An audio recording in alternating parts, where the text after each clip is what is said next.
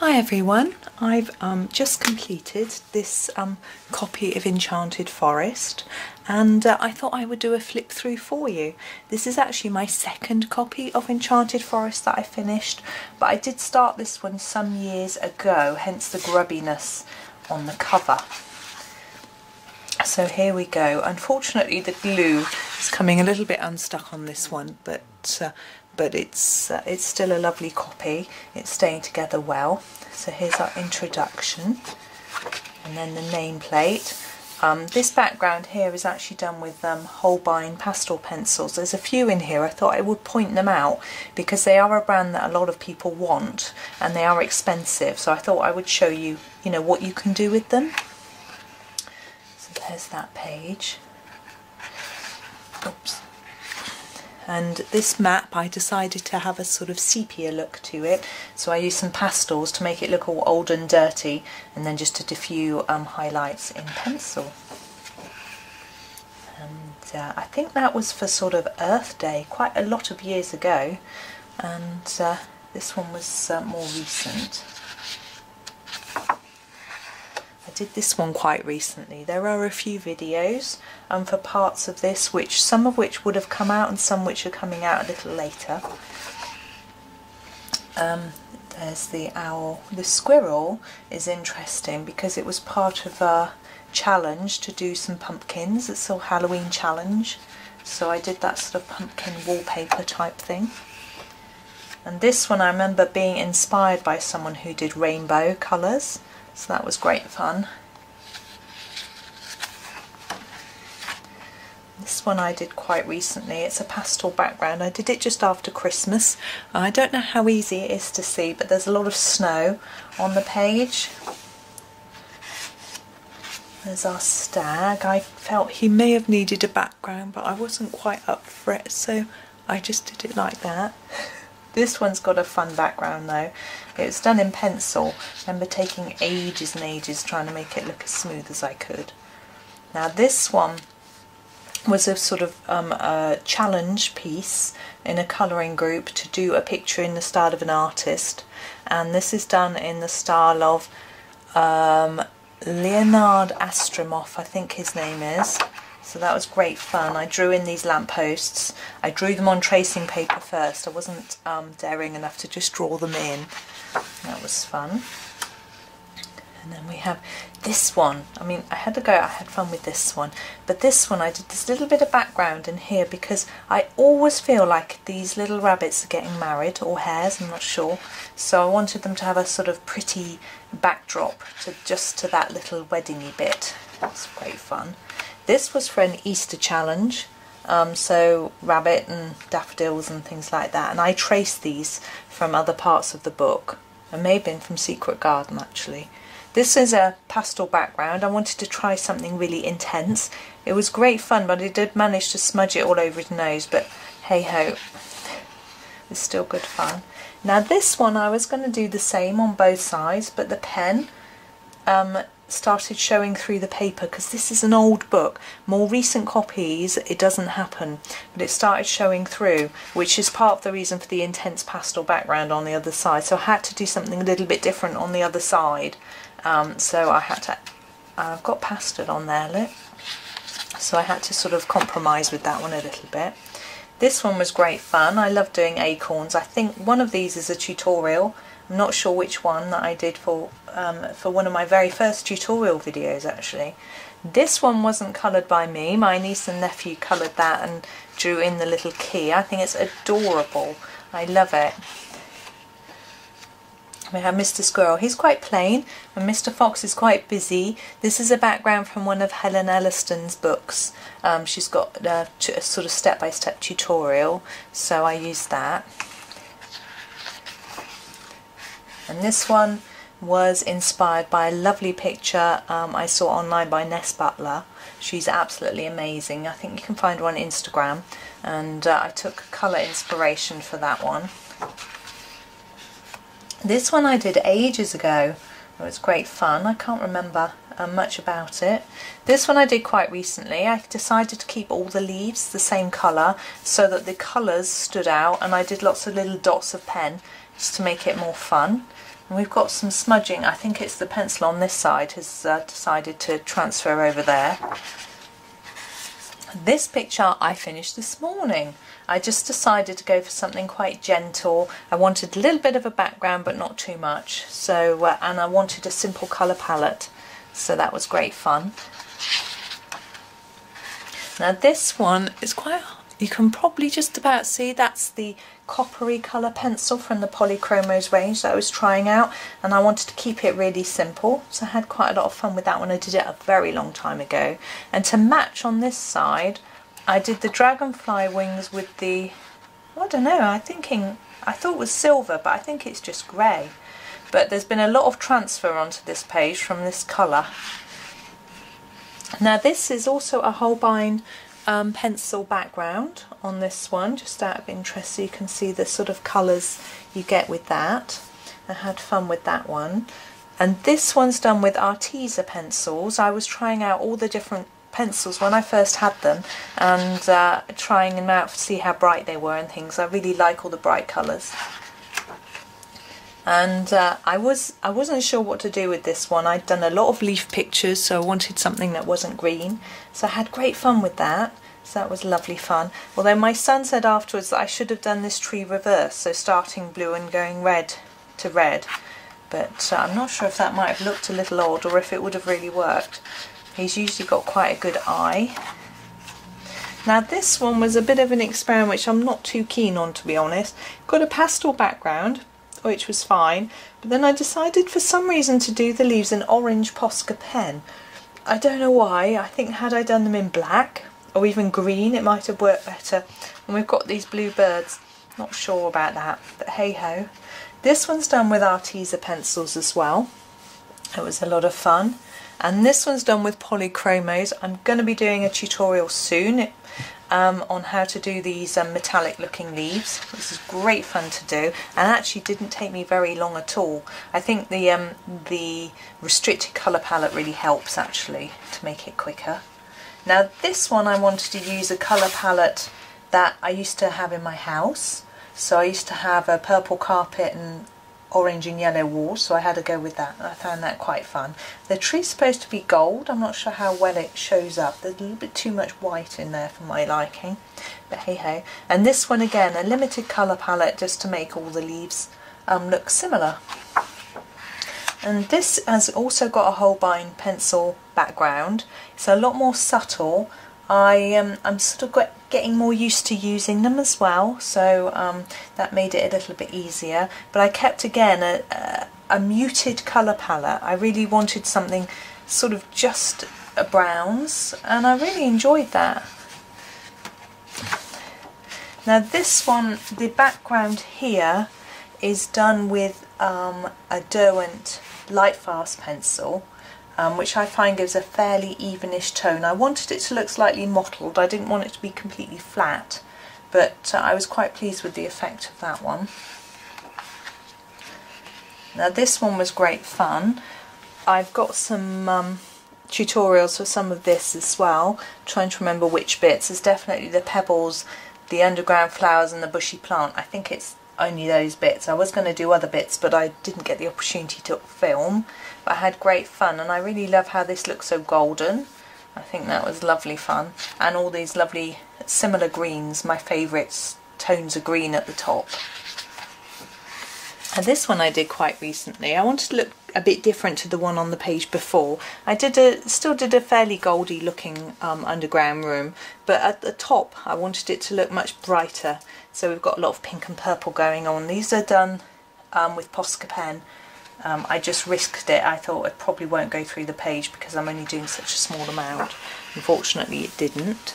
Now this one here is taken from Chris Cheng, did a tutorial on this. I didn't follow the tutorial, I just copied her picture, so it's not spot on because I don't have the same pencils, I just had a go. And then this side is my continuation, sort of interpreting similar colours and colour scheme on that side. So that was good fun. Now this one I did a long time ago, and I really enjoyed doing this sunset, rise, whatever it is, I don't know. And I love the frog. I've done some tutorials for the frog, not this specific one, but from miniature Enchanted Forest. But I love doing him, so much fun. Now this one has got a Posca pen background, which, oh sorry, I just knocked the tripod, which didn't go through, fortunately, and that was fun. This one was done by myself, my niece and my nephew. We all had a go. There's different bits done by different ones of us, so it was great. This one's done with Arteza, I think. I'm pretty sure it was, yeah. And so that was, I was experimenting, I think, with the Arteza pencils. This one's got some silver pencil in the background. It's not very shiny, the silver. It's a polychromo silver pencil, but I wanted it to look really wintry because of the holly, so I thought throwing in a cold silver colour would work. Now these two, I wanted the leaves to sort of match, so they're both done in similar colours. Oh gosh, the sun's shining and creating a shadow. Never mind. And this one, the unicorns, I was really stuck, so I decided to make them as metallic as I could. So we've got a sort of bronzy, we've got gold, and we've got silver, so that was quite good fun. And I was just playing around with greens on this one. This one I think was also for a challenge. I'm really sorry if you can't see it, the sun is so bright. And I think we had to do multicoloured bird or something like that, so that was interesting. I did it a long time ago. This one I did more recently and decided to make the border really stand out and do it bright red. I'm now not sure whether it was a good decision, but hey ho, it's done now. This one's done in pen. This is fine liner, lots of bright fine liner colours. Because it's a bit more intricate, I thought I'd have a go with those. And here we have our gate, which is always good fun to do, and our padlock, which I'm kneeling on the floor, my feet have gone to sleep. I decided to do it really golden, so I had fun with that. I do like doing my metallics. And the lion is supposed to look quite silvery. I don't know how good that comes out, but that, I think he was done with Derwent Lightfast pencils. This was done with a lot of Derwent Lightfast as well. I wanted it to be really quite dark. I was just in the mood for doing something dark, and it was great fun. I really enjoyed it, and tried to make these look a bit more silvery, and this. And then with this one, I didn't just want to go for the silver that I put there. I wanted to brighten it up, so I popped some gold in there too, and down here. And it was quite an experiment, and I was quite pleased with that result. And at the end we have this little motif, which I did a very long time ago. And lastly we have our dragons. Now they won't fit in shot. These are both the same actually. I cheated rather and did a pastel and then just highlighted some of it in pen, and they're both the same. So there we go. There's our flip through. So I hope you enjoyed that. Thank you very much for watching, and happy colouring.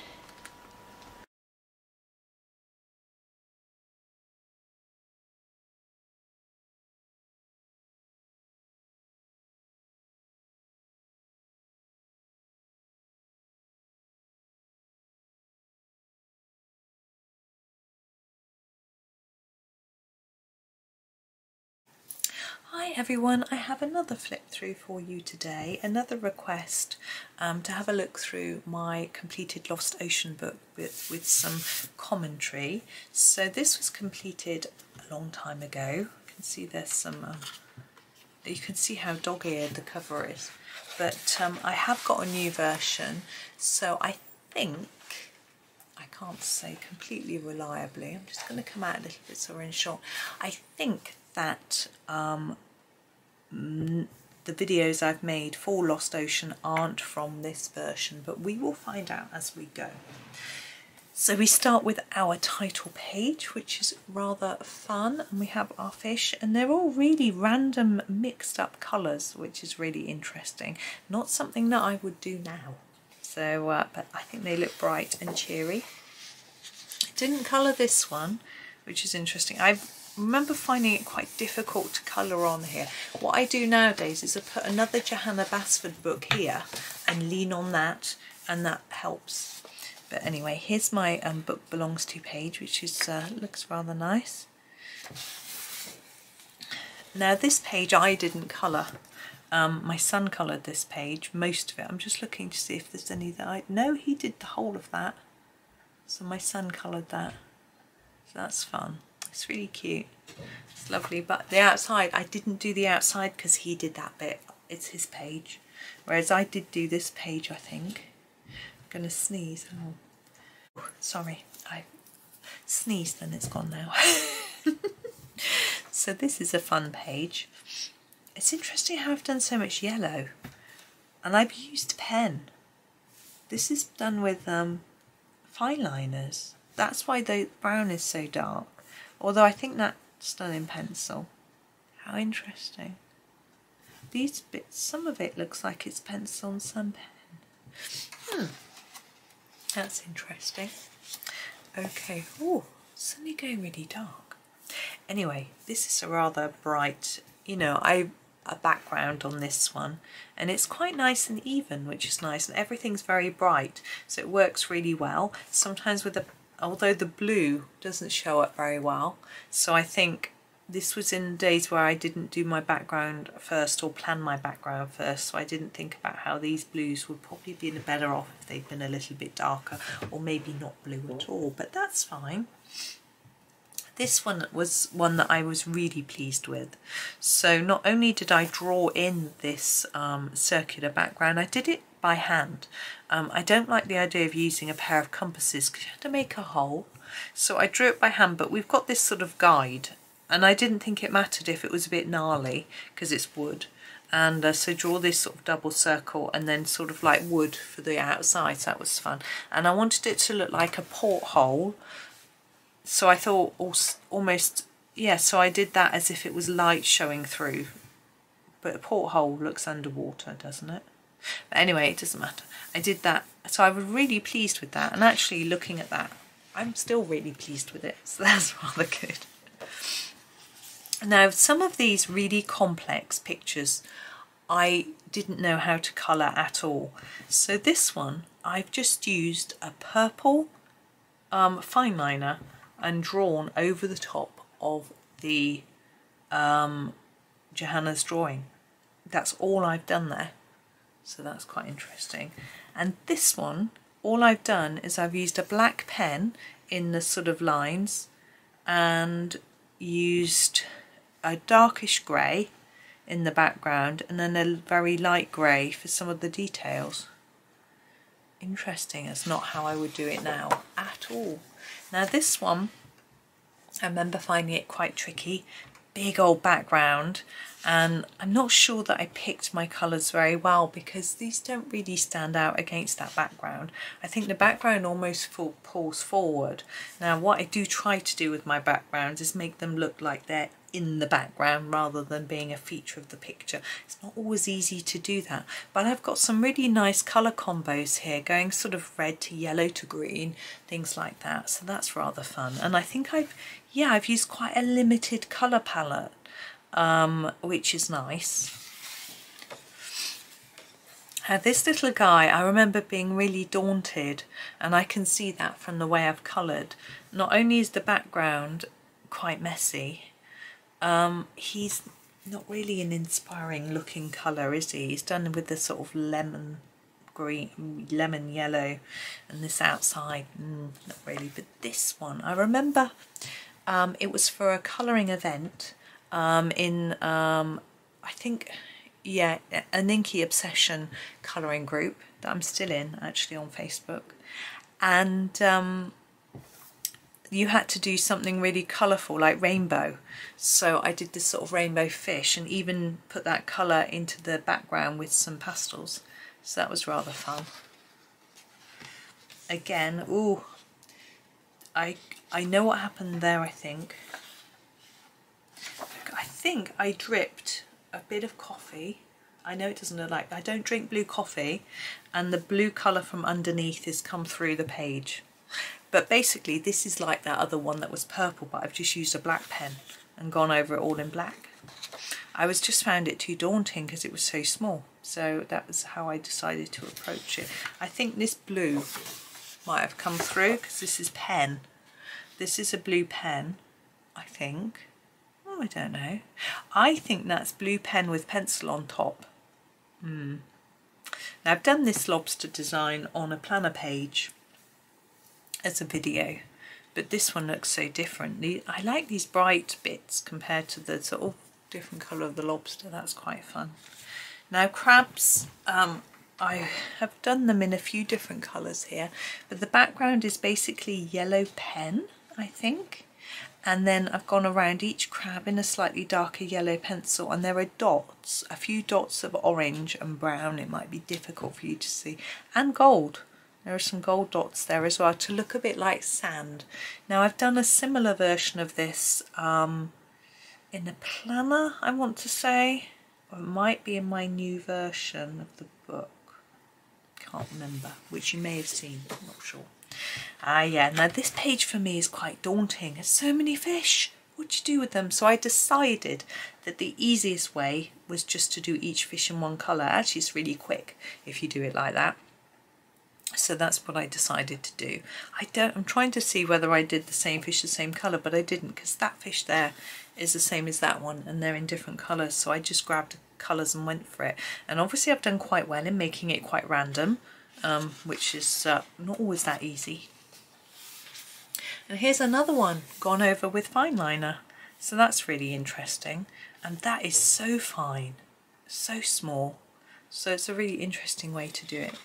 Now these two I think are a favourite of a lot of people, and I have done them there's a planner page I think from last year that I've done them, but this version, not 100% keen on it, to be honest. A little bit boring, I think, but you know, that's my opinion. Now we have our ship. I remember this one, I did it for my dad for a birthday card, so I coloured it in and then I scanned it and shrunk it and printed it out as a card, because obviously it's way too big for a birthday card and I didn't want to tear the page out of my book. The sky was quite adventurous for me. You can see I've put different colours in it and made it sort of diagonal. That's really interesting because I always now do my skies this way, but doing it that way is quite interesting. I think I did a base of blue and then put some other colours on top, so that's that one. And this one I just split 4 ways and did different primary colours in each quadrant, so that was just a bit different really. And I've done the teeth in gold, this bit in silver and this bit in the sort of copper or bronze, whatever it is, in the polys. Now this one I remember, it was a disaster. The sea is a really murky colour, and I put layer after layer after layer of colour, and it just looked worse and worse and worse. I think maybe it should have been blue, but anyway. I've done this bit, I think, on in a planner page. There's a shipwreck. It's called Shipwreck, and it looks a lot better than that, I have to say. I was also quite frightened by the eel because I don't like snakes, so he looks like a snake. But I tried to make him look really jolly and friendly, but I don't know if I succeeded. So the jellyfish are quite plain and simple, just a different colour for each one, which was rather fun and didn't take too long to do. So that's those. I think I may have done one of those on a planner page, since I also traced one of them and put it onto some black paper and tried colouring it in white. It was really hard. I didn't think about the fact that when you're colouring on dark paper you have to almost completely reverse your brain in how you use your colours. It's hard. Anyway, this one, yes, very tricky, and I did a background on it as well, and each repeating one is the same colour. I don't know how I'll tackle that when I do it again. It's such a tricky one. Now this one was a favourite of my son, so I felt really a lot of pressure to do it really well. Not sure I like the colour of the water. It doesn't really fit with the rest, but in fact I don't know if I'd do that as water, because it's not really like they're swimming in a pond. It's sort of just a random shape, so I don't know, I do it quite differently this time. And this one I've done from the planner or from this book, my new version of this book as well. It's quite a nice one. Now here I tried to make my fish look like jewels. I had a lot of fun with this. I used a jewel gemstone tutorial, and that's quite fun. And these are really bright. I like that one. That's good. Now see this one. We've got unmatching. It doesn't sit easy with me. This has got blue pen with then pencil in. This one's got silver pencil and a background. They're so different, but neither of them look particularly nice. Oops, let's turn over. Now this was my very first pastel background. I can feel the fixative on the pages so much. Now the sharks themselves are coloured in different hardnesses of graphite pencil. Okay, and that was a lot of fun. This shark is supposed to be white, but he just never stayed white. The pencil smudged, the pastel smudged, he just ended up a bit messy, but it still looks quite pale and nice. So I had a lot of fun with those. But I didn't do it as a double, as you can see. So that's just a pastel. It's a bit messy, the pastel, but you can get away with it because it's seawater. This one, however, is obviously done with pencil, and I told you I can't draw, and you're like, well, there's drawing. Well, these are traced. So I traced this off a different page, and this, and the fish. This bit, yes, I drew that wibbly line and a bit of sun, and did these with the ruler. It isn't brilliant, but I really like it because it's just like my first attempt at doing a little bit of a background, you know. Now these sharks, I've just done as a series. They look really different, no background. They're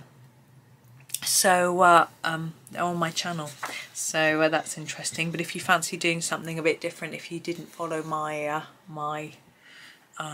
my series, then there's a few ideas for you. Now I've done these items. They're on a planner page. What's interesting about this is the flag here is coloured in black pen. That's why it really jumps off the page, but nothing else is pen. I wouldn't recommend doing that because they just are so much darker than all the rest. The anchor is coloured in really nicely, I think, but you could hardly see it because this is so dark. And also the goblets are looking rather good. I remember colouring those shells using a tutorial as well, from Helen Elliston. She's got one for how to do these sort of what's the word, like mother of pearl, and they look nice. Don't really look like mother of pearl, and these, they look good. So that's quite a nice page. This one again, I was thinking porthole. I did this as if it looked like a wooden frame. That was the idea, and this like a stained glass window type idea. So that's how I did that one. Now I have a series for doing Mr. Octopus from the other book. I did in pink. I think it looked quite different to this one, and the treasure is a little bit more sophisticated. The wood is as well, but he looks quite fun. And you see how I cheated by reducing the size of the background, which I may have done that on my other one as well. I can't remember. Now this one I've tried a bit harder with my sand. I've got more coloured dots in pen, and just all the shells are just a sort of random set of colours really. Now I have a this one in my new book I have a video for. It's a bit better than this version, but it's a rather nice spread, I think, and it's quite fun because it's not too daunting because you don't have to fill in that space. You can just do that bit and it pops off the page with the white background. Oh yeah, I remember these two. I had a lot of fun, so I decided to do them like opposites. So we've obviously got the yellows for our starfish, and then the background here in reverse, and it was fun. And the backgrounds don't look too bad, you know. It's good fun. Oh, we've got another one with pen. This is an interesting idea. I have done these in my new book. looking really different to how they look on this page. Really bright with dark backgrounds and things like that. So yeah, this is so different, and it's good fun to see something a bit different. So we just have some very brightly coloured fish, again trying to make them look a bit like gemstones. Not sure how well that came off, but they still look lovely, fun and brightly coloured. Now these were quite scary because they look like snakes. I had to try not to look at their faces too much. What I did is, if you can, don't know how well it shows up, oh it does look, is there's metallic pen on the edges of each one to make them look a bit more shiny. That was fun, and they're done in pen. Now I had fun doing different mixtures of colours. I started with this tower here and used this sort of reds to yellows, which was fun, and then blues and things and pinks. This one is a sort of watermelon type idea. This one didn't really work, the orange to blue. We've got a green to pink. We've got purple to green, that one worked better. Yellow and green and red and blue. So I was trying different combinations of colours. The background is a little bit iffy, but it's okay. Now this page Johanna released as a download, so if you like it and you haven't got Lost Ocean, you can actually download it from her website. And it was a competition, and I think it might have been to win a copy of the book or something. I entered it, I've coloured it out 4 times and entered multiple times, colouring it in really different ways. This version isn't really that good actually compared to some of the others that I entered, but I called it House of the Sea Bunny. I've got no idea why. Anyway, because I've saved the file with the picture and that's what I called it. No idea. Anyway, we've got this one that's quite a simple looking symmetrical wreath design, but I kept quite a limited colour palette on that one. Now this one was interesting, again too detailed for me, split it into 4, didn't have yellow doesn't really show up, so I used a slightly orangey colour, and then this one looks like a biro, it isn't, it's a fine liner, and did those different. You could do it in a biro though, it'd be different, wouldn't it?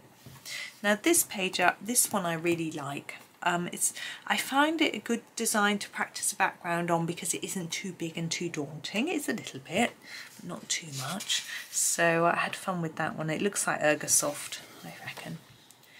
Yeah, now here I always struggle to know what to do with the coral. So I did it in sort of pinky coral colours. These ones I put a bit of shine on to try and make them look like shiny gemstone-y type things going on. So here again we have another pen version.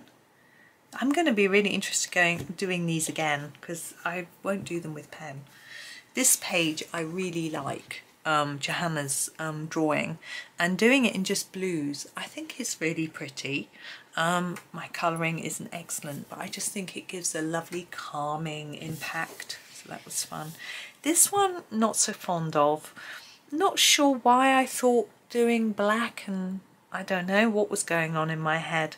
I think these would look better in metallics, but maybe I couldn't do metallics then. I don't know. And we've got a little lamp there, which I haven't coloured. I guess I forgot. Now this one I have just done. This is really interesting. Orange and yellow and purple dolphin. The colours go really, really nicely together. I really like it. Really interesting. Such different sorts of colours. I don't do that anymore. Look at these rainbow leaves. But I've done a much more tame version, should we say, of this with all green leaves and things. For sort of Valentine's themed picture. So you may have seen that already on my channel. Now this whale was another one that Johanna released as a download. I saw some amazing versions of this. This has got a lot of dirt on it from pencil from over there. But this one I thought was quite fun because I just did it black and then did bright colours. It's just a bit different. I've done lots of versions of it. Now I had great fun with the mermaid's tail. I have got a video of her how to colour her, but I know that YouTube demonetized it, and I think it's because she looks like she's got a lot of bare skin, which isn't really allowed on YouTube, but obviously she's a cartoon and she's okay. So I had to say to them, can you remonetize my video because it doesn't break your rules, and they did eventually look at it and go, no, fair enough. But I remember having a lot of fun trying to make the tail a mixture of different colours. That's good. Now this one, yeah, it's just lots of colours. It's a really nice one. I've seen, I think Colour Bright Bex has done a beautiful version of this. I'm pretty sure it's her. But I think I may have done that one again. Maybe, I don't know if it's in a planner or in, I don't know. So this one, I remember I did it and it was a disaster. So I had to rescue it. What I did was, I've got a pencil, I haven't got it in here to show you, but basically the lead is a really thick pencil and the lead is split in 4 and it's yellow, blue, green and yellow. So if you look at this you can see that that's what it's like, and I coloured the whole of this just in that pencil and it looked absolutely awful. So I put this black in and then this metallic pen in here, and it just made it look very much better. It's still not excellent, but it looks a lot better than it did. Believe me. This is quite a daunting page. I'm really surprised I didn't do my pen trick on this one, but I persevered and used pencils. So that one, I've seen that with a black background. No, I've done it with a black background in the planner. So I've got a little bit of it filmed with the black background. Looks, I think it stands out better when you use lots of bright colours. This is a nice easy page. I think I've got a bit of this on video because I had a bit of it on a calendar page, on the daily planner page. There's a lot of dirt on this page from this side. It's come across, but that's okay. Now here we have a bit of a rainbow going on. So we're going yellow to orange to red, pink, purple, blue, green, back to brown, grey, yellow. So we're just working through, I think that's Ergosoft's. That's quite an interesting idea. Now our 2 fish. So this is yellow and pink. Really interesting. It's just not, I think I tried to put the yellow in as if it's a shine. Not quite working, but I think it's interesting. And we've got yellow and blue on this one. Ah yes, our neons. So this is done in pencil. These are actually normal Ergosoft pencils. They're not neon pencils, but I picked out the colours that are neon. So it's number 50 green, one of the yellows, the brightest yellow, an orange, and things like that. And they just look neon. This page is done in pen. I picked out the same colours in the pens because I've got the fine liners, and I picked out the same ones in the fine liners to do. So that was interesting. Oh, our last picture. Oh, this one's nice. So we've got a lot of white pen work on the tail and the hair slides, basically on the whole mermaids, which is fun. And on the flowers, the colour scheme is really pretty, I think. It's rather fun. Now this was in the days before a colour palette test page, so I've been testing some, that's trying to blend a pencil which just didn't want to work. So this is the sort of answers to finding the lost items as well. And here we have the pull-out page. Oh, it's loose. Let's have a look. So I'm going to have to sort of slide it across for you. So this is the one side, so no background because it's so big and daunting. So it has some really lovely bright red florals there. All the fish are blue, interestingly. There's a lot of green going on. All the corals pink. So there's that side. And then on the back, it's a much more detailed. Oh, we've got gold. So we've got gold, silver and black. Oh, that's interesting. That's quite pretty, isn't it? So there we go. So there is the Lost Ocean book for you. So as I say, I have done this flip through before, but now hopefully me telling you a little bit about it made it a little bit fun. So thank you for watching. I hope that was okay for you. Have a lovely day and happy colouring.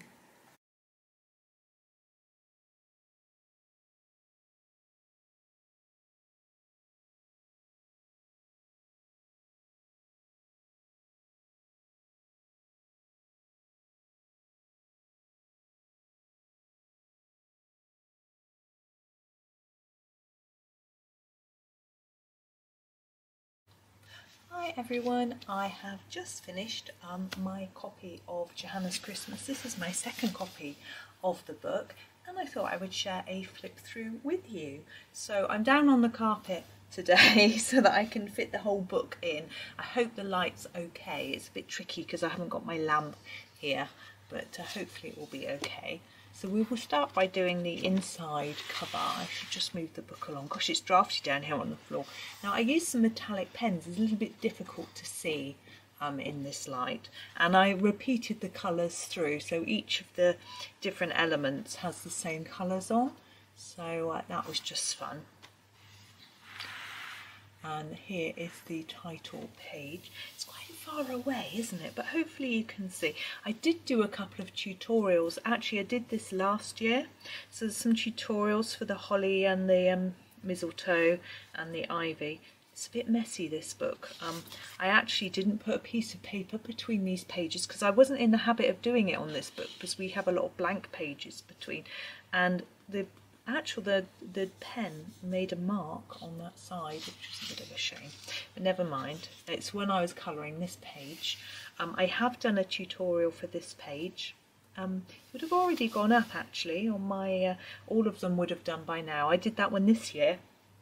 So I did a tutorial including how I did the sort of fluffy stocking. I don't know how easily you can see, but I don't want to zoom in and out all the time to show you. It's quite nice, I think, to see the double pages all in one shot. And this side, this was probably the first picture I did in the book. I usually start with the nameplate. I actually really like this one.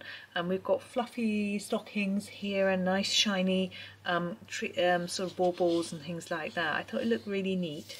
So that was nice. There's been a little bit of colour transfer already, which is interesting.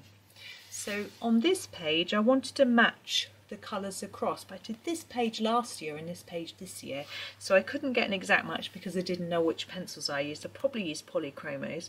So on this one there was a lot of detailing on the stag and I actually penned over that.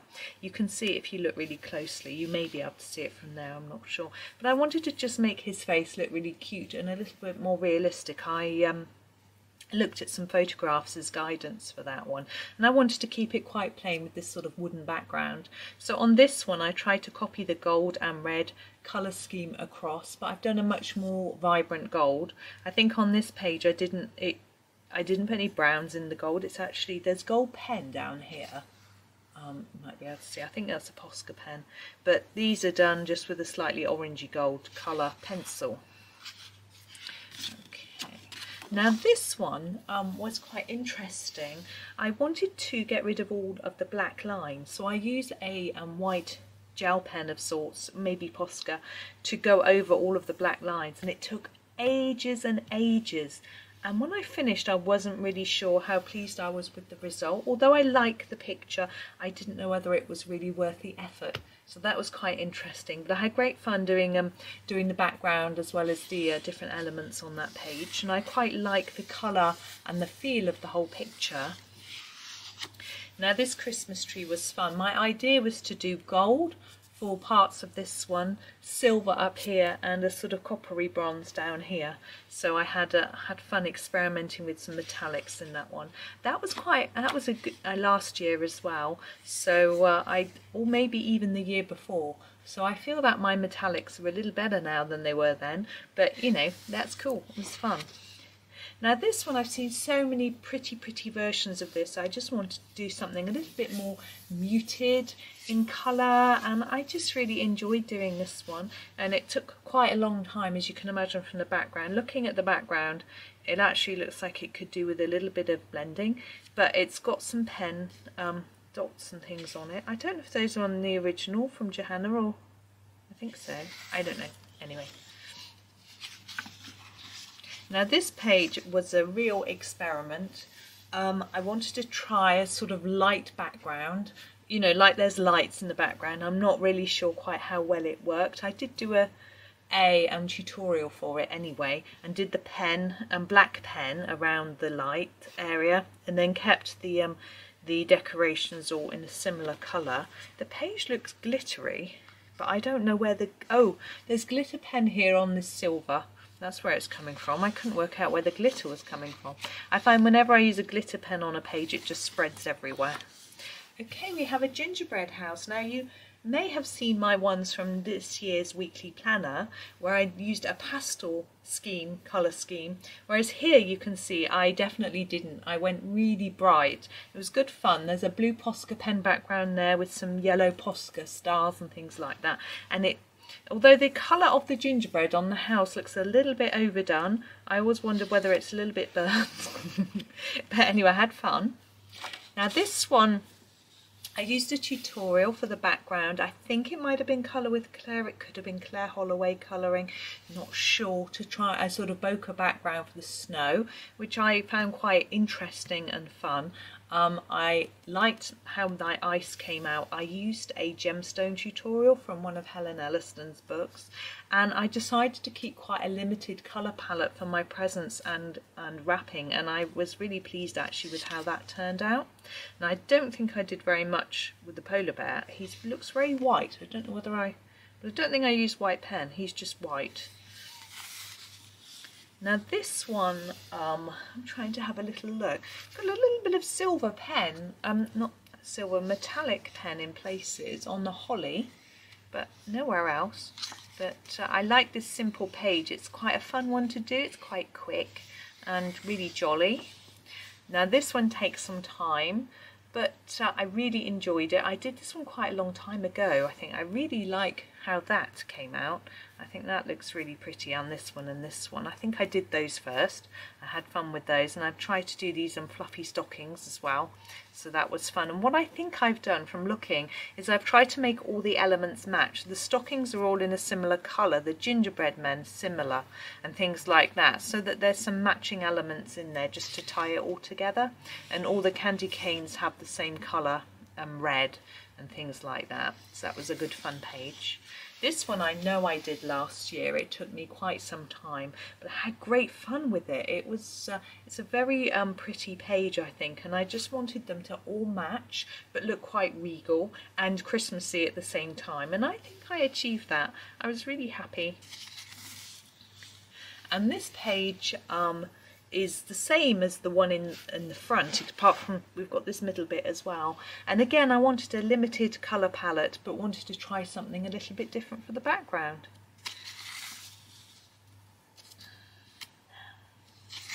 What do we, yes, I did this one just this year. Oof, my feet are going to sleep. I was trying out my pastel pencils, which I had been gifted, to try something different. That's why the houses look a bit orangey, because I didn't have a brown, I just had an orange. Sorry, I'm fidgeting to try and get some circulation back in my feet. And the background I wanted to do was sort of murky dark sky, which was great fun. And I used a star template, which I was given, to use some silver metallic pen to make the stars, which was really good fun. I was really pleased with how easy it was to use that template, and I will be using it again, definitely. And it's got different size stars on the template. I just used all large ones because it's quite a big picture. Now this page I had such fun with. Now I know for a lot of people it's quite a daunting page, and I'll just show you very quickly what I did to make it easier for me. Every gingerbread man is the same, every lolly is the same, those are the same. These jelly beans are all orange, these round ones are all green. So to keep the colour scheme the same for various bits and elements makes it a lot easier and quicker to colour. The only thing in here I'm not too keen on are the gold ribbons. I hadn't really got my gold working very well, but I had such fun. And I used a lot of tutorials from a Jennifer Zimmerman book that I had, where the lollipops, this one, the gingerbread, the jelly beans, and these round sweets, lots of bits and bobs. So it meant that I felt really confident, I had a lot of fun. It took ages, but it was brilliant. Now this, I'd mastered gold by the time I did this page, I think. There was a slight disaster though. Did a pastel background and it looked terrible. It was really patchy and nasty, and you can see how it's slightly patchy anyway. I went over it with a pencil and just sort of brought it together a bit better. So I'm happy with the page now, but yeah. And what I decided to do for the presents was I would use all red ribbons, as you can see, and then use blue, blue, green and yellow for all of them, each with 2 colours, and try and even it out just so that there was a limited palette, and I just thought it looked a bit neater and more tidy like that. Now this one I decided to bring in a few different colours. I added some texture into the Christmas tree by just doing some lines across it, and just put in this wood panelling in the background just to make it look interesting, and put in a frame as if we're looking through a pane of window to see the tree. Did that one quite a long time ago.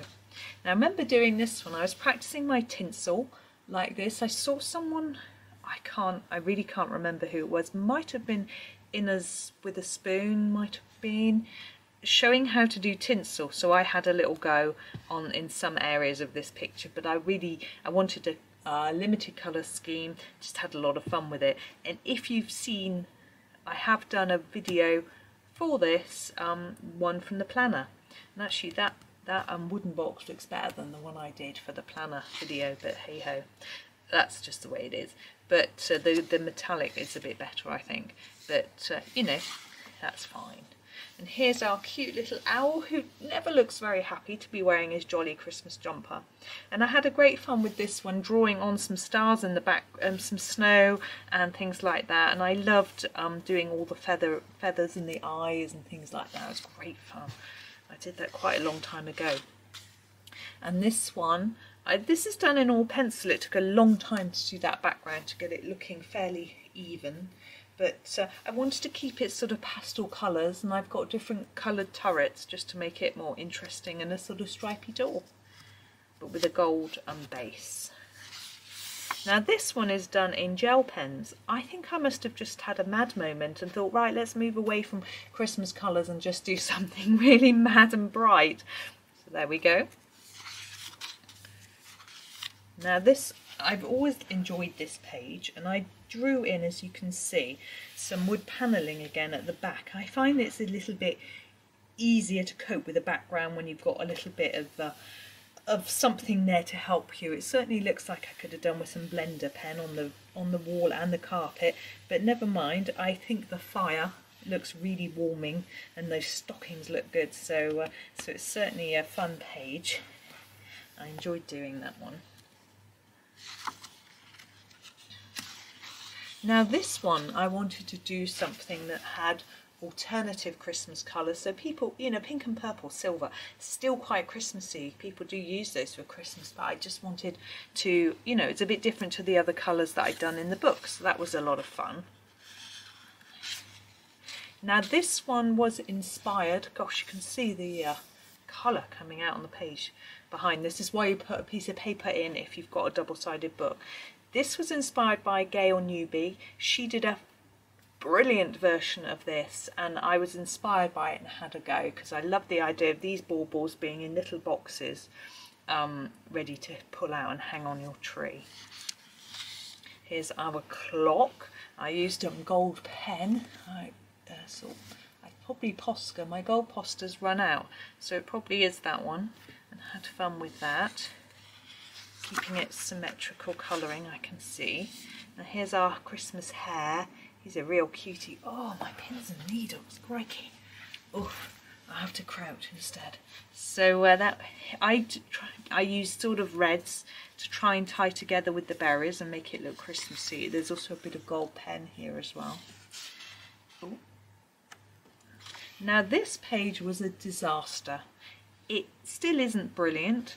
I really enjoyed doing the flowers and the leaves, such fun, and then I decided to try and do some fairy lights around the outside, and Chris Cheng had a video with some in, and I tried to copy it and they were terrible, so I went over the top in my gold Posca pen to try and hide it, and it might have hidden it a little bit. It's not brilliant. This one was fun. I didn't do this one at Christmas. I grabbed this book out at a different time of the year, I think. And I just did something. I wanted some different jewel-like colours in the heart, so I had fun with that. Now this one I just kept really simple. I just wanted greens and golds. The last time in my previous book it was a disaster. Now I'm going to show you my previous book in a minute, well, not in a minute, I'm going to take another video in a minute comparing this book to my last version. So I've just noticed that that needs colouring in. There. Anyway, I'm going to compare the two books so you can see the difference between them, which I thought would be fun. I'll put that video out tomorrow so you'll be able to have a look. Lovely robins. I do like this page. These flowers again, I really like how they came out on the holly. The birds, it was a bit of an experiment trying to make a feather texture, and we have some silver pen as well. I love this sleigh picture, so pretty, and I like the sleigh and the holly and things. The presents, maybe not. I think I rushed those a little bit, but this bit I really like. I think it's looking very pretty. And the bauble, a sort of gold effect I wanted for that one, and I had a lot of fun. Now I don't remember anything about when I did this picture. Obviously I made it symmetrical. It doesn't look quite as neatly coloured, so maybe it was quite an early one. I'm not sure. But, now we have this one. Now I'm not sure about this shading just going inside the beads. It's a little bit strange, isn't it? It's like I just lost the wheel by the end. I'm sure there are some videos. Yes, there's a tutorial for that present there, and for the beads, I think. There might be another aspect as well, I'm not sure. So there's a few from, those were from last year, so I obviously did that last year. I think where I struggle with this one is trying to get something behind that moon to make it stand out, and I find doing a background on this picture tricky. It's actually next week's calendar page, so I'll have to have a go and have a think. Here's our colour palette test page. So we've got a couple of motifs coloured in there, and the same on here. These two are tutorials from last year. Now this page, oops, I did in sparkly gel pen, which was just fun. Oh, I can move it across. You can see all of it. There we go. Sparkle, sparkle. So that's it. So that is my book. So I hope that was useful to you. I hope it was sort of inspiring. Thank you so much for watching, and happy colouring.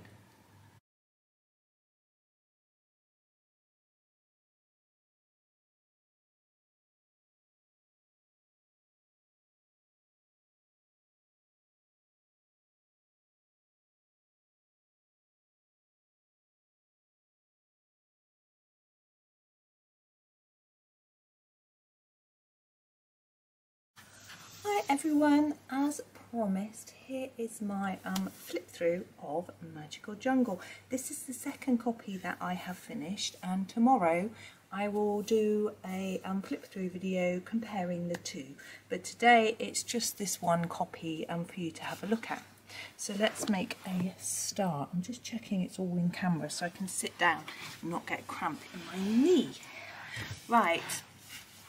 Now I didn't do the inside cover part of this one. I found the textures a little bit difficult to colour on, but I did have a little experiment with colouring on the black here, which was a lot of fun, so that was good. And then this one here, this sort of title page, I had some fun. I'm pretty sure that I used Derwent Lightfast pencils for these, maybe combined with others as well. But I remember enjoying that and having a real try at getting some shade and shadow and 3D effects. Sorry, I'm fidgeting. I'm trying to get comfortable. Here we go. Okay, so this page I did quite recently actually. I'm never really quite sure what to do with a page with lots of leaves like this, but I just used a couple of greens. I'm pretty sure I may have used some Arteza Expert pencils for this one. I'm not sure though. And this one again, I'm really not sure what pencils I used. I usually do the This Book Belongs To page quite early on, so it's quite a long time ago when I did that one. This one though was quite recent. I used my metallic green pen for the leaves, which I'm not sure. What I wanted to do was to not do too much with those and to sort of bring the attention to all the cute animals that Johanna had drawn. So that was my sort of thinking there. And this one I was trying out some pastel colours, which was a lot of fun. I didn't really do any shading, I was just playing around with pastel. Okay, this one I finished quite recently actually. I wasn't really very sure about it when I first finished it. I think because it took me an age to do, and sometimes when you've been working on something you're just pleased to sort of move on really, because all the greens are quite similar. And I used actually Arteza Expert and Prismacolor, which is really rare for me to use Prismas, but I really like this Chartreuse colour. I think that's how you say it anyway, but I had some fun. But it's quite samey, but you know, it was an idea to use a fairly limited colour palette, so I did enjoy it though. Right, this one here, I wanted to try something a little bit different, a little bit magical, so I used some pastels in the background and sort of just splodged them around to give a sort of magical look. I don't know how well that's going to be picked up. It's quite a murky day and I have to set this up by the window without artificial light, or else there's shadows, just because of the fact that the angle I have to film at, excuse me, because it's such a big book. So I hope that you can see it. And on this page I really wanted to draw attention to the flowers, particularly these big ones. I had a lot of fun with those, and then I just kept the leaves really samey and simple so that so the flowers would stand out, so that was interesting. Now this one, I'm trying to think. I did this page to try out some pastel pencils that I had been sent, which I rather like all the colours, I have to say. Not sure if you would have seen that video yet. Not sure on the dates of release of different videos. Don't always release them in the order that I film them. So that's that one. This one again, I wanted to challenge myself. No greens, limited colour palette. Had a lot of fun actually. Oops. This one, not really anything exciting to say about this one. Just had a bit of fun with it really. I can't tell you which pencils I used either. Okay, this one has got a lot of splodging, which has come off this page, which is fascinating. This is done. Now I don't know if you can see sparkle very well in this light, but this is done with Pentel glitter pens. A lot of the glitter isn't really showing up for me when I do that anyway, but it's come off on this page a little bit. But this one I had a lot of fun with, did a little pale pastel background, really enjoyed doing all the leaves on that page, so that was fun. And it's quite different to this one. Again, there is a pastel background on this, it's quite tricky to see. There's a bit of blue and pink, I just sort of randomly splodged it around, very pale, just for a bit of fun. Okay, this is the Okapi page. Do love the Okapi. You probably would have heard the story before that my husband's great uncle was the first Westerner to come across an Okapi. We've got his paintings of them in our house, so they do mean a lot to the family, and so I really enjoyed colouring him in. In fact, when Johanna asked for animal ideas for Magical Jungle, I did suggest the Okapi. Not sure whether that's why she drew it, but you know, it's lovely to have a go at one. I think I may have done a tutorial for the Okapi, but not the rest of the page. And you can see I've done a little bit of pastel in the background for a bit of sky. That's fun.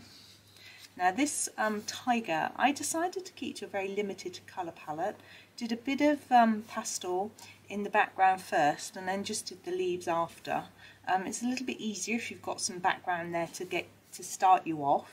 I think I did the tiger first actually, then the pastel, then the leaves, so that was quite fun. Mr. Toucan, he's always a fun one. I was having a go at blending some different colours in some of these items on this page, that was good. Both of these two have been done in Bambino crayons. What I like about the Bambino crayons, they do blend nicely. Once you've got a couple of layers, they saturate the paper though, so you have to be very light with them if you want to blend lots of layers. But the finish is really nice. It's matte, it doesn't shine, which makes it much easier when I'm making videos because I can see what I'm doing, my light isn't shining. But also they just give a very neat finish. I always think you can't see your lines very well.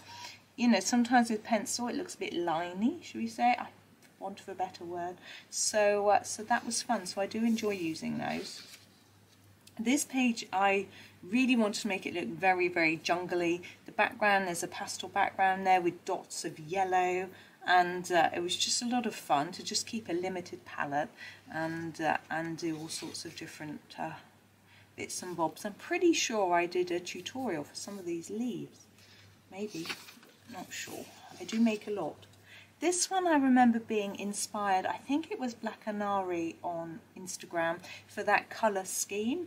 She'd done something with these colours, it was beautiful, so I just wanted to have a go at using those colours, so that's what I did for that one.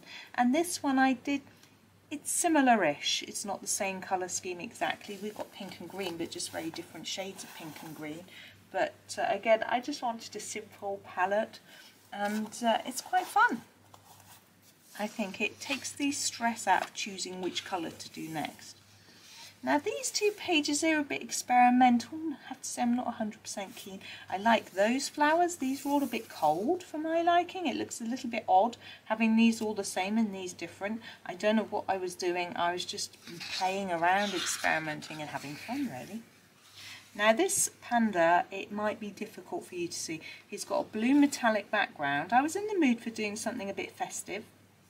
So I did red and green red flowers and greens, golds and things like that, just to try and make him a little bit more fun. So that was good. This one, of course, is very different, very blue. Just wanted, I think I just used one pencil. I couldn't tell you which one, but it was just a bit of fun. And for me, it made the page easier just to have one colour. It may make it more daunting for some people, but that's how. Now this one again, I was in a festive mood. This page has nearly fallen out. This is the US copy of Magical Jungle, and the binding isn't brilliant. There's a big splodge of glue there, and it's the only thing that's really holding this page in.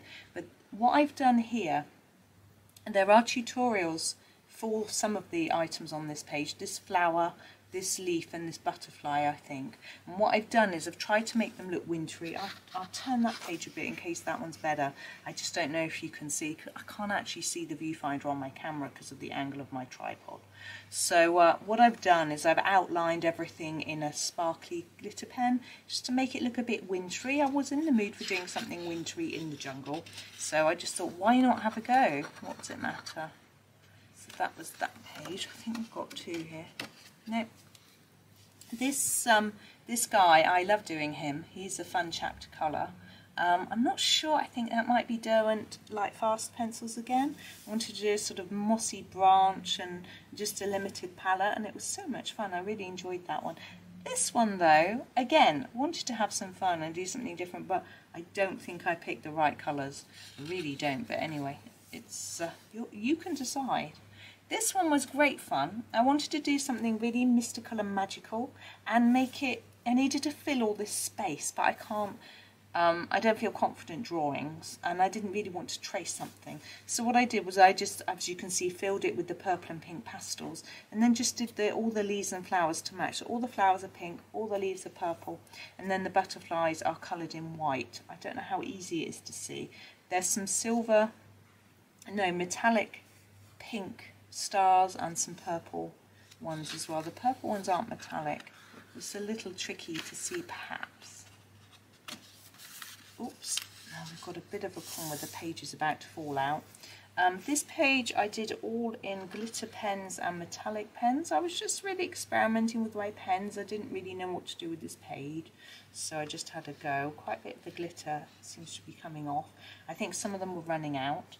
This one's done in Bambino crayons again. As you can see, it's quite a matte finish. I quite enjoyed it. I just wanted to do something really colourful. oof, I think I'm going to lose some pages soon. Now this one was a real experiment. I think I did it as a tutorial to show you how to use a cloud template, and I'd done a blue background, and then I went over just completely with pastel, and then I went over it with the template doing bits of pink, and then I went over Johanna's lines with purple. Going over the lines I'm not brilliant at. Quite a lot of it looks a bit double where I missed her line completely, but it was just an experiment and something a little bit different to do on that page. This one I remember doing, I was in the mood for doing something really simple, really calm and pastel-y, and I just went for it, and I just kept it basic and simple, and I really enjoyed it, and it was just gave me that calm that I really needed. Whereas with this one, I wanted something that was really shaded, so I did a very different thing. I think there's a tutorial for the pineapple somewhere. I had fun with the flowers as well. The pineapple has got gold pen on it. It's quite, don't know if you can see it. Again, I don't know, but that was a fun one to do.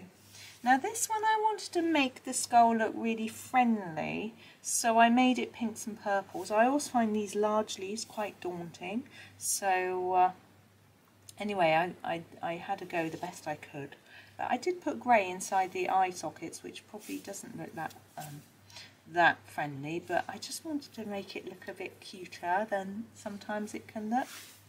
This one is interesting. It's got a bit of green pencil there. I don't know where that's come from, but anyway, not sure with that one. I was just experimenting with a few colours.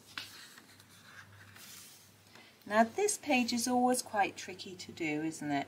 Never quite sure, great big leaves. So what I did is this leaf here I did as a tutorial for the water droplet. But I didn't want to do water droplets all over it because that's what I did in my last book. You'll see if you watch the flip through tomorrow. So what I did was I did all of these quite plain with black outlines, as you can see, and then this one I used a gold. It's quite tricky to see. It's not a very shiny gold anyway. I used a gold around it just to make it stand out and look different because of the water droplet. I don't know whether it worked, but it was just a bit different, a bit of fun. Now this page I did just the other day. Now I used Bambino crayons for most of it. The background, the yellow is pastel, but I made a bit of an error down here. Now I thought this, when I first started colouring this page, although I've coloured it before, I thought this was a tree, and I started colouring it in brown. And then I realised this is the tree, that line is the beginning of the tree, not the end of the tree sort of thing. So I didn't know what to do. I didn't like that colour. I thought it looked pretty horrible. I was going to shade it to make it look more tree-like and yuck. So I decided to just ignore it and do the rest in a colour that I liked. And let's just pretend that bit doesn't exist, or perhaps it is a tree. I don't know. But as you can see, I kept quite a limited colour palette. There are only 2 greens in the Bambino, so I did a dark and a light for all the leaves. And I just did a red and pink for the flowers, and then just put a few white dots around to just make them stand out, because I wanted the flowers to be the star of the show, really. So that was fun. Now these 2 pages I always really enjoy doing. They're such cute pages. I have done the hippo using Chris Cheng's amazing tutorial in another book, but this one I just wanted to have a go myself. I kept it to a fairly simple colour palette that had great fun, and particularly with this bit here. And then the fish, similarly, it's a different colour palette to that one, but I just had a lot of fun with it. Now the heron house I always really like as well. I call it the heron house. I don't know if it's a heron or a stork, but it is really. I tried to do a bit of a sunset-y background. It's just a sort of stripy yellows and oranges. It may not even show up really, but it just indicates the sunset really easily because it's just basically a bit of scribble. I wanted to put some white on the windows to make them look like they had glass in. It doesn't quite work. There is a tutorial for this plant on my website, actually, a step-by-step photo tutorial. So if you don't like video tutorials, I do have some photo ones on my website. This one I again kept to a limited colour palette, just sort of purpley pinks and the bright yellows with the greens, and I had a lot of fun with that one. Okay, ooh, this one. Now again, I wanted a fairly limited colour palette, so I did all the trees the same, kept these bits pink. I don't really know what these are. Are they coral, are they plants, are they flowers? I don't know, but that's what I just, and then there's a pastel background, so it's quite simple, and it was a lot of fun to do. There might be a video for that turtle, not sure. Now this page I love, I adore. I've done Chris Cheng's videos of both of these and they're brilliant.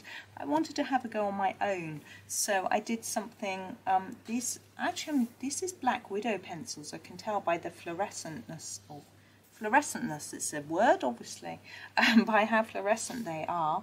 So, but that was a lot of fun, and I just chose to do completely a warm and a cold palette. It's just what I like to do sometimes, keep it different. Now this one, now I don't know if you can see the sparkle or not, but what I decided to do was to do the animals with the glitter pen and the leaves with pencil, so that was a bit different. Now this one is the opposite, where the background is done with glitter pen. You can see the background is split in half. There's a reason for that. The glitter pen ran out, so I had to swap. So that's it isn't because I thought it would look better, but I think the glittery background works quite well on this sort of wallpapery type picture. That's fun. This one was really good fun to do too. I just wanted a simple colour palette. These are Arteza Expert pencils. I think there's a moss green and a pear green, I think, maybe. Not sure about that yellowy colour though on there, but it was great fun to do. Really enjoyed that one. Okay, now this one I wanted something a bit different, and so there's some grey background in there, which is really unusual for me, and it contrasts with this bright green. Just a lot of fun really, just different. Green and orange seems to always work well together, so there we go. And this elephant, I love elephants, and he was such fun to do. I do love him. I want one for real, a little elephant in a bottle. I bet a lot of people would, wouldn't they? But I had fun with the background there as well. And doing this sort of purple contrast to the orange always works nicely. Now I was again in a sort of festive mood for this one. I found the big leaves quite difficult, they're not done very well, but I did the sort of silver and gold parrots and red and green. I was just in a festive mood, so that was a bit different. And this one again, just blue. You know, I wanted a fixed colour palette and it was a bit of fun. And here I do love this picture. I wanted to go to town with the background a little bit, make something really earthy, and I had a lot of fun with that, and then sort of match the flowers up a little bit in groups of colour of ones that look similar, and I had fun. And then we have a silver butterfly. Now this one again, minimal colour palette, my favourite pinks from Polychromos, I reckon, I'm guessing. And had some fun with that. And then we've got the butterflies, because they're blue, they really stand out. Now this one was great fun. I had a lot of fun with this. I was using my new template. Now it's quite difficult to see. There's a sun here in yellow. It's quite hard to see. But we have the clouds and things, which was good fun. I think this bit is a little bit dark. Probably could do with erasing just a tad. But I was just learning, and it was great. And then I just made everything really colourful and bright, which was really good fun. This one I enjoy doing as well. I just wanted to really make it look quite three-dimensional, and I think I sort of achieved it with these flowers and different bits and bobs, and I spent a lot of time on that, and I'm really in the mood for doing something like that again with lots of three-dimensional effects. And over Christmas I'm hoping I have time. The tiger, I spent a long time planning him. He was so much fun. I really wanted him to look very furry. So what I've used there is a white gel pen, as you can probably see, but also a black fine liner. So I've used the orangey coloured pencils, and I've used them to try and get a stripy effect to look like fur, but also with the black pencil and the black pen and the white pen, it really helps to enhance that look. So that was a lot of fun. I just enjoyed doing him, and his eyes as well, great fun. This one was a total mess. It was an experiment. I think it went wrong. What I did was I wanted lots of bright colours, so I tried, I tried every colour in my Arteza Expert tin, coloured everything quite simply, made the animals glittery. I don't know if you can see, I'll turn the page, you may or may not. And then just did some pastel in the background of the colour of the item that is near, and I think it looks a mess. But when I do multicoloured pages, they often just turn out a mess. So there's an example of one. Okay, we have these pages, hold on. I don't think we've got anything else, no. I was just testing out my distress ink with my cloud background there. I want to see if it will go through the page, which is why there's a great big dollop there.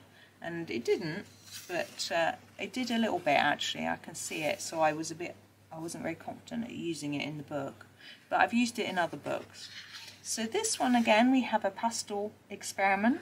What I did was I used this washi tape to go around the edge and then just match the colours in the picture, so it was a bit of fun. And the elephant, as I said, I love elephants, and I really wanted him to be a fun rainbow elephant, so I just picked out a selection of rainbow colours and just went to town, had fun. So here we have a, it's mainly green, isn't it, this one, with a few bits of red and pink and purple. Not sure that pink goes with that and that, but anyway, there we go. I did it a long time ago. Now this one was done with Arteza Expert. I had great fun blending that background. They blend really nicely. This circle was done with a roll of sticky tape. So I didn't have a circle making tool. I do now, but I didn't then. So that's how I did that. That was easy. Now this back page was done using Posca pens. I was just experimenting to see how well they sat on the black. These obviously look like they need a few more coats, so you know, it was just a bit of a play. I was playing. So there we go. That's the end of that book. I hope that was interesting for you. I hope it gave you a few ideas as well. Oh, I've got to get up to turn off the camera because my remote control's not working. But thank you very much for watching and happy colouring.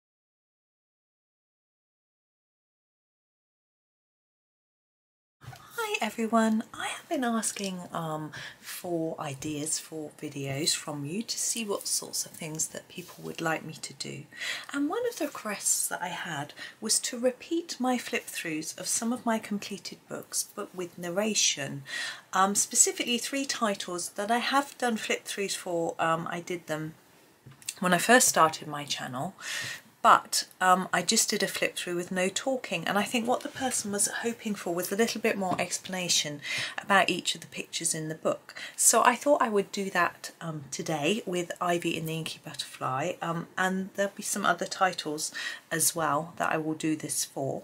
So I coloured this quite a long time ago, so it's going to be a little difficult for me to remember what pencils I used and things like that, but I'm hoping that I can give you a little bit of an insight into the colouring, maybe the techniques and things like that. I mean, this one, for example, this purple here is absolutely beautiful, but I've got no idea what pencil set I used. But what I notice here is there's no white pen. The gold is not how I would do it these days, but it's really quite interesting. So let's have a little look through and see what we can find.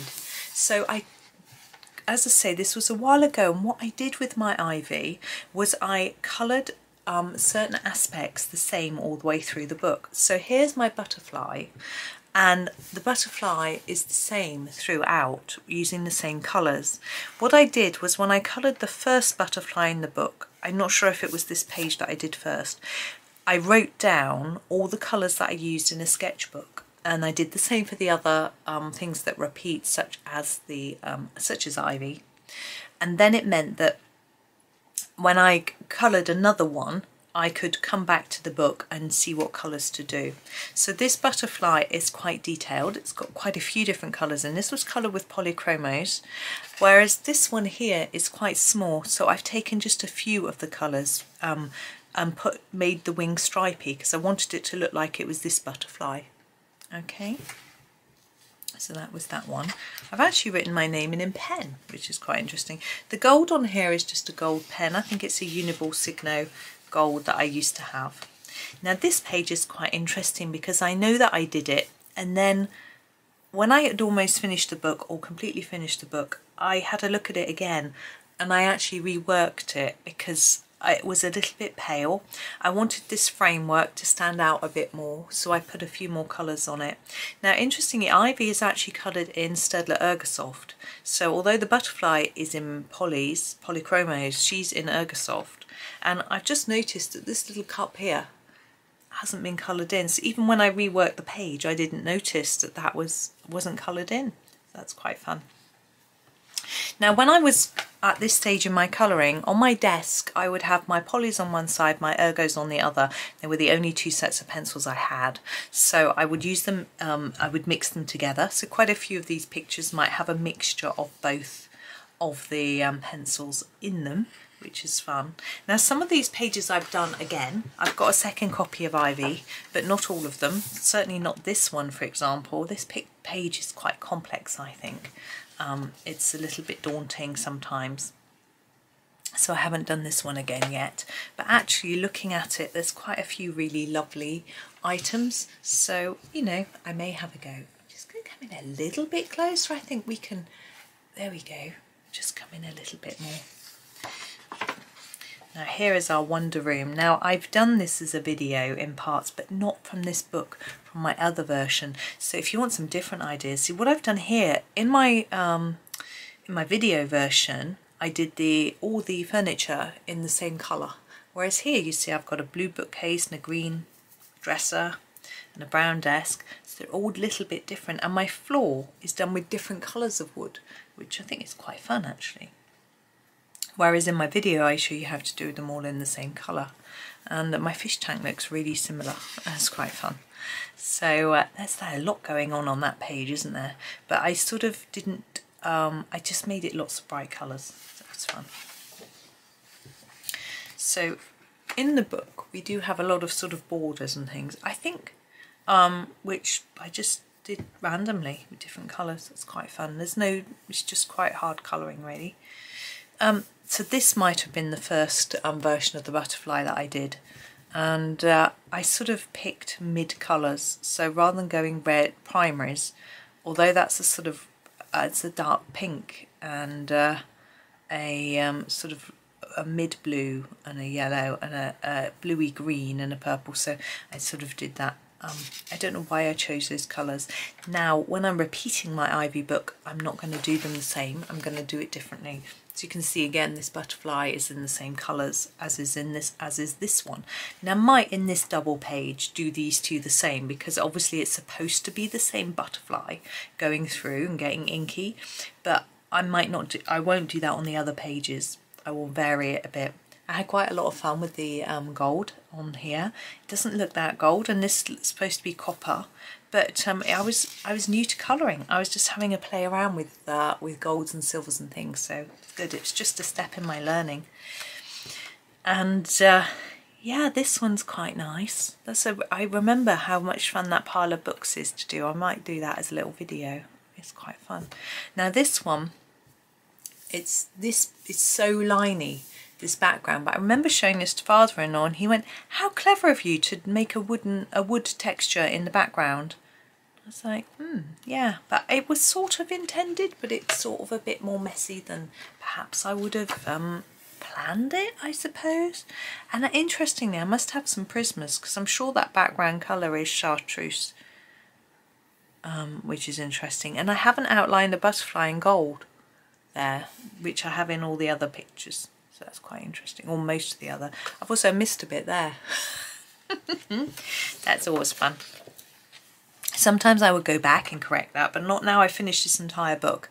This is a book for looking back, for memories, for seeing how I've improved now compared to then, although that I think is really nice, and that one is, they look really pretty, I think. I mean, it's my own work, it sounds a bit big-headed, it's not really what I'm meaning. I'm meaning compared to some of the other pictures, the way I blended the colours and things, I think I like it, so that's fun. I'm not sure I like that purple flower middle, and that pink, but I've sort of reversed it on those two.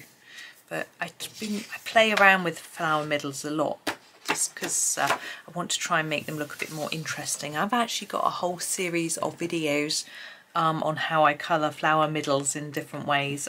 None of them like this. I remember how challenging this was with the sky background, which is interesting. I'm getting better at learning how to do a more even background, but it's really very tricky. I know I started with the hydrangeas and had loads of fun with those and these, and then the others I sort of did later. But yeah, you see my butterfly. I was kind of regretting after a while doing all the butterflies the same, because I didn't think the butterfly always matched every picture, and I wanted it to match, which is why I decided on my second book to not have them matching. And the same here with Ivy. Yes, she does stand out, which I suppose is a good thing, but I wasn't sure. I love this picture, not my version, but I really like the drawing, and I'd love to have another go. But it's quite a commitment, that page. There's a lot going on. I feel it needs a background. Personally, I quite like it when people draw brick walls in as the background as well, and things like that. Oh, it's fun. And this one looks completely different. Sometimes I wanted to sort of match them up, and for this one I didn't bother. I've actually done this page in my new version as well, so that's quite interesting. And as I say, the butterfly just randomly, however I felt on that day, so that's quite fun. But it's interesting how I've done these flowers all in different colours, whereas in my new version all of those are the same colour. Now this one I've done again quite recently because it was in the planner. I think it was this side. I might not have been the whole of the page. Anyway, but it's a really pretty picture that Johanna's drawn for us of the sweet peas, and I'd have a lot of fun in colouring that one. I'm not sure about the blue eyes on the bee, but I guess they sort of match the blue wings. I may have used Johanna's tutorial for that actually, because I can see there's a bit of pen in there, because I know she did a tutorial and it was a bit scary because there was pen. I don't really use pen, so maybe she did the blue eyes. Now we have our forget-me-nots, and I've actually used a pen for the seeds, for the sort of I guess they are seeds, and the centres, I think. I don't know what pen I used. It's quite a bright pink. It might be a Posca. But you can see how the pencil from this side has gone over here. I tend to usually put a piece of paper between the pages, but only if, say, if I was working on the next page, I would put one in here, but maybe 2 pages along, I wouldn't, and so there still becomes some transfer of colour. I don't mind too much. I could erase it, but it's gonna happen. It might happen again if the book's just squashed. A way of avoiding that, you could use some fixative on the page, but I'm not really that worried. So it's just up to you. This page is a real mishmash of colour, isn't it? I'm not sure I'm very keen on that version. I shall have fun doing that one again. Okay. Actually, this might have been Johanna's tutorial. Maybe, yeah. Maybe I used the same technique for both though, because it's got the same colour eyes and wings and things like that. But I like this page too. I love the postbox. Colouring postbox is such fun. So that was a good one. I enjoyed that, I remember. But again, the background, quite tricky with all that blue. And actually, I've used white for the dandelions here, but I think I would do that background a bit darker so the white stands out even more. But anyway, that's okay. And there's a lot of yellow flowers on this page. Oh yeah, I loved colouring those mushrooms. I remember how much fun I had. They were the first bit I did, and it was good fun. Now this is a yellow background, and I don't know if you can see it, but I can see how very, very patchy it is. It starts off green and then fades up to a yellow, but here there's so many white gaps in the yellow. I think it's okay. But it's interesting. And actually this page, I saw someone's version of this page and they'd done a gold border, which is what I've attempted to do. And I asked them what gold pencils they used for their border, and they told me 4 Prismas, dark umber, light umber, jasmine, and another one, can't remember. And so I bought those 4 Prismas, or actually I had them for my birthday, I asked for them, and used them, started practicing my gold with those Prismas, which is interesting. Ah yes, I do love this page, this drawing. Johanna's done a beautiful job. Again, I've used pen for some parts of the flower. I think that's probably just a Stedler fine liner pen, so that's interesting. I probably would do them white, not pink these days, or put some white on top. But anyway, as I say, it's really interesting just to see how differently I did it compared to how I might do now. But I've done one of these since in the planner.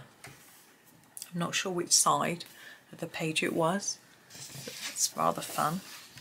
Now this one I had fun with, I remember, because I wanted her thoughts to look really different. So I picked this colour scheme that's obviously mainly blue and yellows, and I was really pleased with it. And I have to say, I'm still rather pleased with the idea.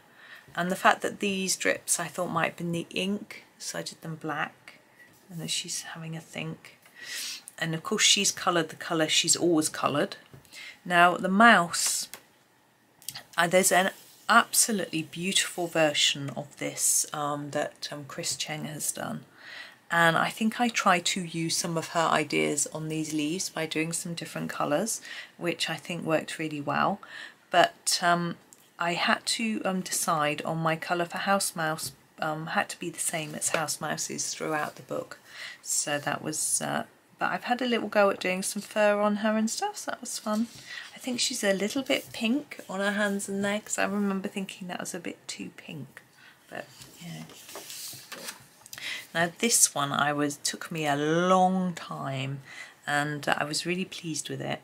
I found it quite a challenge because I wasn't used to colouring with the background, so trying to think about what colours would work together with the background was quite tricky. The background could be smoother and more even, but you know, that's okay. It doesn't stop me feeling happy with it, because I know how pleased I was with it. These have got some white on, which is interesting. I think I've left the white. It's not a white pen. There's a bit of white pen on that one though, so and that one. So maybe there was white pen. It's hard to tell. So yeah, I was very pleased with that one. Now this page I have done as a video. Each item, not this specific page, in my other version of Ivy, each item is a video. Gosh, that's so different to how I did it. Interesting. So we have the butterfly there as well, so that's interesting. Now I know what some people do is colour every butterfly. There's one there too, in the book first, and that's another way of doing it, but I wrote it down because I think sometimes you might have missed one. I mean, that one's really easy to miss, so you might miss it, and then you might have forgotten. So it's a good idea to write down your colours in some sort of, I wrote them in a sketchbook, but any sort of book really. I don't know why I wrote it in a sketchbook, it's not really for writing in.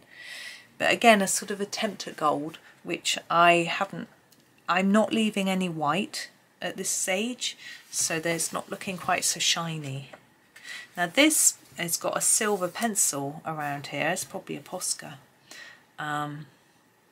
We can see House Mouse and Ivy are done in the colours that they're always in, so that was fun. And I've tried to make these leaves look a little bit more 3D by doing a little bit of shadow, but I like the water as well, so that's rather fun.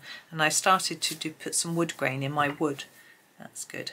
But you can see how this pencil line is on this page here, you can see it. There's actually a whole scratch of pencil there as well, which is interesting. But I've done a video for both, I think, definitely for these in my new book. So that's interesting. And I did them the same colour too. Ah yes, I remember being so happy with my water.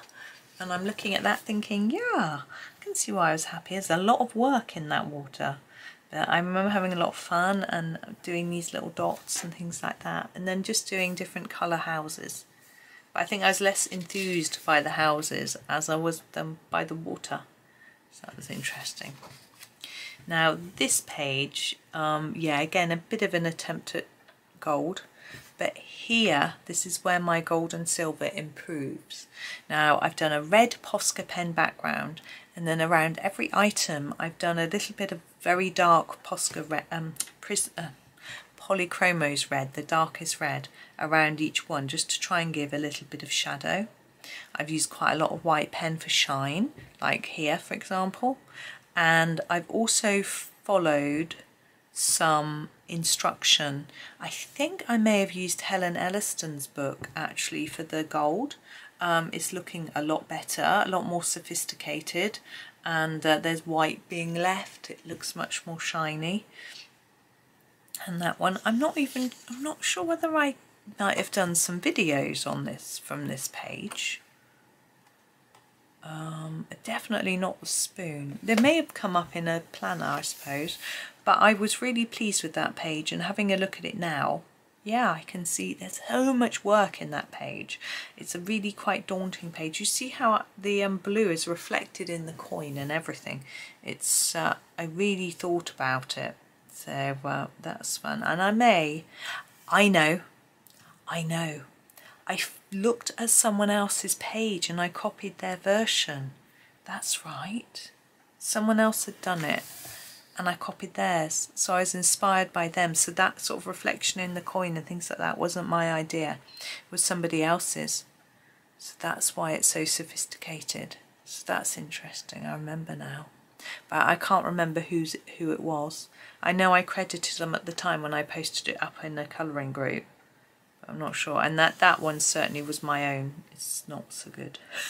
But there we go. Right, so we have our tree house. I had a lot of fun with this water. I did it sort of green and swampy. It was such fun, I remember. And so the water lilies have got some pink, sort of brown, I guess that's Caput Mortem or something. I'm not sure why they're that colour.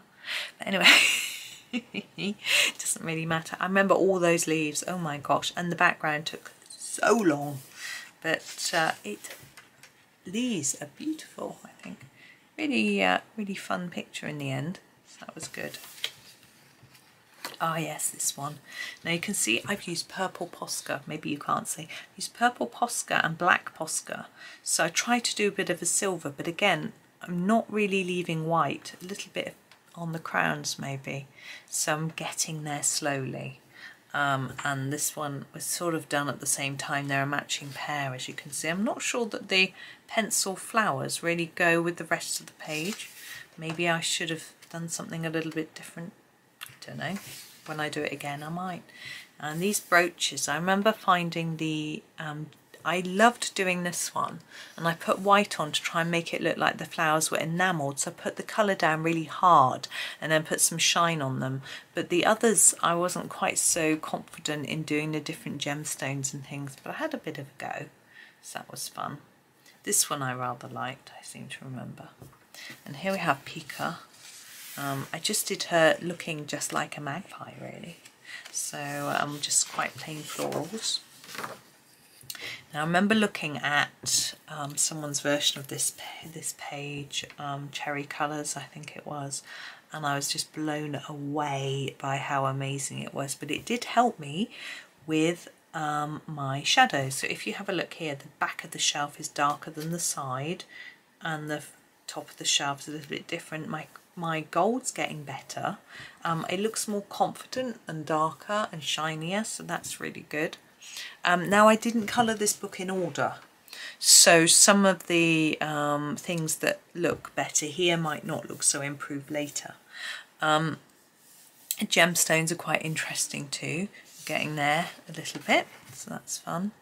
I've done this as a video, this side, from the planner, so not the specific version. But you know, that spoon is looking pretty good, isn't it? It's coming along. The silver isn't so good because I'm not leaving some white. But yeah, getting there. And again here, this one doesn't look quite so sophisticated, I suspect, although there is white left there as a shine. But I can see that I'm not quite so confident. There's not enough layers of colour, or it's not quite dark enough, you know. But it's coming along. Now this one, you see, it seems much darker, more confident. It might be because I'm using polys here, maybe ergos with the page before. But you can see where I've tried to put quite a dark part and a light part on the goblet and shine onto this. This looks like a Helen Elliston gem type gemstone here with the shine. We've got ivy. So that's interesting. That also looks like a Helen Elliston because it's got yellow in the gemstone, which she advises to do. Got some blackberries, my favourite, but look, they're red like raspberries. That's okay. And these are Helen Elliston from her tutorial. They're so pretty, and the silver looks a bit better, so we're really getting a little bit more sophisticated. Now here, look, I've tried to make my snowdrops look white, which was quite fun. Don't do white flowers very often. This one, yeah, wood and gold. This page is fun. Oh, I like this one too. I'm looking forward to redoing quite a few of these pages. So that looks nice. We've got some white pen work going on. The skin tone isn't too bad, but I put her in tights so I didn't have to do skin on her legs. So we have our honey and our, these I've done as videos, again not from this book. This book was finished before I started making videos, so none of these are there are not videos of any of these. So this one here, yeah, I just wanted it to be really bright.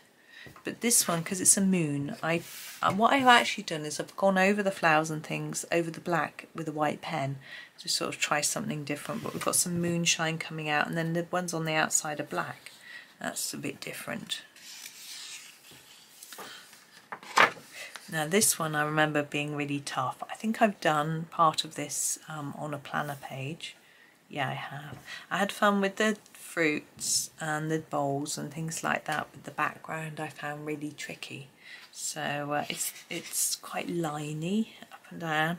Now I would have thought, I suppose it might work, look a bit like foliage. I'm not sure, but I always think this page needs a background because we're looking out into the forest, but it's not how I would do it now, but it's interesting. I think that looks almost like lime peel colour. Anyway, got some nice florals on this one, and we've got our pair of dragons. I think that's definitely done with Ergosoft. I think that maybe Johanna did a tutorial on dragons that I might have copied. I'm not sure. And then these are more sophisticated looking forget-me-nots. I actually copied a picture. I looked them up to see what they would look like and copied them a little bit, which is why they've got the white and things like that. I remember really enjoying this one, particularly down here, because obviously I always have loved doing berries. These aren't as sophisticated as how I do them now, but I still had loads of fun. And I really enjoyed doing the fire. And then look at the gold on the wings. It's looking a lot better, which is interesting. And this page too, I had loads of fun with. I remember being really proud of it. We've got a nice gold going on here, bright flowers, lots of different leaf combo colours, but it doesn't look too much of a mishmash. Somehow I achieved that. I think it's because I kept to mainly earthy colours. I'm not sure. I liked it. Oh, yeah, my rainbow apparently, I think someone told me it was upside down. That the red's supposed to be at the top. I'm not sure, next time I do a rainbow. I will check. And I did most of this grey because it's clouds, so I thought they might be grey clouds because it would be raining, but a bright balloon. And then we have our bee. That's quite a fun one. I'm not sure if I've done that one in my new version. Now, I've seen a lot of really nice versions of this page with honeycomb in the background and things. I haven't even coloured the butterfly. Look at that. Huh. How interesting. So that's there's that one. I did them all the same. I decided I wanted the bees to look like a sort of army of bees and be the same, which is fine, but I'm not sure what happened to that butterfly. Now this page here, I've done in my new book and I've done as a tutorial. My dragon was actually orange. I did it quite a while ago. Love doing doors, but those are available, but I haven't done this side yet, so I am aware that it might be neat to do this side. I had put it by to do, and then I had some other ideas, and Valentine's came and I was doing Valentine's things and doing things that people asked me to do. I'd forgotten about it. It will come at some point. Ah yes, I decided to do sort of autumnal colour oak leaves because I like doing those, so that was fun, and the owl and that sort of thing. So, and these sort of thought these were primroses, so I did them like that. This was quite a sophisticated one, but no background, but actually I think it looks nice without one.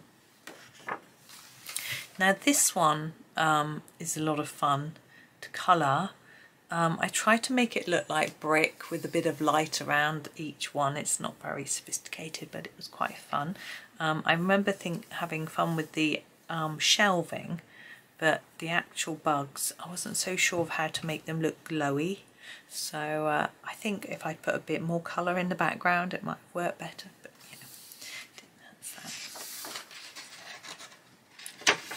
Ah yes, now this is a black Posca pen background. If you look very closely and carefully, you can see that the pen was running out, and it's a bit streaky. Poscas are usually quite good for not being streaky, but this one was, and it's made the page quite thick and almost crunchy. It's a really thick layer of acrylic paint, and the main problem with doing this was that we have these little lines here, and I had to redraw them all in with the silver pen, and that was a bit scary. Some of them are a bit squiffy, and it's fine, but and they're bits light from the candle and things like that, so that isn't how I would do that if I did it again. But you know, it is what it is. It was a learning experience, shall we say. And what I've also noticed is the black has transferred a bit onto this page. I didn't expect that to happen with pen, but it has, so that's quite interesting. Now this page I had tons of fun with, so I drew in this background, which was a brick wall. I found it really quite easy to do because I can't draw. I could, if I tried, work really hard, spend hours, it's just not fun for me. But this was just a ruler, and I have got a video showing you how to do a brick wall, actually, a stone wall like this. Probably not using this brand of pencil, but it doesn't really matter. But there's that there if you want to have a look for it. Yeah, it's a lot of fun. I'm not sure whether the pastel colour unicorn really works with the rest of it, but yeah. And the sort of silvers are still not really working. In fact, the golds are okay, but not as good as they could be. But you know, it's coming along. And these, because I wanted them to really stand out, they're actually in pen. They're in Posca.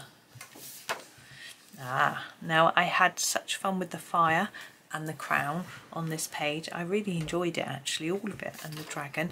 There is a bit of a grey smoky background. It's quite faint, but I think it works quite well. It's quite scruffy, but actually I think that's okay because it's all smoke. And our butterflies actually have some colour, and then they have dark grey over the top so you can barely see it, so that was fun. I remember being really, really proud of this page, and I'm looking at it thinking, yeah, because the background, I didn't have to do a background, but I decided to do a little bit, and it's my favourite green, so that helped, and it was a bit of fun. I probably would put a bit of white in areas on these now, but yeah, that was fun. Now we have some, I wanted these to look a bit like pearls, and here she is. Now I've seen this done beautifully.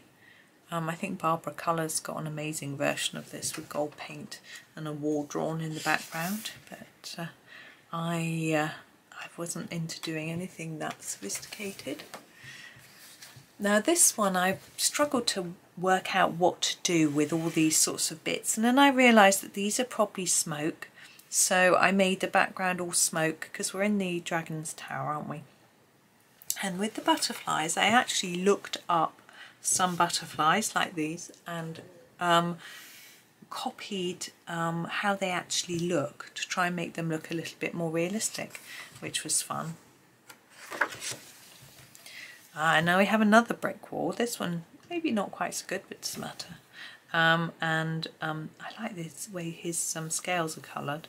So that was fun, doing those dragons. Now we have lots of grey butterflies, because they said they're just black moths, so that's how I coloured them all.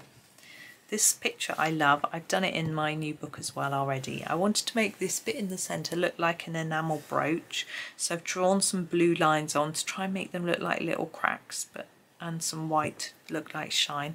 Isn't quite right, but it was fun, and actually the dress looks rather cute. I think we have quite a dirty looking butterfly here.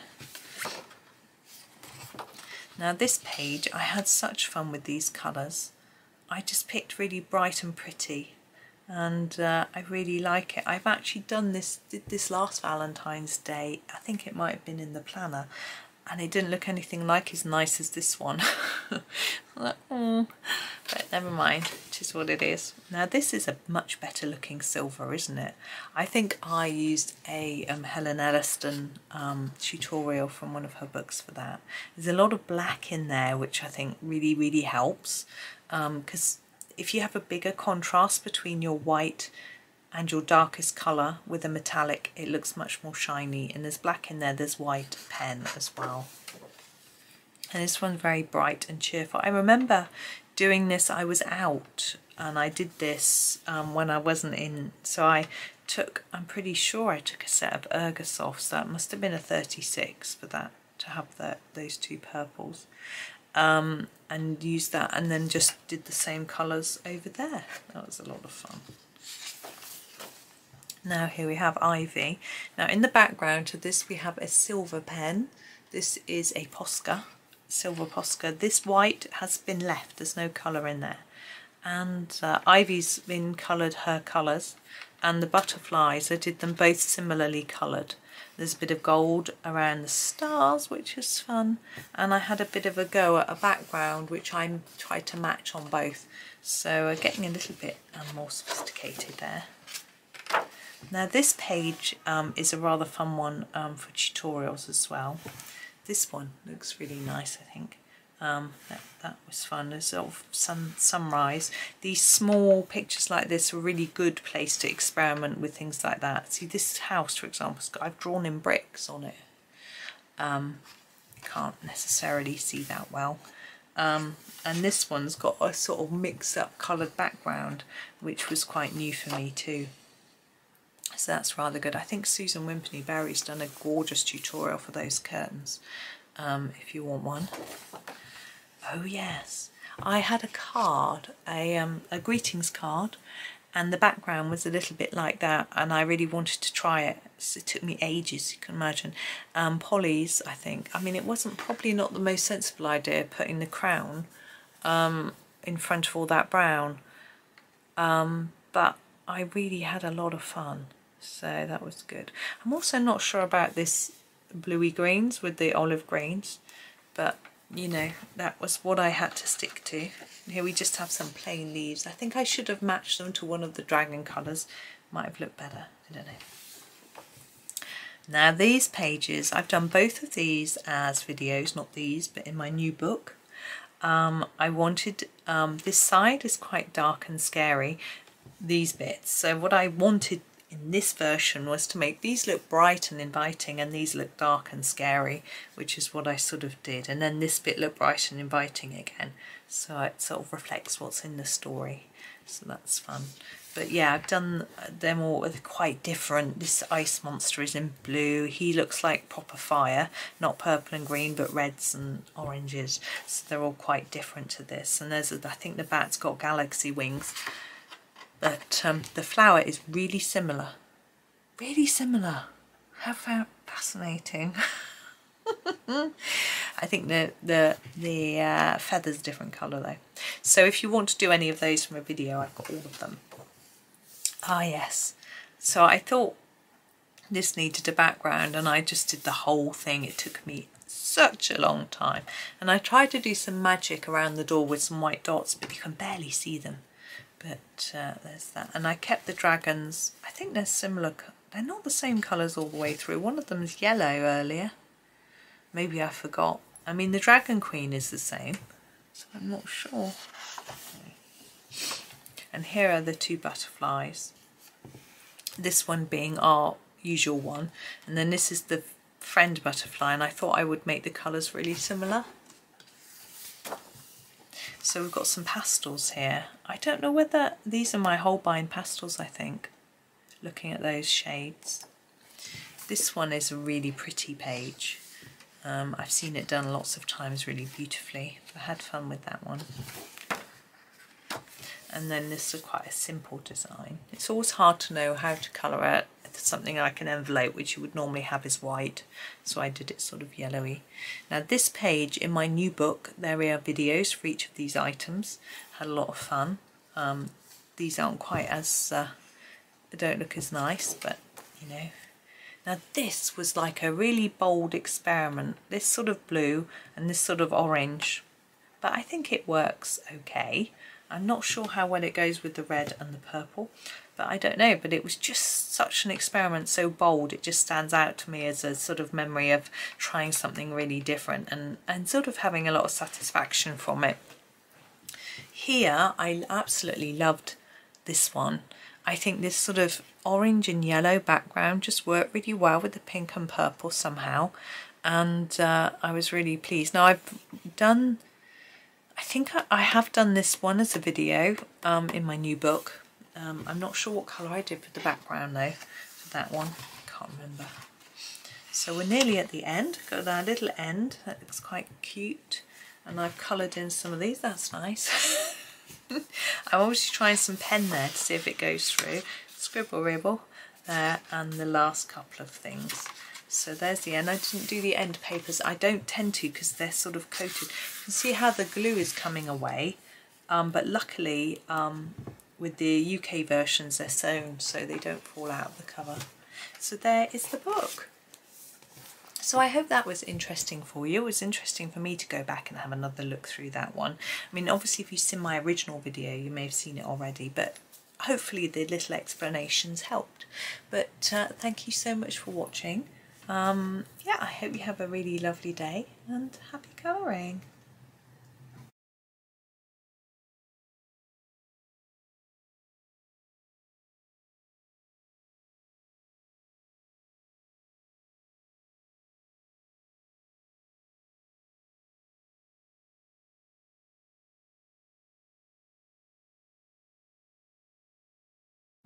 Hi everyone, this is a flip through of a completed copy of World of Flowers. I can't tell you exactly when I finished it, but I know that I finished it before I started making videos on my YouTube channel. There is a silent flip through of this already, but I've been asked to do one with a bit of narration, so here we go. So we're going to have a little look at it. Now, we start with this page, which I was very pleased with, as you can imagine. I was influenced by Ness Butler. She's done a very similar version of this page, which I copied. So this is done with Polychromos pencils and some Staedtler fine liners to draw these little florals around the outside. There's also white and black and yellow Posca pens to do the flower centres. I had so much fun with this page, and her picture was just so inspirational. She is on Instagram, by the way, if you want to have a look at any of her work, so it's worth a look. So where are we? Here we go. This side was done with some pastel pencils mainly. That doesn't look pastel. No, pastel on the bottom, not on the top, strangely. This is Holbein's, I think. They were the only pastels I had. Not sure what that is, but I was just experimenting really. It's quite a good page for experimenting on. I always find these really difficult to colour on. You can see I've indented it a bit on the back. It's better to put something to lean on under there. And my This Book Belongs To page, that looks like it's done with Ergosoft pencils to me. It's quite delicate. So there we go.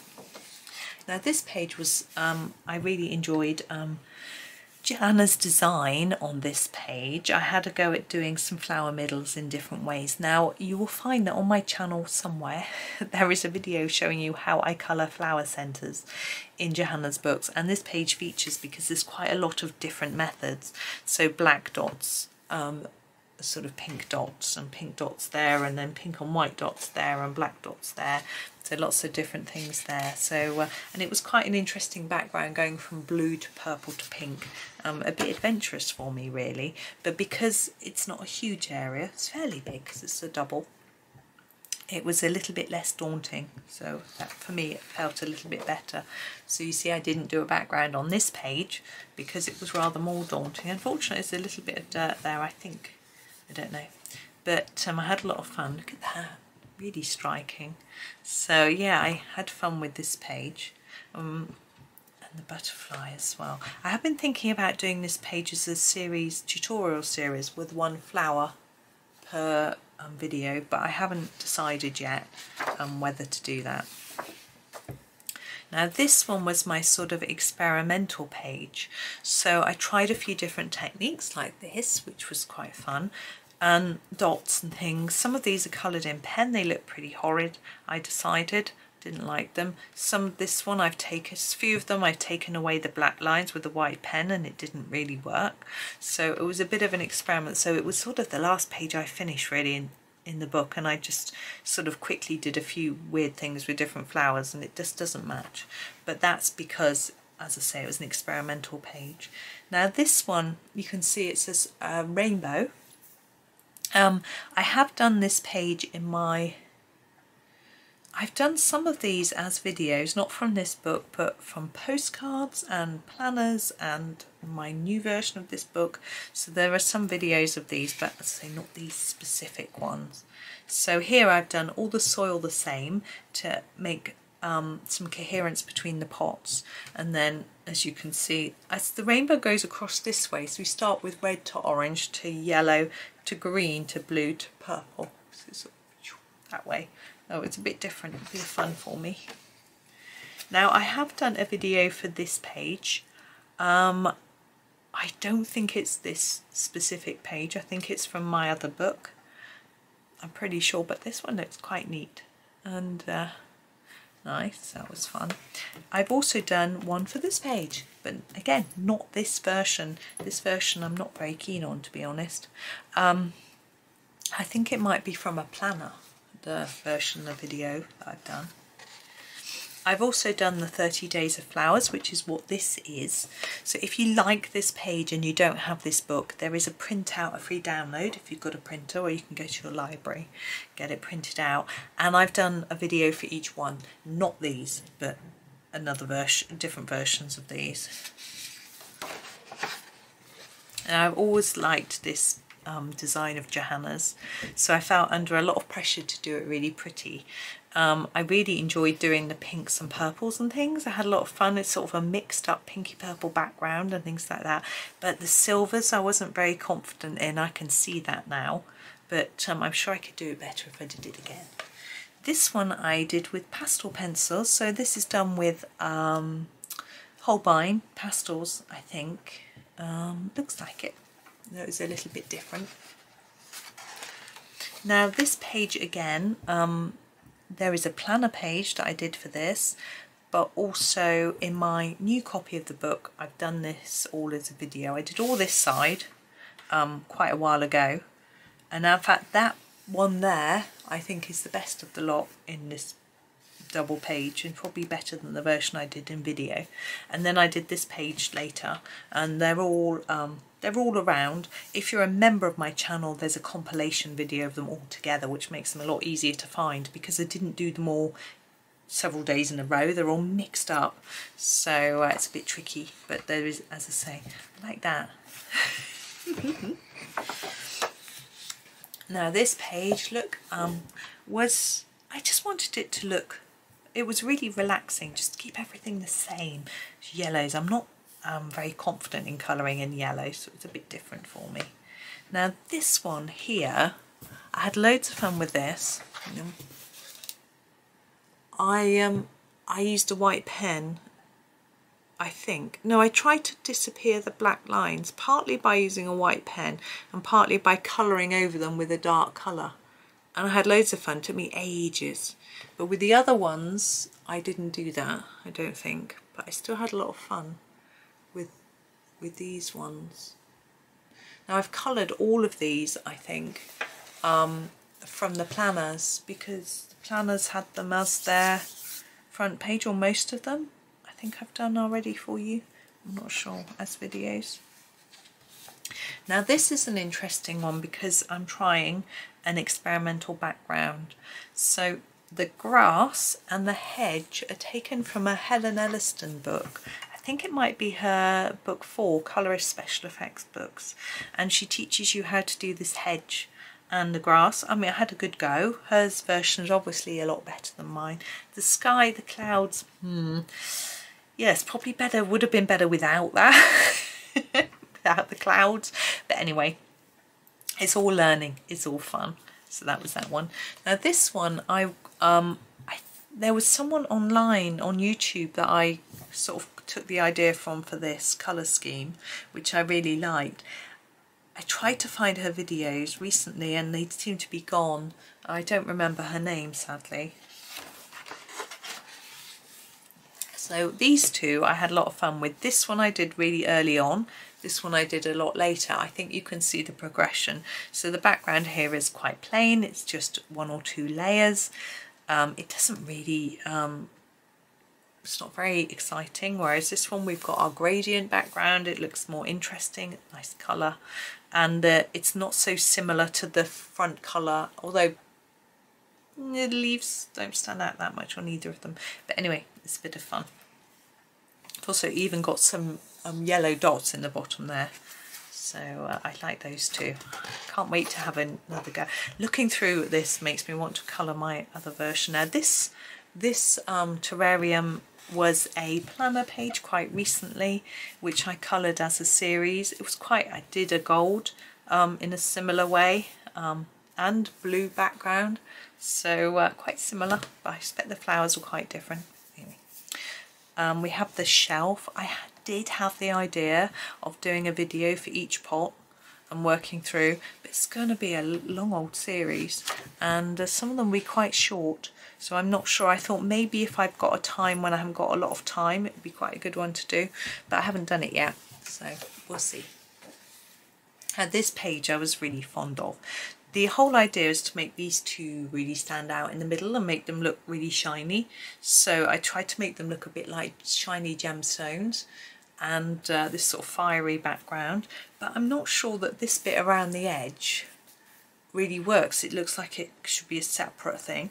And then these wooden frames, they work, but just not sure, I think, whether that should have been this sort of colour or something. But anyway, it's fun at the time to do. So we have quite a pastel-y pale version of that page. Again, I think I've done that as a planner page.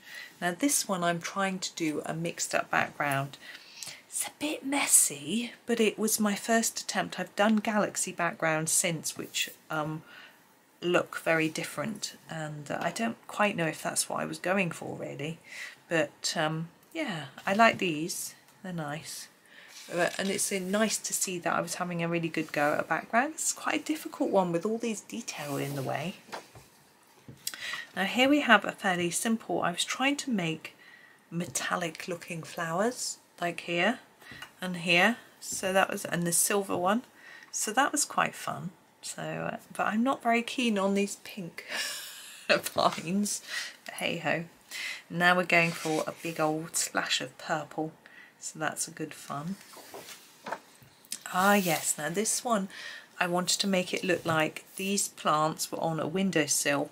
Because I can't really draw, I have to rely on a ruler. So I just drew the window frame in with a ruler and a pencil. And then the frame is actually done in pen, which makes it really stand out. And I don't know if that was such a good idea.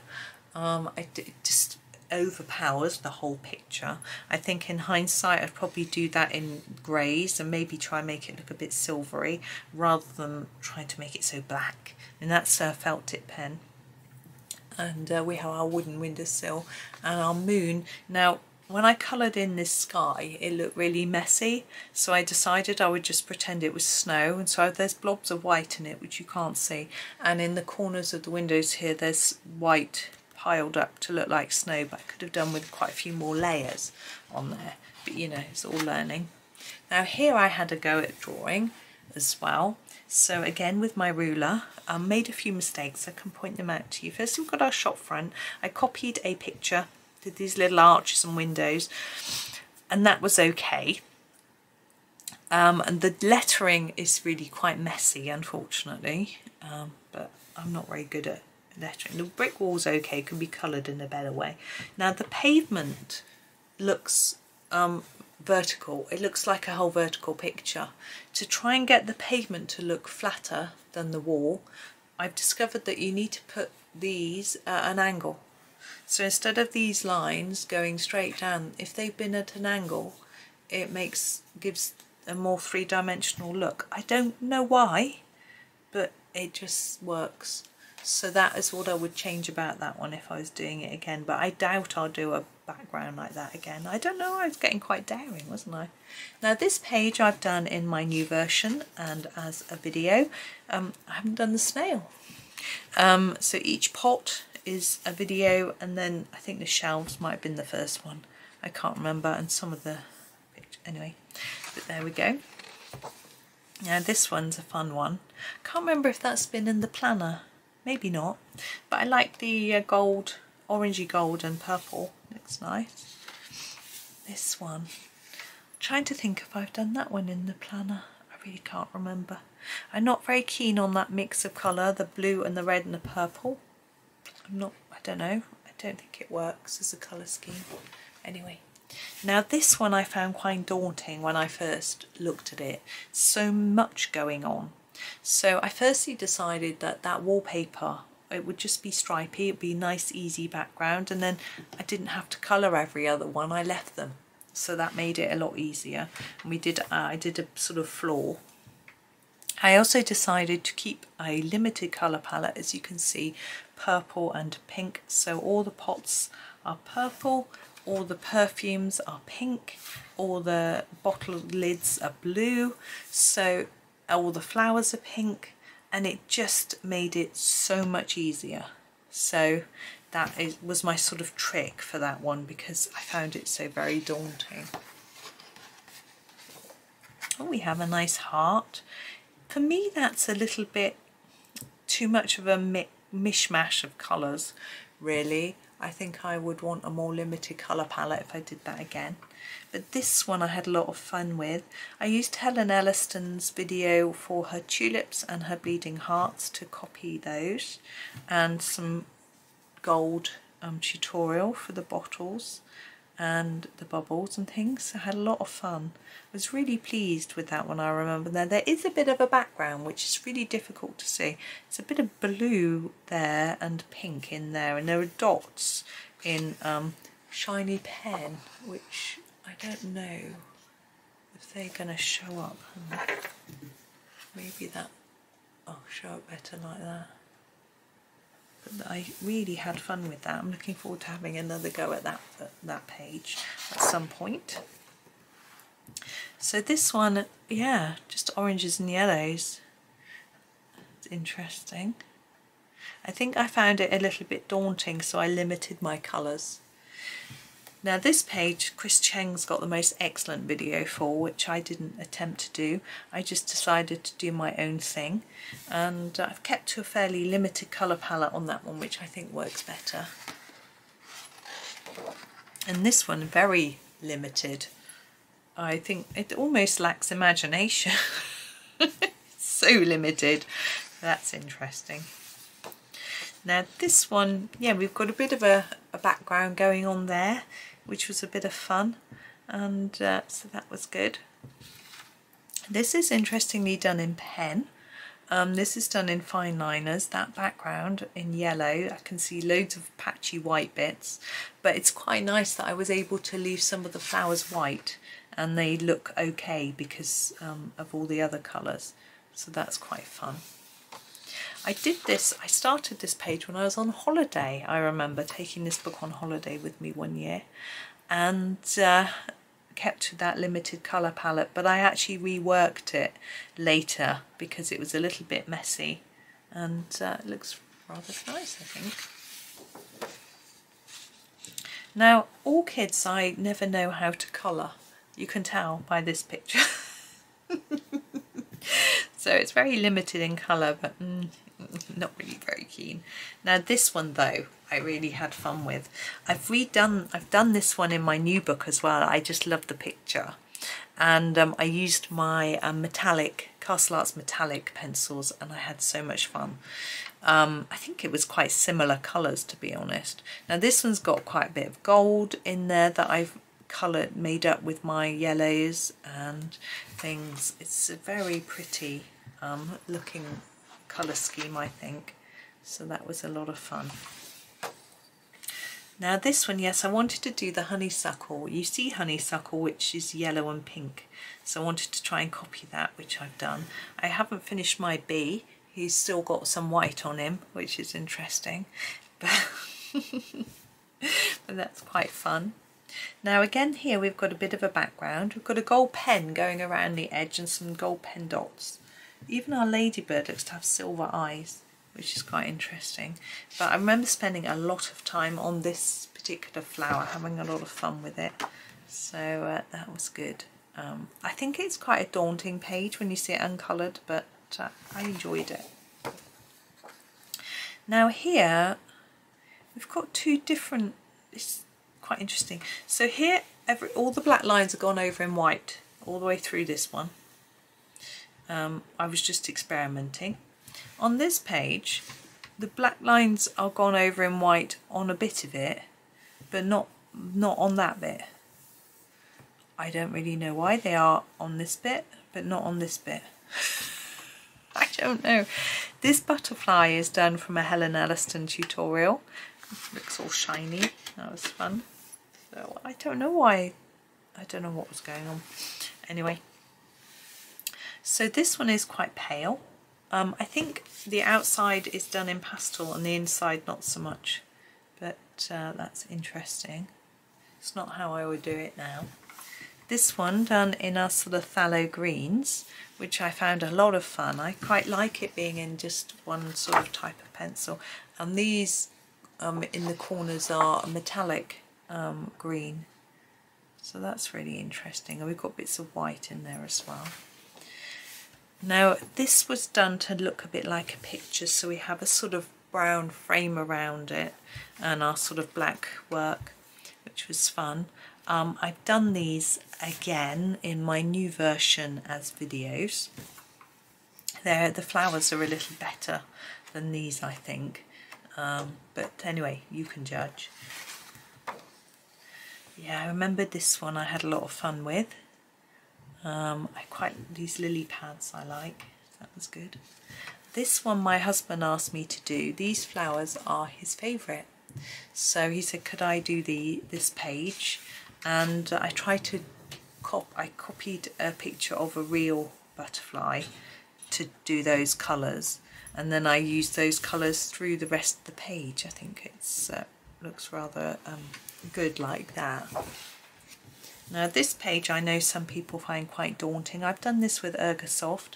To keep it easier, I did all the greenery in the same colour, looks like number 50 to me, and then sort of all the same type of flowers, excuse me, are in the same colours to keep it easier. Now this one, I tried to make each little semicircle look a bit gemstone-like, with some yellow and pinks. We've got some metallic pen around the border as well, and some black. That was fun. I really enjoyed doing these. I wanted them to look like brooches, so if you look closely you can see that each one has some gold in to look like that's the setting, and all the other elements are supposed to look like they're precious stones. I think I've done all of these as videos, not these versions. I think I had one as a postcard, had some in the books, maybe one in a planner. So I think they're all there somewhere. Again, members have them. I'm pretty sure members have got a compilation of those but non-members I'll have to just try and search for World of Flower Bugs and try and find them. The problem is I've got so many videos, it's not always easy to find them. If you can't find them, firstly go to my main channel page and you can search there, and that will just search within my channel. So that'll help you. World of Flowers playlist is another place to look, but also just ask me and hopefully I'll be able to find it. I can't always. So this one again, a lot of repeats of colours to try and keep it more tied together. I rather like that, I have to say. This one, I absolutely adored this drawing by Johanna, so I worked really hard on this page and tried to, the green background is supposed to be looking into your forest, and yeah, I had lots of fun. This page is another one that I'm thinking in my new version I might do as a series of videos. I haven't started yet. Now this page was interesting. I was experimenting with different backgrounds. So you've got the rainbow background here. The blends aren't brilliant, but I think it still works. It's quite fun. A checkerboard.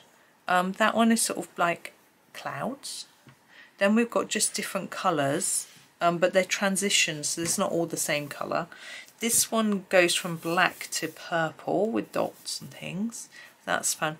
Over here the backgrounds are a little different, so we've got a plain yellow one with dots.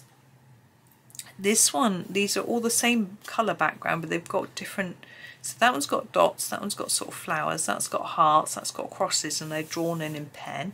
This is a metallic pen background, you can see that, it's a bit strange, it's a felt pen background, and some other sort of pencil backgrounds. That one's got a sort of moon. So just trying different things. I'm not sure, I think this one's rather nice, that one's quite nice.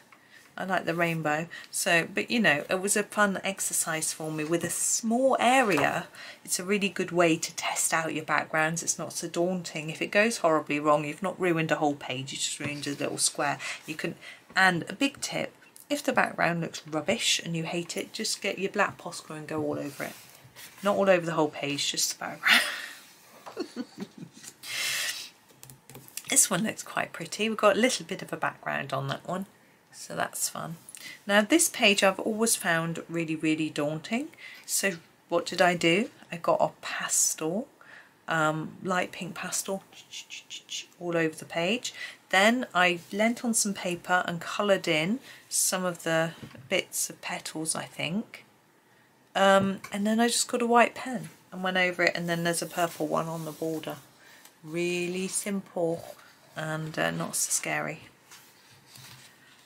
Ah yeah, so here we've got loads of detail in this butterfly, which was too daunting for me. So I just coloured it in, put this black border around, bit of white pen on our border, and it was far easier. So there we go. This one again, a sort of favourite combo of mine in this book is these sorts of carmine pinks and the sort of olivey greens. So it works well, I think. This page I've done is a video in my new version of this book. It was a buddy colour video actually. It was fun. So I like this version actually, I have to say. I think I've also done this, I think it was in a planner, probably Halloween, I would guess. So, yeah, I remember finding this quite daunting, it's so pretty. I was a bit worried about doing it, but yeah, I think it looks fun. I like these. They're rather nice, aren't they? They do stand out a little bit from the rest of the page though. I think sometimes it's wise to step back and look at the page and think about what you want to stand out. The border stands out quite a lot, which is what I wanted, but I'm not sure that I wanted that to stand out, but it's a really pretty colour. I think it's probably magenta, is it? From the polychromos, but I'm not sure. So we have our little end page, which is rather cute. Lots of white pen there. Couple on the palette test page and here, and then we have the pull out page. It's not quite as big as the Lost Ocean one. There is that one to start with. Now I think part of this was in as a planner page, but yeah, that's there's a lot of colour on that page, but I seem to have made it work somehow. I'm not quite sure how. So I did this bit as a rock rather than more grass. I know some people do them as a sort of hilly mound. It's not always easy to know what that is, but that seemed to work quite well. So that was that one. And on the back, I kept a more limited colour palette because I really didn't know how to do this page. I think by the time I'd sort of thought about the background, I found it all quite exhausting to think of colours. So I sort of kept it all to the sort of pinks and purples. So that's that one. So that was fun. So that is my World of Flowers book. So I hope that was fun for you, sort of giving you a little bit more information about what inspired the pages really. But thank you very much for watching. I hope you have a really lovely day and happy colouring. Everyone, today I'm excited to announce that I have finished colouring my Worlds of Wonder book. So I thought I would do a flip through for you to show you all the pages that I have coloured. Now excuse the glare from my lamp here, it is going to have an impact on how some of the pages look, but it will just help you see it better, I think. So we've got this insert. Now what I've done is every page I have actually noted down what pencils I've used on each page. So I'm just actually bringing up the spreadsheet on my computer so I can tell you what I used.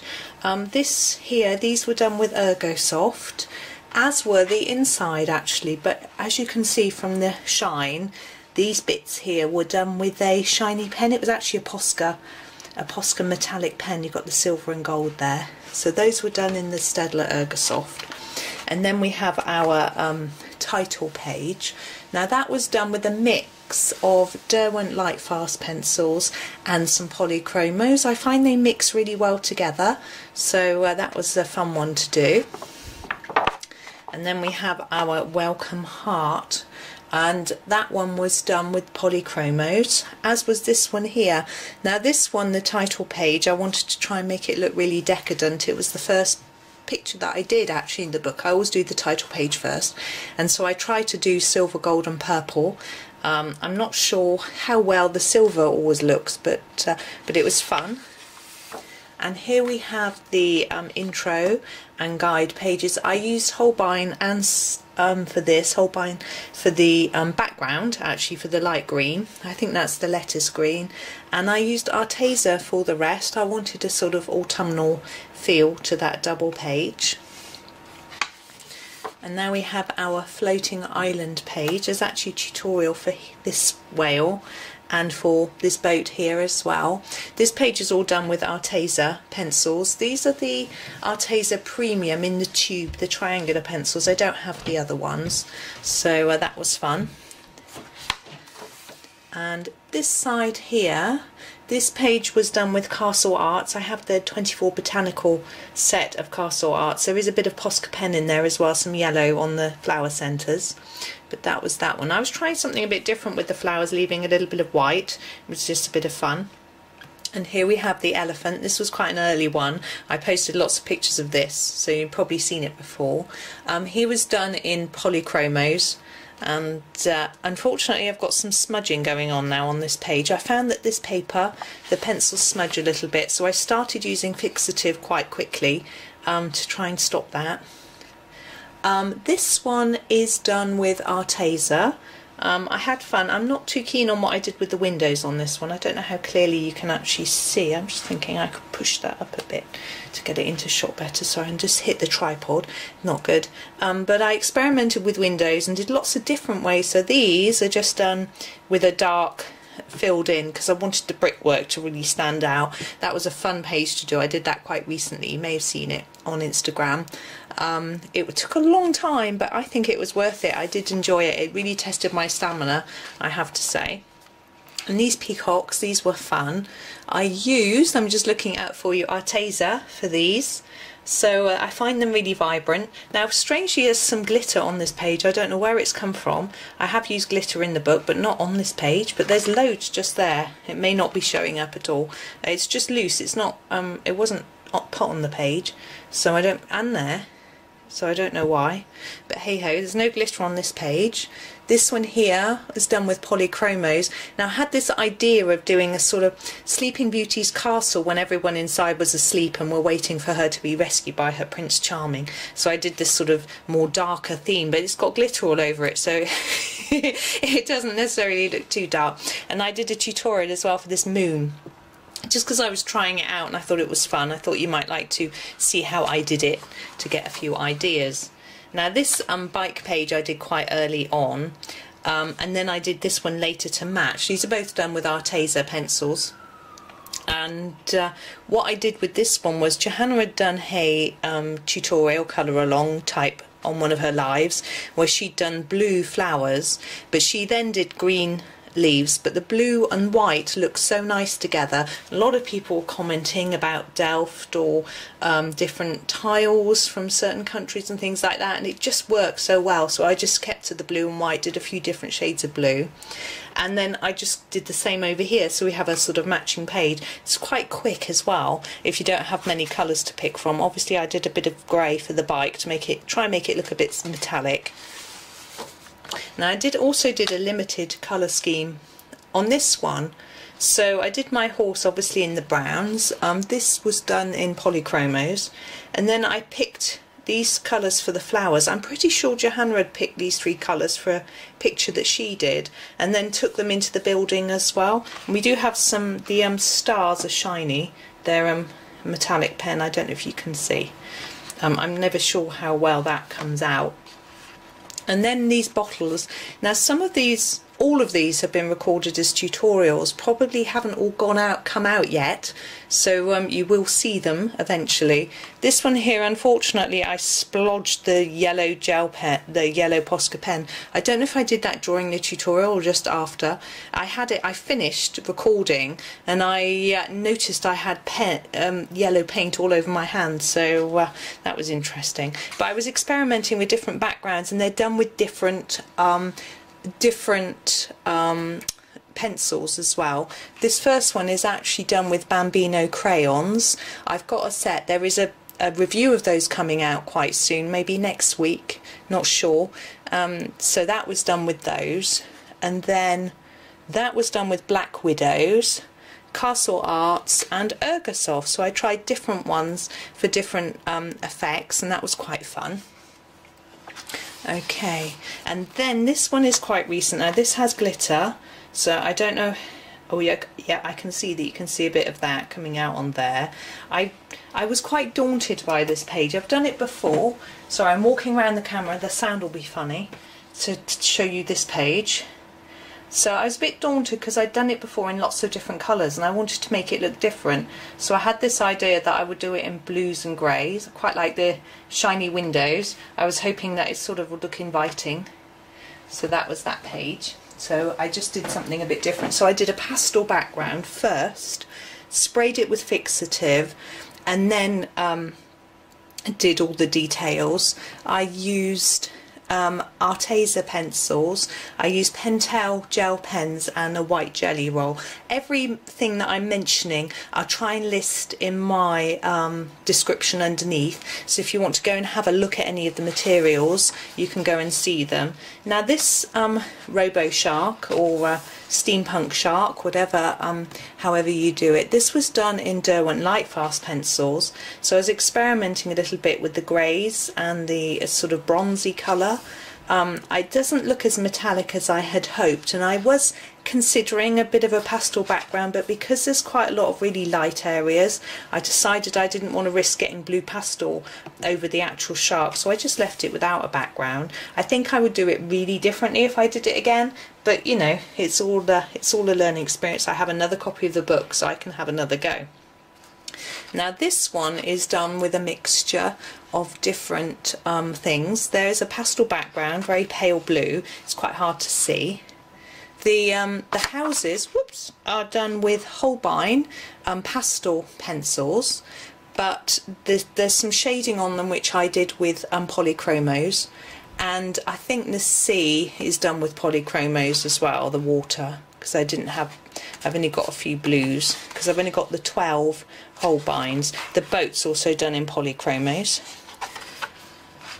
Now here's the treat cart. I actually posted this photo last night on Instagram, and this was done with Black Widows.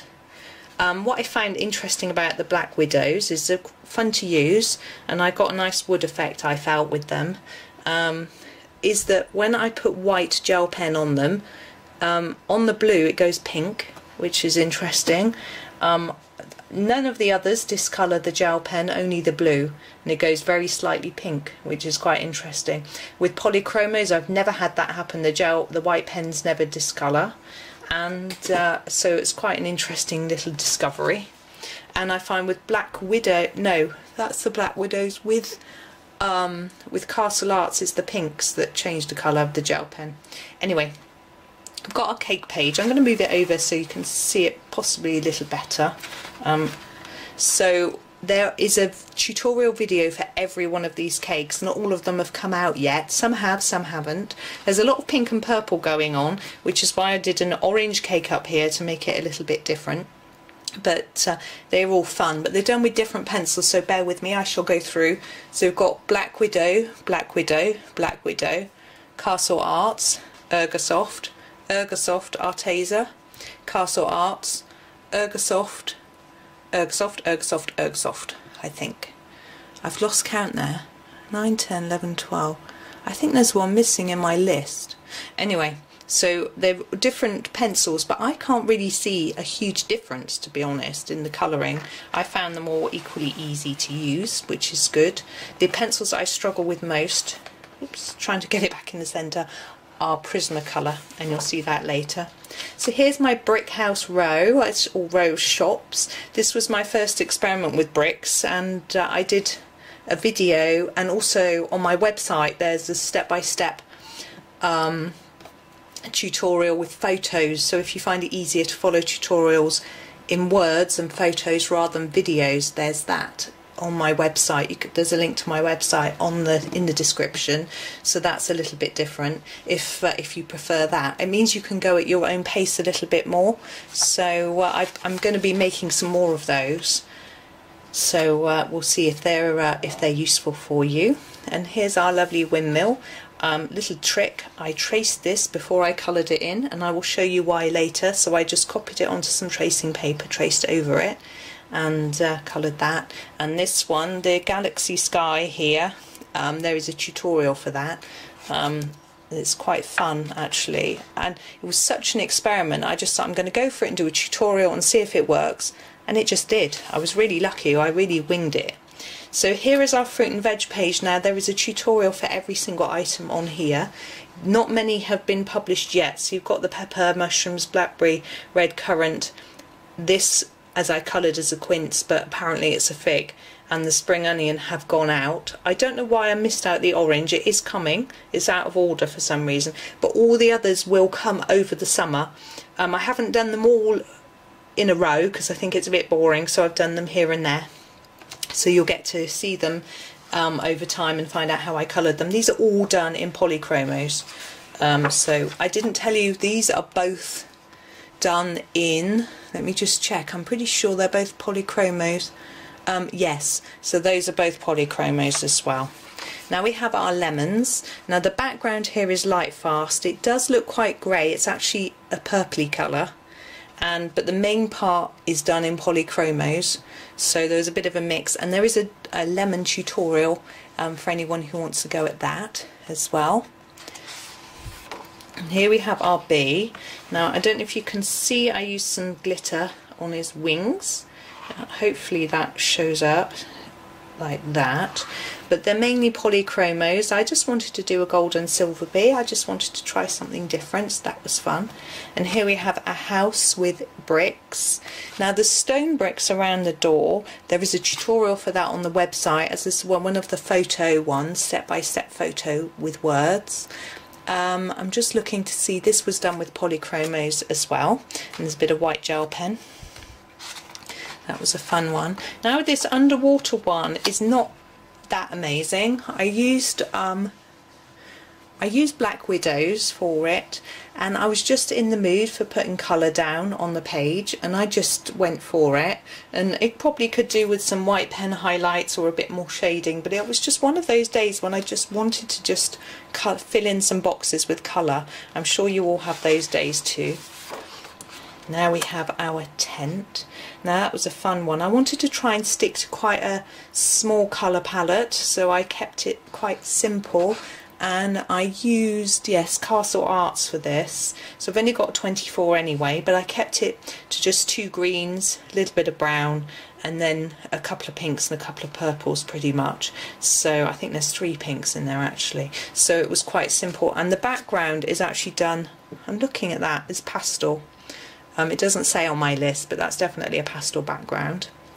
Now this gumball one I did quite early on, and it was really good fun. I shall pop it across so you can see. So I wanted to do wood and metal and a gemstones here, and I tried again a limited colour palette. We've got a bit of a mess in the corner from the pastel. I think that's the might be the pastel on this page, I'm not sure, but I tend to use fixative on pastel to stop it doing that, and I can erase that. Pastel does erase just with a normal eraser, so it's just worth noting that. So if it does make a bit of a mess, I have got a lot of mess in my spine throughout the book, and I don't really know why, but I'm not going to get het up about it, it's fine. This was Polychromos, this gumball machine. Oops, see, we've got a big pastel page here which may have explained some of the mess, but this was great fun to do. I was inspired by a lovely picture that Barbara Colour did. She did a tutorial on the balloon and she used a pastel background. Mine is not like hers. I didn't try and copy hers, it was too difficult for me. I just did something much simpler, and I had great fun on a Sunday afternoon getting all messy with pastels. And the pencil work is done with just checking Polychromos. So, and actually I wanted to keep it quite simple so that the background really stood out. These were really pages that were going to be about the background rather than the actual picture. It's just a fun one, and obviously I wanted them to match. This aeroplane page, I found it a little daunting when I first saw it, despite the fact that it's so pretty. So I decided that I would keep it really simple. And these are Polychromos, and I just did this rainbow thinking I was being really original in my idea, and lots of people have done the same thing, but it was fun to do. And I don't know how I managed to actually get the transition working quite well, but somehow it just worked out for me. And I did the plane, I was trying to sort of get it to look a bit like it was wooden, but that was my intent, so that was fun. So that was that one, and again that was Polychromos. Now these birds and the houses are actually, sorry, I'm just walking around the other side of my camera, so I don't know if the sound will go a bit odd. The houses were done as videos, tutorials, and when I came to do the birds I did this one first, and I did him with a purple background because I wanted to try out something different with the berries. And then what I decided I would do was do the backgrounds of each bird to go with the house, because he happened to be purple, which matched this house.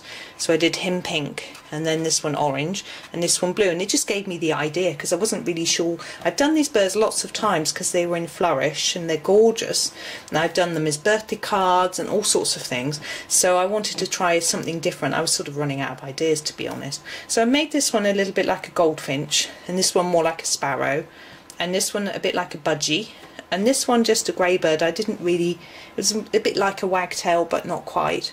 So that's how I did those, and these are done with Castle Arts, and these are done with Ergosoft. Okay, and now we have the island. I had great fun with this page. I'm trying to have a look and see what that was Black Widows. I think I was just learning how to use the Black Widows there, and I was really pleased with how easily they blended on the background of the island and things like that, so that was a lot of fun. And the flamingos, these are done with, bear with me, keep losing my place.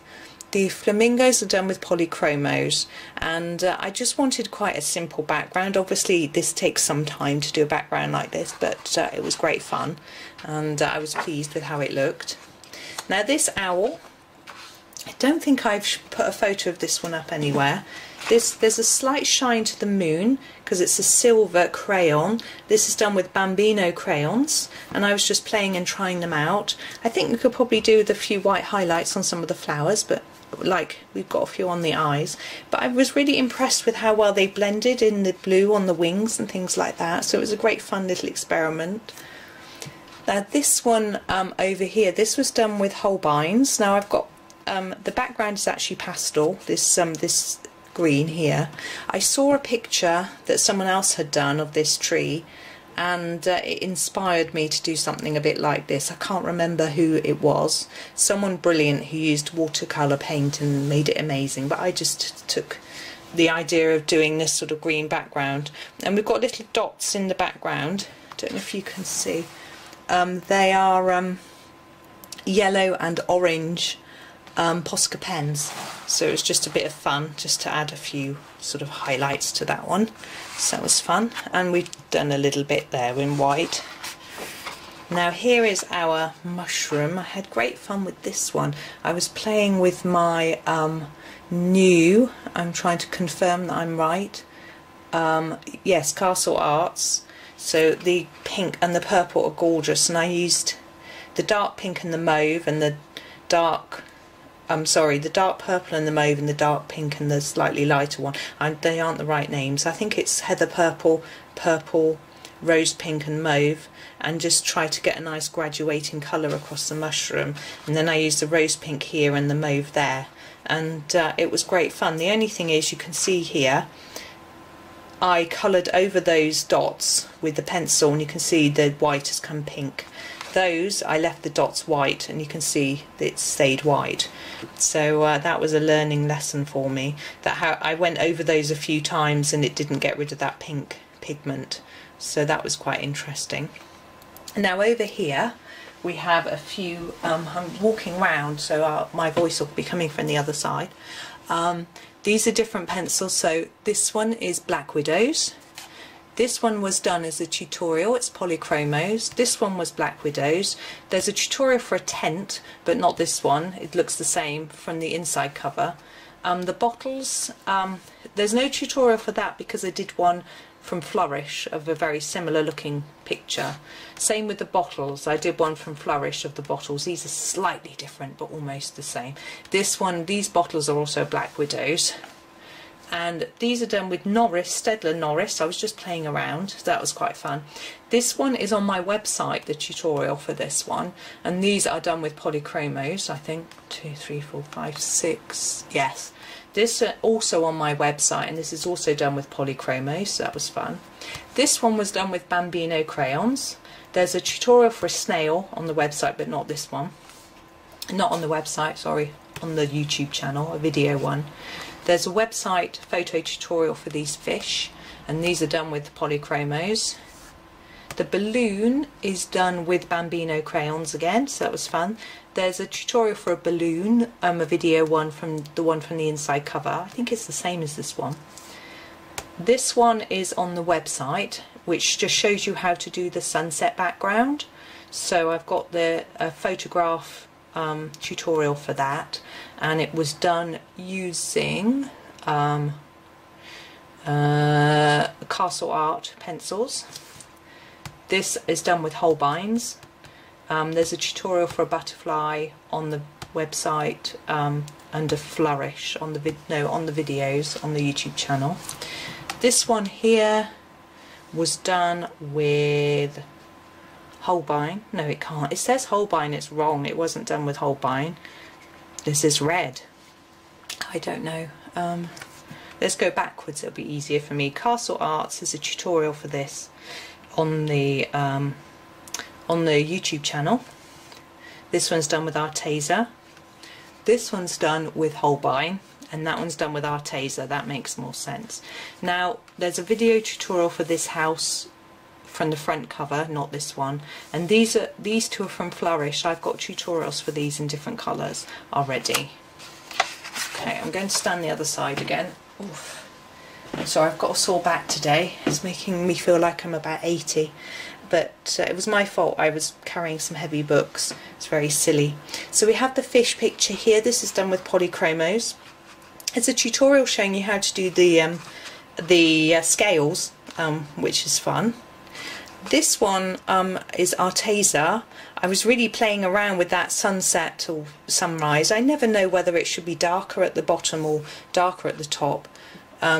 I've got no idea, but anyway, it was great fun, so it was good, so I had fun with that one. And it's got a black Posca pen border because the lines went right to the edge of the page, and I can't really pencil very well right into the margin, so I thought I'd just draw a border in instead. Now here we have this double pager. This was quite daunting to start with, so what I did was I took a limited colour palette. I'm trying to look at what pencils I did, Castle Arts, so I've only got 24 anyway, and I did every flower in 2 shades of pink, and all the leaves in 2 shades of green, and then a couple of browns. I did all the bricks and stones in the 2 greys, the buildings in a couple of browns. So I really limited what I was doing, all the mushrooms in the same colour red, and that helped me find it far less daunting. And even all the gemstones are different colours. They could really do with some white shine on them, but anyway, that's how it is. So by limiting my colour palette, it made it a lot less daunting for me. Now these 2 pages, I've done a tutorial for this particular square. These are done with Arteza, and I just wanted to do all sorts of different colours, which was great fun. And for this facing page, I decided, I was thinking of taking all the colours from there, but in the end I decided I thought it would look prettier if I just limited my colour palette, which I did. And I actually used Black Widows for that. They have some really pretty pinks. I've got the main set with the spider on the front. And here is our swan. She's very glittery because there's some glitter on the facing page. She shouldn't be glittery, but it doesn't matter. That one's done with polychromos. And I'm just going to move around so I can show you this butterfly. I'll push it across a little bit, and you can see the glitter on this one. I went a bit mad with my glitter pens, particularly in the corners. I don't know if you can sit there. So that was good fun. I have used a fixative on here, but it seems like the glitter still wants to come off. But that's the way it is. So this one was done with, so the swan was done with polychromos, and this was done with Arteza. And there's some Posca on there as well, silver Posca pen. Okay, this one's done with Bambino crayons. Again, it was one of those days when I just wanted to fill some boxes with colour and have some fun, and so I just used the crayons and then went over in some white pen in places and some yellow Posca in places as well. Now the cat is done with Castle Arts. I actually found a picture of a cat which I copied the sort of stripe pattern from, because I don't have a cat, so I didn't really know quite how to do it, but that was good fun. I also used the same graduating colour that I used on the mushroom earlier because I liked it. Now this page was done with Arteza, and again I picked a limited colour scheme because I felt it would suit the page better. There's a very, very light blue background which you can barely see, but hopefully if you look at these bits, which I sort of thought might have been like sea foam, you can see that they're whiter than the background. And I just wanted to do something pink and purple and blue and fun, so that's that one. Now our treats, we have polychromos, Black Widows, Arteza, polychromos, Black Widows, polychromos, Black Widows, polychromos, Black Widow, Black Widow, Black Widow, Black Widow, I think. So all of those are separate tutorials which are available. Some of them have come out. You've seen this one, this one, and this one, and this one, I think. That one's fairly recent, and that one. That one's today's. I think these might have come out as well, and that one. It might just be these two you haven't seen. I know I didn't do them in order, which is a little bit annoying, but hey ho, that's that. And then I had a lovely go with this one. It was great fun doing this little truck. That's done with Ergosoft pencils.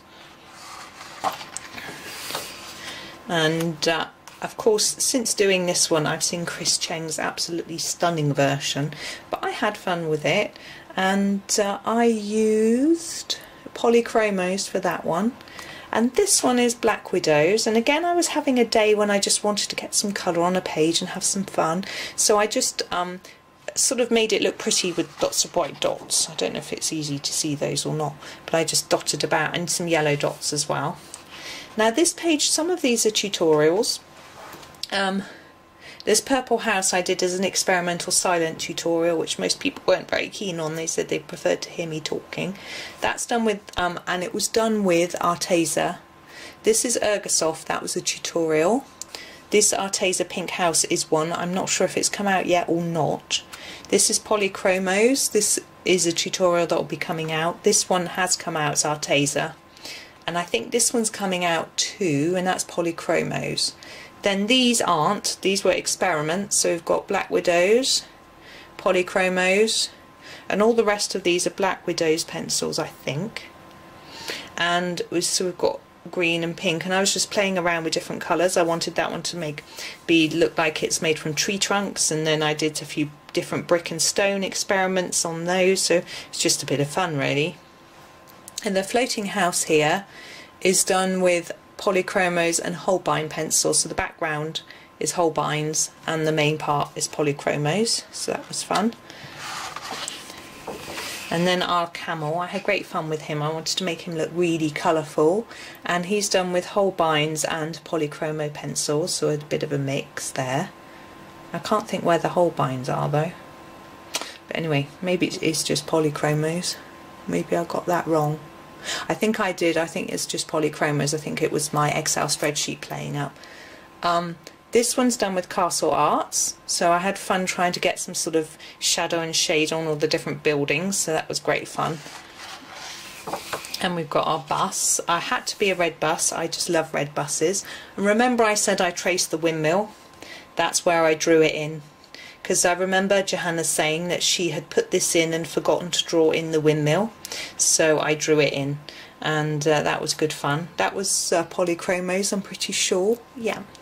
Now we have our ticket page. I should just move it into shot a little bit more. Now every single one of these is a video. They haven't all come out yet, and a lot of them are where I sort of review a different pencil or talk about a different pencil and how I found it when I coloured it. So this is Staedtler Norris. This one is Castle Arts, Black Widows, Polychromos, but with only 12, so the 12 that are in the 12 set. That was Derwent Lightfast, Very Thins, which are a Prismacolor brand, but not the ones most people use. This was done with Derwent, Colour Soft, but also a few studios, because I've only got an odd few of those. This one was done with Arteza Premium. That's videos coming out. No, that one's coming out tomorrow. That's the Staedtler Ergosoft. They'll come out soon. This one's done with Holbein. This one's done with Bambino crayons. I haven't written that in, but it is. And that one's done with Prismacolor. That came out quite recently, where I showed you how appalling I am at colouring with Prismacolor Premier pencil. Okay, this one I just finished this morning. I was quite daunted by this page. It was one of my favourites, but I just didn't really know what to do with it. I used Polychromos on it. I haven't filled it in on my chart, I don't think, but anyway. And there's white gel pen in there as well. And I just used a very limited colour palette, as you can see, but I think the fairies living in those mushrooms might like having quite a nice pinky fairyland to live in. It was quite fun. I was quite daunted by Cherry Colours version of this, which was stunning, which I felt like I wanted to try and replicate, but I just couldn't, so I just went for something completely different. And here is another Galaxy Sky. I think that's the one I used for the tutorial. I may have experimented with one and done a tutorial with the other, I'm not sure. And this is all done with Polychromos. This one over the other side, I'm just moving around my camera so my voice will go strange for a minute. I need to scroll up my document so I can see. This has got a pastel background and the rest of it is done in Castle Arts. And then we have this one, which was done in Arteza. So again, another sort of sunsetty, experimenty background, which was good fun. And I just wanted lots of vibrant colours really, and it came out well with the Artezas. They do seem really vibrant. And then this one I wanted to be more earthy colours, so I used Polychromos on that one, and that was fun and kept to a limited colour palette. Now this one is done with Black Widows. They're very vibrant. I had great fun with that one. This one I wanted to look very, I felt like they were very industrial. I wanted to go for a three-dimensional look. I had been inspired by Black Canary's absolutely gorgeous version of this picture, but I was really pleased with how they came. Arteza, which are quite vibrant, so it enabled me to get quite a good deep dark colour. Now we have this page. I remember when I will always remember that I was colouring this drawing Prince Philip's funeral, and I picked something really positive, which was fun, and you can see there's some glitter on there as well, but it's mainly done with polychromos. And then we've got a few on the colour palette test page. We've got the little tent, which was done in polychromos, and the one on the other corner, which was also done on polychromos. And I had been testing some pens to see if they went through the page on the colour palette test page, and you can see that they did a little bit, so I didn't use them. And then we have, this was my first experiment with doing this sort of dark house, which was quite fun. So that's done with felt pen and Arteza, and this one up here is done with Black Widows. And then we have these flowers here. They're all the same. I just it was just a lovely relaxing exercise, and they're done with Black Widows and a gel pen. And last of all, we have our inside flap cover, which I'm going to move around to show you. Oops, sorry, hit the tripod. And if I move it across, you can see it in all its shiny glory. These are the Pentel glitter pens, and wow, they're going to look stunning in the Christmas book, I think. But that was great fun. I have done a video on the balloon for that one for you to see. So that is the end of the book. So I hope you enjoyed that. I hope that inspired you. You can see I haven't done the covers. I've only covered one colour. Coloured one cover. It isn't really for me, but that's the whole book. I'm going to have to go quickly now because my poor children have been sent out of the room while I record this video. They're probably bored silly, but thank you so much for watching. I hope you enjoyed that video, and happy colouring.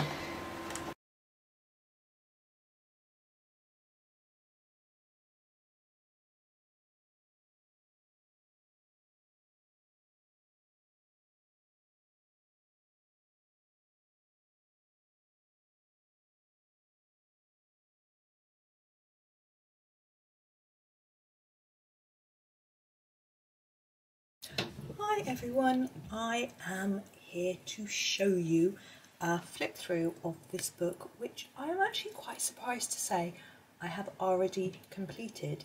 Now, I actually did it in less than 30 days and completed the whole book, which is quite amazing, I think. Anyway, I surprised myself. I'm not saying I'm amazing, I'm just amazed that I could do it. So anyway, I thought I would do you a flip through of it and show you what I've been doing.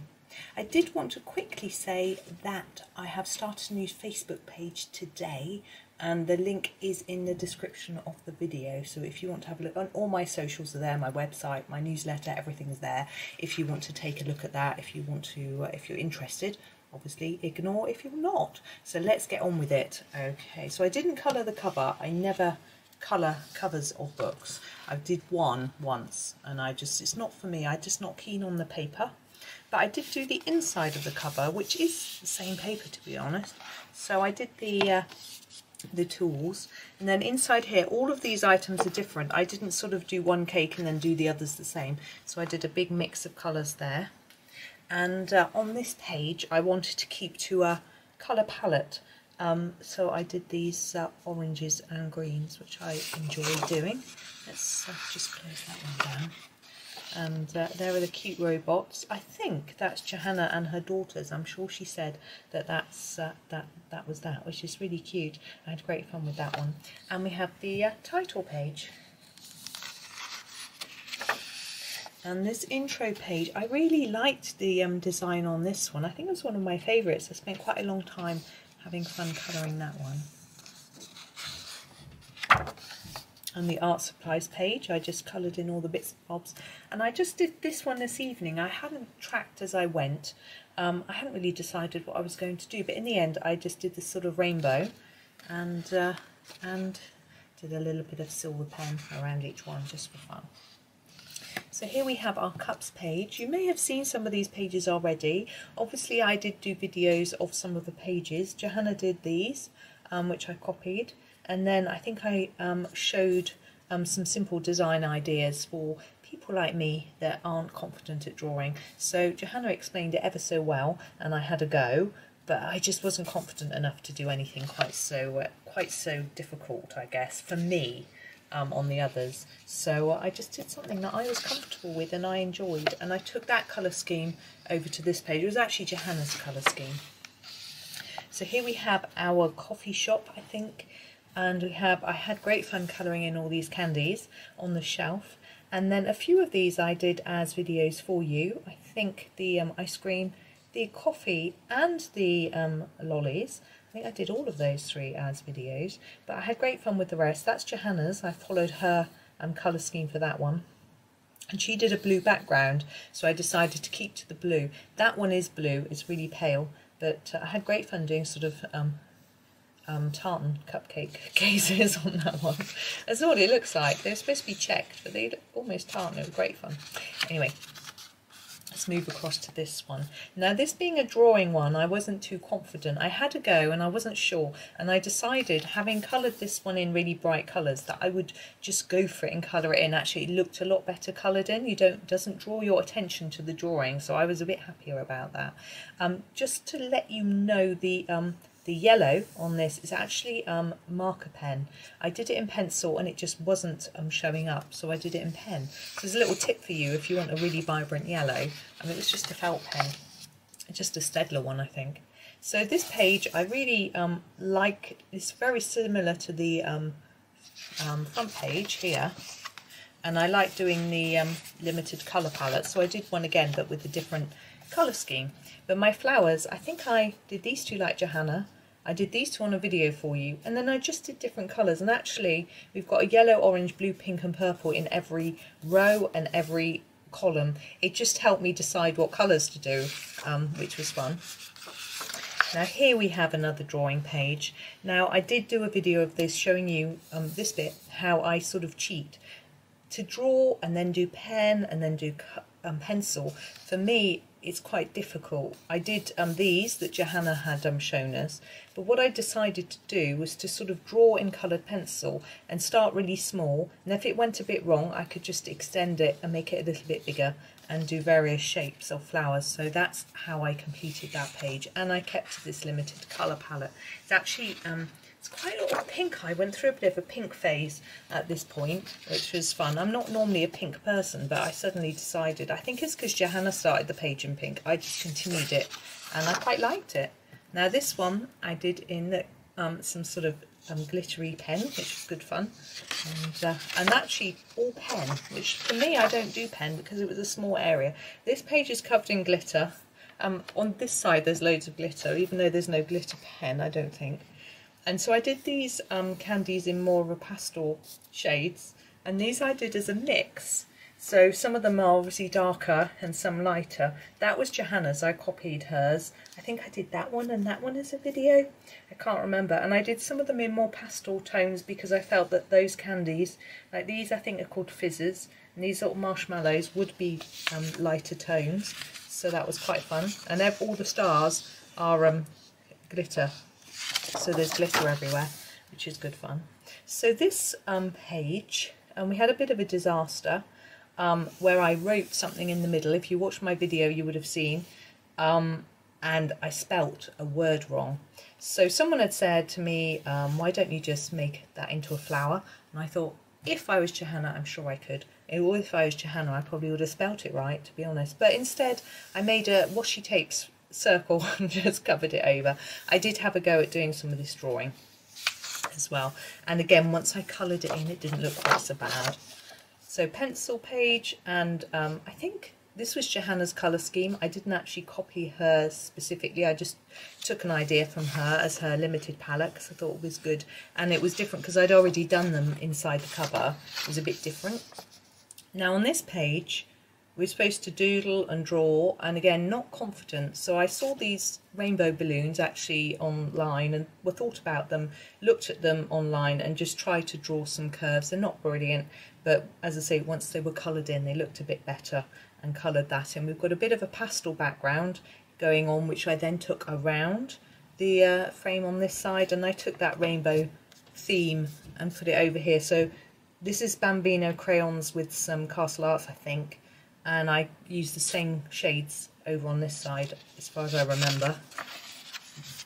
Now here we have our cake. My cake is very fat and clumsy. Maybe it would make lots of good slices, I'm not sure. But anyway, I had a go, and I did look better once I coloured it in and drawn these lines and things on it. So really I'm saying to you, if you're a bit worried about doing the drawing, colour it in, and I think it really helps. But I had great fun colouring in all the rest of the cakes. I didn't do any cake colouring tutorials for you because I've done loads from Worlds of Wonder. There was a whole page and I did all of them, so I thought you didn't really need more. Now here I went a bit wild with the glitter, so do more of what makes you happy. Who doesn't find sparkly shiny making them happy?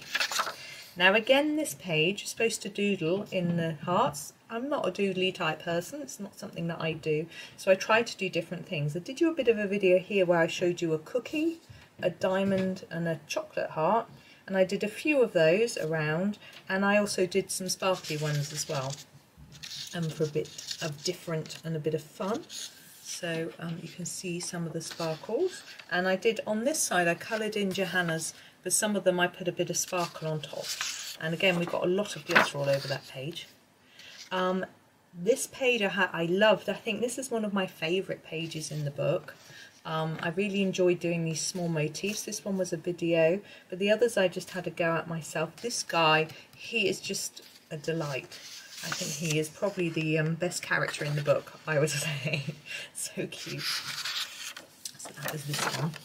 Now this page, what I did here was I actually did draw I felt a little bit more confident with leaves. I followed Johanna's video and paused it and copied the leaf shape she'd done. That one I actually forgot to ink, but and then I just did some really simple ones on this side, and stuck to I think I did a video of this bit to show you my colour scheme. I used Prismacolor very thin pencils and just stuck to a really limited colour palette again. Well, I say really limited, 4 greens and a couple of oranges and reds, I think, maybe brown, I'm not sure. And I did my butterflies in purple just to make them stand out. Now we have the lovely robots. I'm not one for thinking about robots helping me in the house. I have 2 boys for that. So I wasn't really thinking about what chores they would do, but I had great fun just choosing lots of different colours to colour them in, and all of them are sort of 2 tones, so there's 2 blues, 2 greens, 2 greys, etc. So I had good fun with those and trying to make them look a little bit shiny and metallic.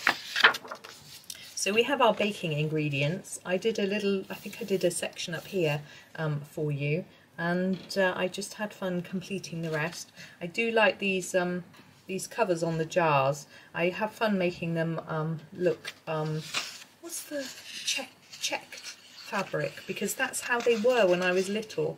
That's how they always used to be. So that was good fun. And sort of thinking about what colour to do all the different china. It's great fun.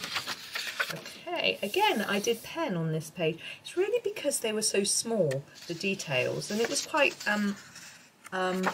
nice to actually pick up a pen and do something a little bit different. Eye-opening was what I was trying to say. So here's the recipe page. I totally cheated. I typed my recipe because my handwriting isn't brilliant, and I didn't draw anything. And I sort of put this on social media, and someone said to me, look, you've got tins in your recipe. You could just draw a tin. I was like, it didn't even occur to me to draw a tin. I thought, how do I draw a splodge of tomato paste? You know, it didn't occur to me. So I didn't even try and make it easy in the drawing sense. So I just stuck it in and with a bit of washi tape. So it just, and it's not a cake either because I don't bake. And I thought it's more authentic because I actually do a recipe that I actually cook. So it's fun. We do it every Sunday night. We make that. It's a really fun one to do. Now this page I also adored. I don't think it's more favourite than the underwater one, but I had great fun to do a little video of those two. But I also had, I love this one. It just turned out so well. I don't know, I think the drawing is so good. It reminds me of Tintin. I didn't make it look like Tintin's rocket and Yellow Submarine. So some of them I matched, like these 3 and those. I thought they looked like they were a set of stamps, and these 2. And actually those 4 I felt after could have been, but because I sort of mucked it up so they couldn't look the same, so I just kept them different. I like the fish as well, and it was quite fun doing all these little details and things. I had a happy time colouring that page. Okay, now this page, again, cheated. So I coloured in Johanna's circle, and someone suggested to me that I do a collage. My pictures are a little bit small, so I put my pencils in the middle because that's obviously my greatest joy, and then a few of my favourite pictures. So that was my first one that I did that I really was proud of, and I entered it into it was a competition in a colouring group. There's no prize, but I entered it and I won, and it was supposed to be in the style of a different artist, and it was, so that was good. This is one of my favourite pictures of Johanna's. It's not my favourite colouring, but it's my favourite picture, so that was nice. Okapi's got an interesting history in my husband's family, so that means a lot to me, that one. And the Galaxy Sky, it was the first time I'd done one, and I had great fun. So that's why I put those there. So it wasn't, I did cheat. But this one I had some great fun with my glitter pens on that. I just wanted to do sort of something a little bit different.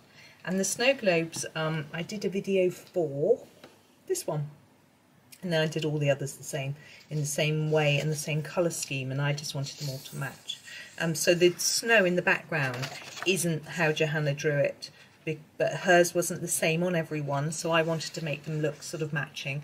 But by the time I'd done this blue Posca pen, it sort of covered up what she'd drawn, so I could just do... I actually was a bit creative, believe it or not. So here's my ice cream, which the video hasn't long gone out actually.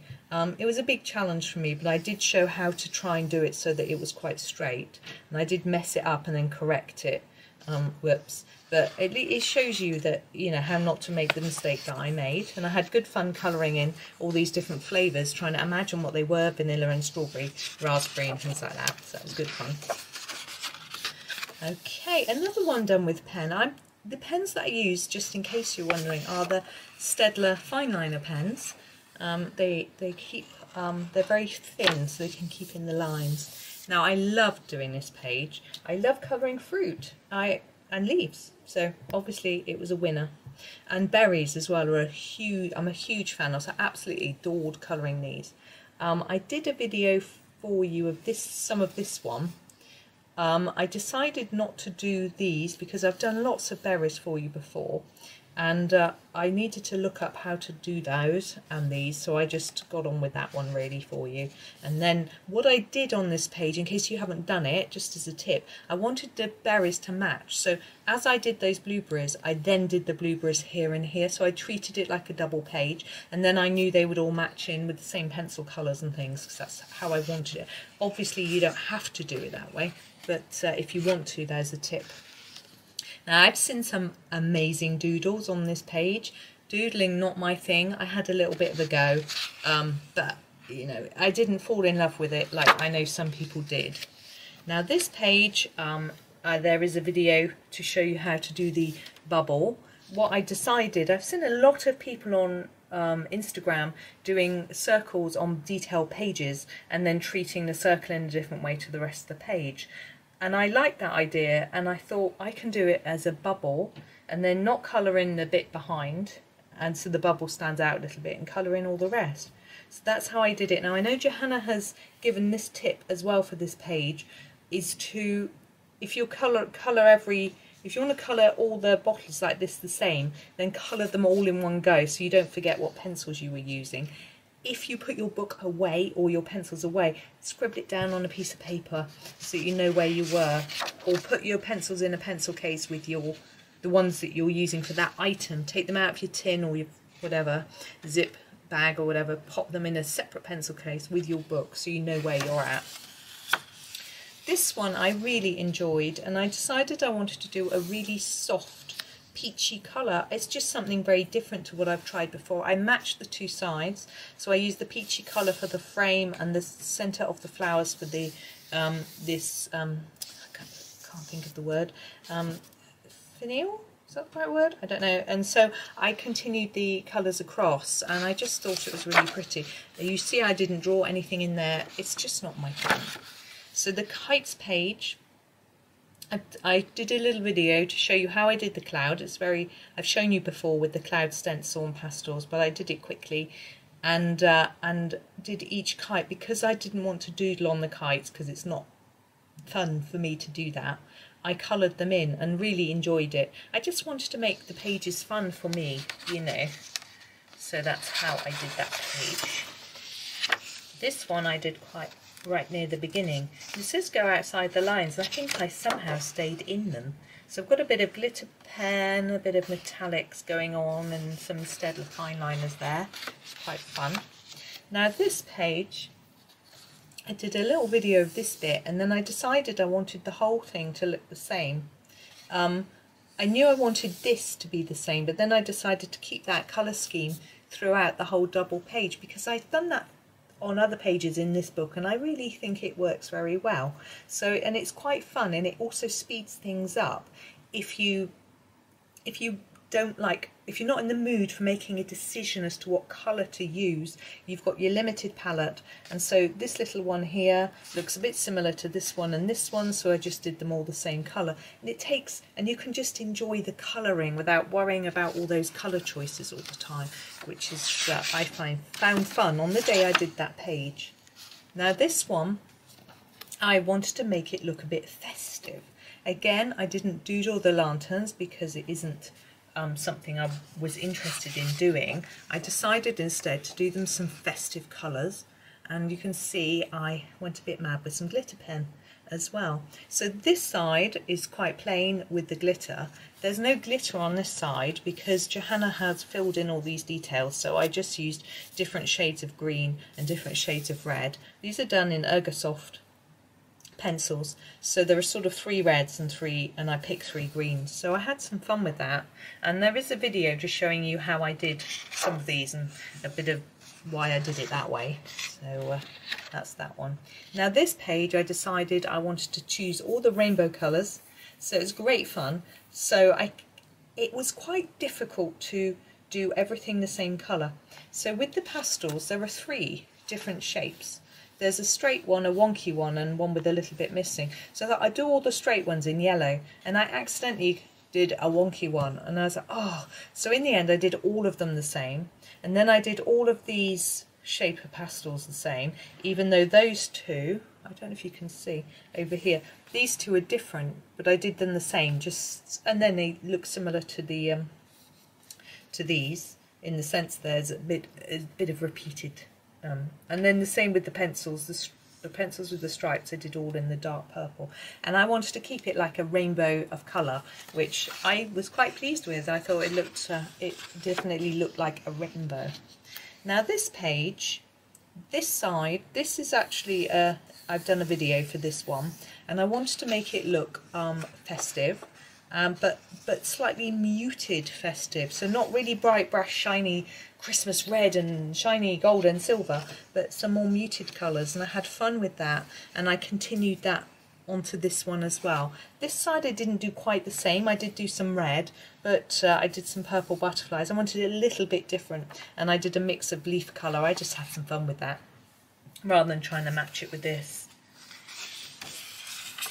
And this page, now Johanna drew this, and I coloured it in, obviously, and what I decided to do on this page was to make it easier for myself. So rather than just doing a stalk, which I thought I might not get them all pointing the right way, I did this sort of grassy effect all round first, and then I had somewhere to start me off, and I could just draw my stems coming out, and it made me feel a bit more confident about actually starting. And then I just did different styles of flower. I drew them with my pencil, which I felt more comfortable with doing, and that's how I did that one. Now I put my quote, because this is the quote that I spelt incorrectly earlier on in the book, so I thought I would write it and glue it in, and then I couldn't make that mistake again. It's a little bit small, but it's there.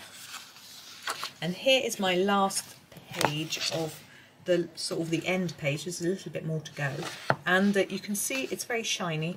I've done this as a video. It will go out a bit later, and I wanted to make it look all Christmassy. I've noticed how blue this bit at the top looks. I thought it was green. Now it looks a bit blue, but never mind. So there's my sort of Christmas cake. I thought we'd do a really fancy Christmas cake. How delicious.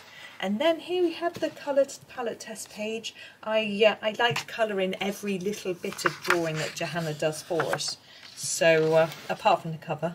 So these are as well. We've got a lot of glitter going on this page though because of this page. This the front inside flap took me a long old time, so I thought this would be much quicker. It was a toss-up between doing this or doing a whole black pastel and a coloured pastel like rainbow and then doing black on all of them. And this I had some pens to try out, so this is where they got used, and I think they're quite shiny. So that was fun, and that is the end. So so there's the book, all finished. So that was that's the sort of excitement for you. I'm really actually quite excited, and I wanted to finish it before December so that I could crack on with the Christmas book. And I had a look in Johanna's Christmas this morning, and I've got 3 pages left. So it's not going to take me too long, but I've got a lot of other Christmas pictures that I'm going to have a go at as well. So I'm really excited to sort of move on to, you can see I've been doing some Christmas themed stuff in here because I'm just excited about moving on to Christmas now. I'm suddenly it's got cold and I've got into the mood for it. But anyway, I'm going to go because I'm rambling, and I hope you enjoyed that, and I hope it had helped you a little bit with some thoughts about how you can do your book. But thank you so much for watching, and happy colouring.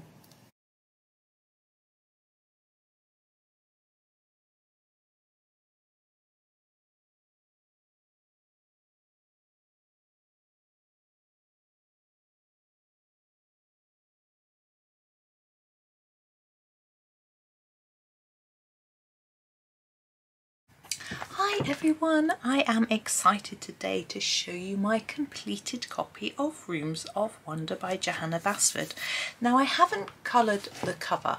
I don't normally colour covers of books at all, and it's actually a little bit grubby, which is part of the reason why I don't do that. But also I don't like the paper very much for colouring on. However, I did colour the inside cover, so let's open up and have a look.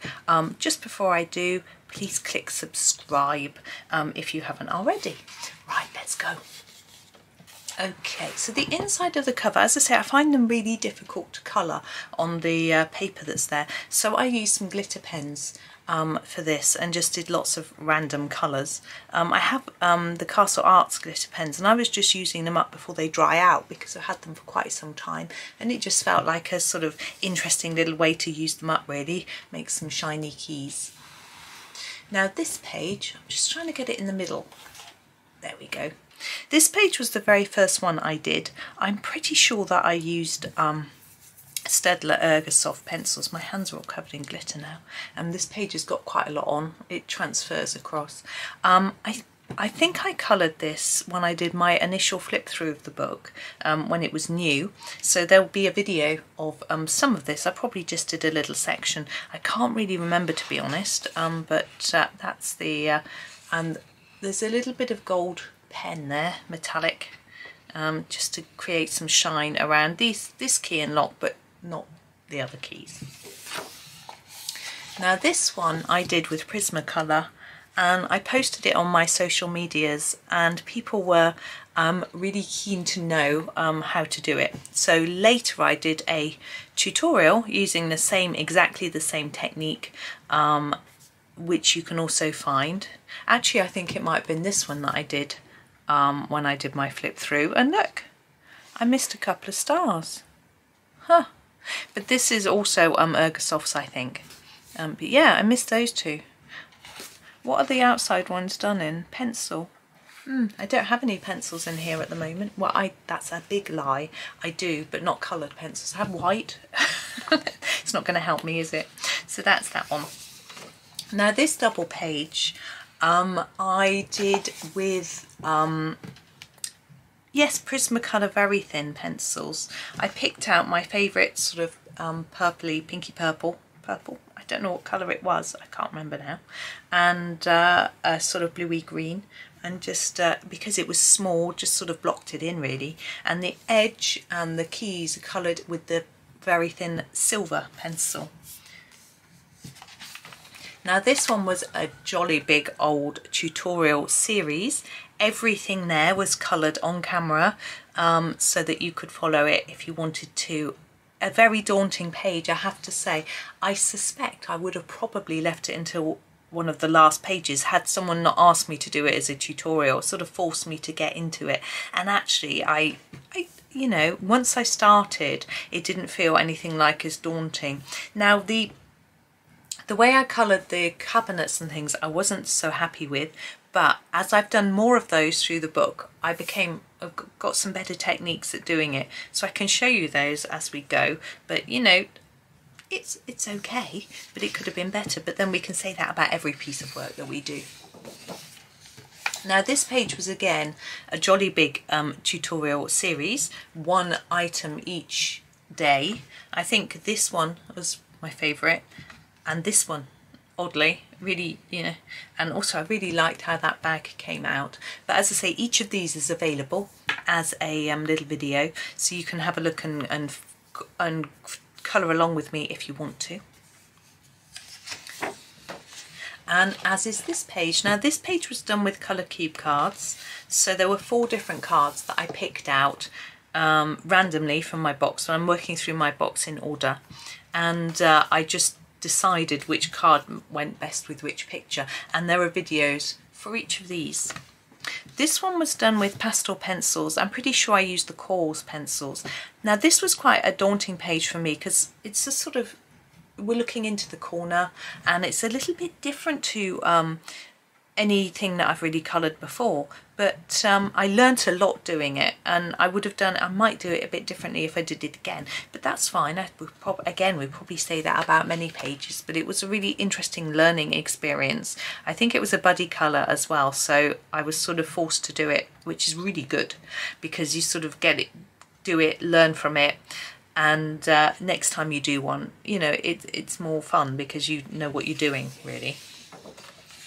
This one was a tutorial as well. I coloured a little section on camera and then did the rest myself off camera, but you can find that one and learn how I did the different bits. Probably, if I hold it a bit flatter, isn't it? This one here I tried to sort of match a little bit, but this one, not sure what pencils I used. Looking at that purple, I think that's Polychromos. This one I did with my Tombows, and I used the same sort of limited colours with the pinks, blues, purples, but obviously it's a different pencil set, so the shade's a bit different, and there's some silvers in there as well. Again, this was quite a daunting page, and just before I did it I saw an amazing version of it which slightly made it more daunting. I had considered doing some pastel in the background, soft pastels for the sort of wall, but because the silvers are so pale, I thought it would just take up that colour, so I decided to just leave it the white. And because these are so pale, I felt that anything I did in the background would actually fade it back, so I felt the white helped it pop off the page a bit better. It's a good excuse, isn't it, for not doing a background. This page was done with Castle Arts. Let me try and flatten that for you. Castle Arts pastel pencils. I tried to make the pages match as best I could. I didn't colour them at the same time, which was a little bit of a mistake because I couldn't quite work out what matched what, but I think I almost got there. I didn't do any of the sort of peachy colour that's there on this page, which I've just noticed. But anyway, again, lots of little florals. It can be quite daunting, but if you bunch them up in colours, that really helps, I find. So I found it, you know, that helped me a little. Now this double, excuse me, I'm not sure what pencils I used for this, but again I kept it really I wanted to keep it quite simple. I've seen this done so brilliantly, but for me this was just quite happy. I was quite happy just keeping it with a very limited colour scheme with no background. You know, I just felt that I wanted the colours to pop off the page, and there's so much background that it was just too daunting, so I didn't do one. However, this one I did. I used a colour cube card for this, which had these sorts of Caput Mortuum type colours in. I'm assuming I might have used Ergos, but I'm not entirely sure, and the oranges and things. It's quite a limited palette. I don't think the orange flowers are particularly pretty, but they go quite well with this. You know, it worked. I just had no idea how to do it, so I grabbed a card to help me. That's what they're for, isn't it? And I put lots of orange dots in the background. I have no idea why. There we go. This one was done with Staedtler pencils. I'm not sure whether it was Design Journey or Ergosofts, and I wanted to do this sort of galaxy background because it's a smaller background. I feel less daunted by it, and so I used a mix of different colours and a blending pencil. I tend to use a white on top, a good quality white like a luminance, not a Staedtler white. Sorry Staedtler, but you need something a little bit better to sort of smudge and fade it. And then the white dots help bring it all together. And yeah, so I did that and then sort of matched in other bits and pieces. I've noticed the pages of the book haven't been coloured in. I don't think they have on, only that one's been missed out. Oops, never mind. There's always something, isn't there? Okay, now this one was a page I was so looking forward to doing. I'd seen so many really pretty versions. I did this with Prisma. I'm not massively experienced in using my Prismas yet, but I was really pleased with how it came out. I kept again to a limited palette just because I love doing mushrooms this colour. So I was just like, that's what I'm going to do. This one, however, was a whole different thing. I used a colour cube card. Now there was a yellow which I used for the dots on the mushrooms, and then this sort of bronzy, I don't know, ochre I suppose, colour, which was really close, so you can't tell they're actually different colours very well. And then we had the grey stem and the blue background. It was, I wanted to keep it as simple as I could. By colouring them all the same, it was easier. Although there's a repeating pattern through, I felt that I wouldn't have been able to cope with doing each type of mushroom a different colour. It would have just been too difficult for me. So I just kept it really straightforward. Now this page has all sorts of bits and pieces. I'm just looking. I'm pretty sure I've used polychromos, I'm thinking. Yeah, I really you know, enjoyed doing every little detail actually on this page, and I had considered doing a background, but because there's so much white, again, like in the pages of the book, in the centres of the bottles and the glass and things, and here, I thought if I put a pastel on there, it would just be really difficult to keep away from those bits. So I decided to, in the end, to just leave it white, and it just sort of pops off the page, I think.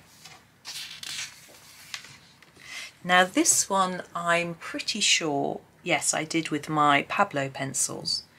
Again, I kept to a very limited palette because I felt quite daunted by this page, but as soon as I started, I was fine. I'm like that with a lot of them. Once I decided that if we keep all the sea creatures in pinks and all the sort of corally bits in purple, all the rocks the same colour, the water the same, you know.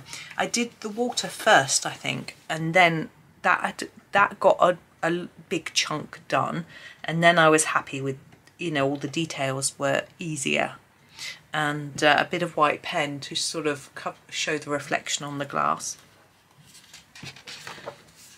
Now this one, I know some people really find these, they don't like the repeating pattern, but actually if you don't like doing the same thing over and over, you could do each one differently. But for me, I was in the mood on a day when I just didn't want to think about colour, so I grabbed what I think were Staedtler pencils and just, you know, chilled and coloured and didn't really worry too much about shading and things like that, and kept it really simple.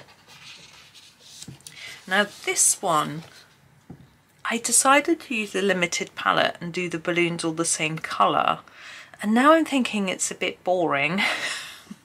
I've seen some with really pretty looking different colour balloons, and I think I probably should have done some sort of rainbow colours or something like that with the balloons, but you know, that's fair. The background is a soft pastel with a cloud stencil, just to put a little bit in there, and a little bit of green across the bottom because you know, wouldn't have clouds right down there. So that was that one. Now this one I did quite early on. This is Staedtler. No, it's Polychromos. Sorry. And I just picked out the flowers that look similar and kept them in similar colours. And yellow backgrounds I find quite difficult because there's lots of white in there that I've missed. I can see it now and I struggle to see it. I think if I put on my magnifying glasses when I did it, I might have found, I didn't have them when I did it, but I might have found them better.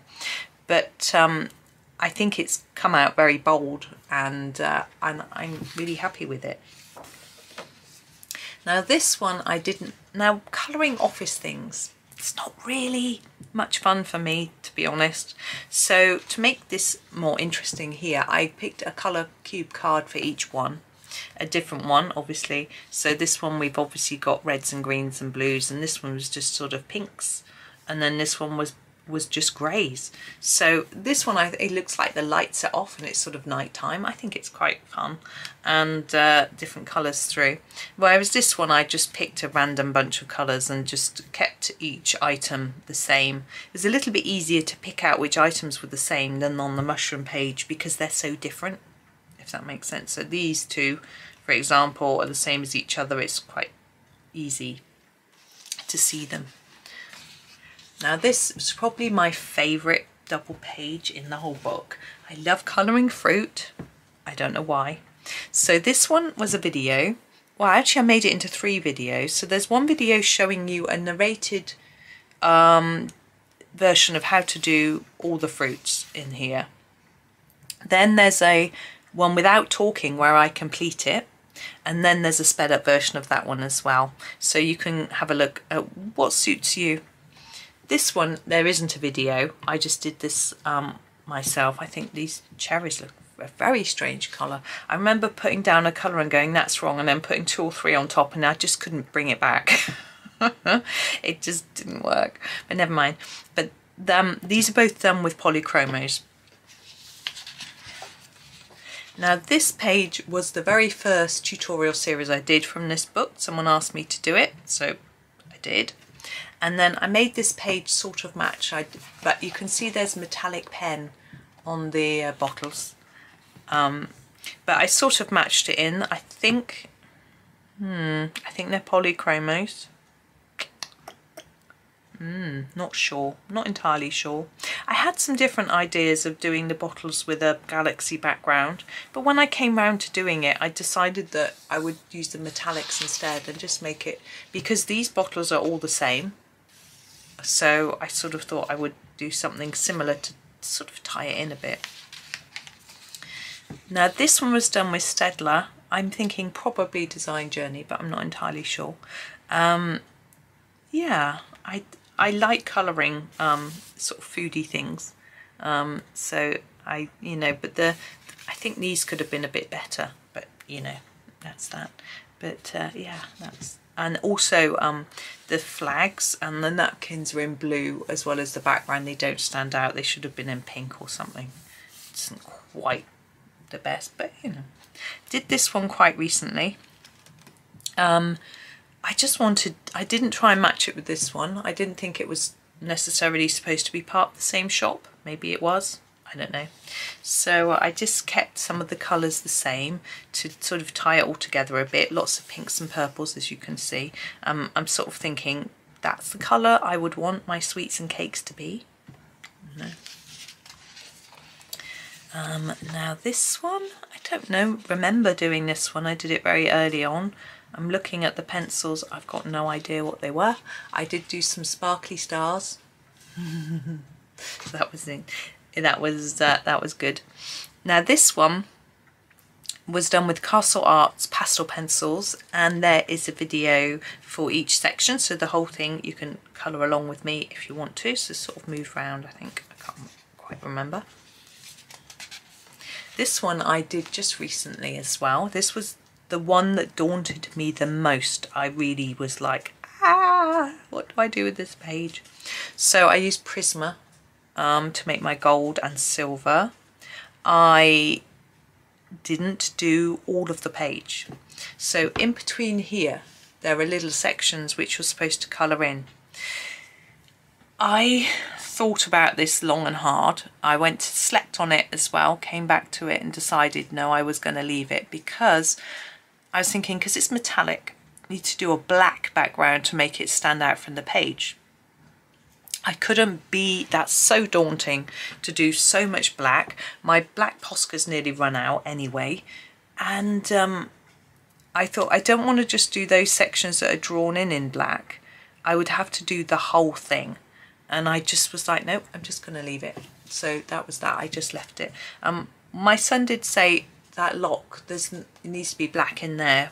I was like, yeah, maybe, because it goes nowhere. There's no lock. It's just the air behind it. I was like, good point. But anyway, I can see a bit I missed there. There's always a bit, isn't there?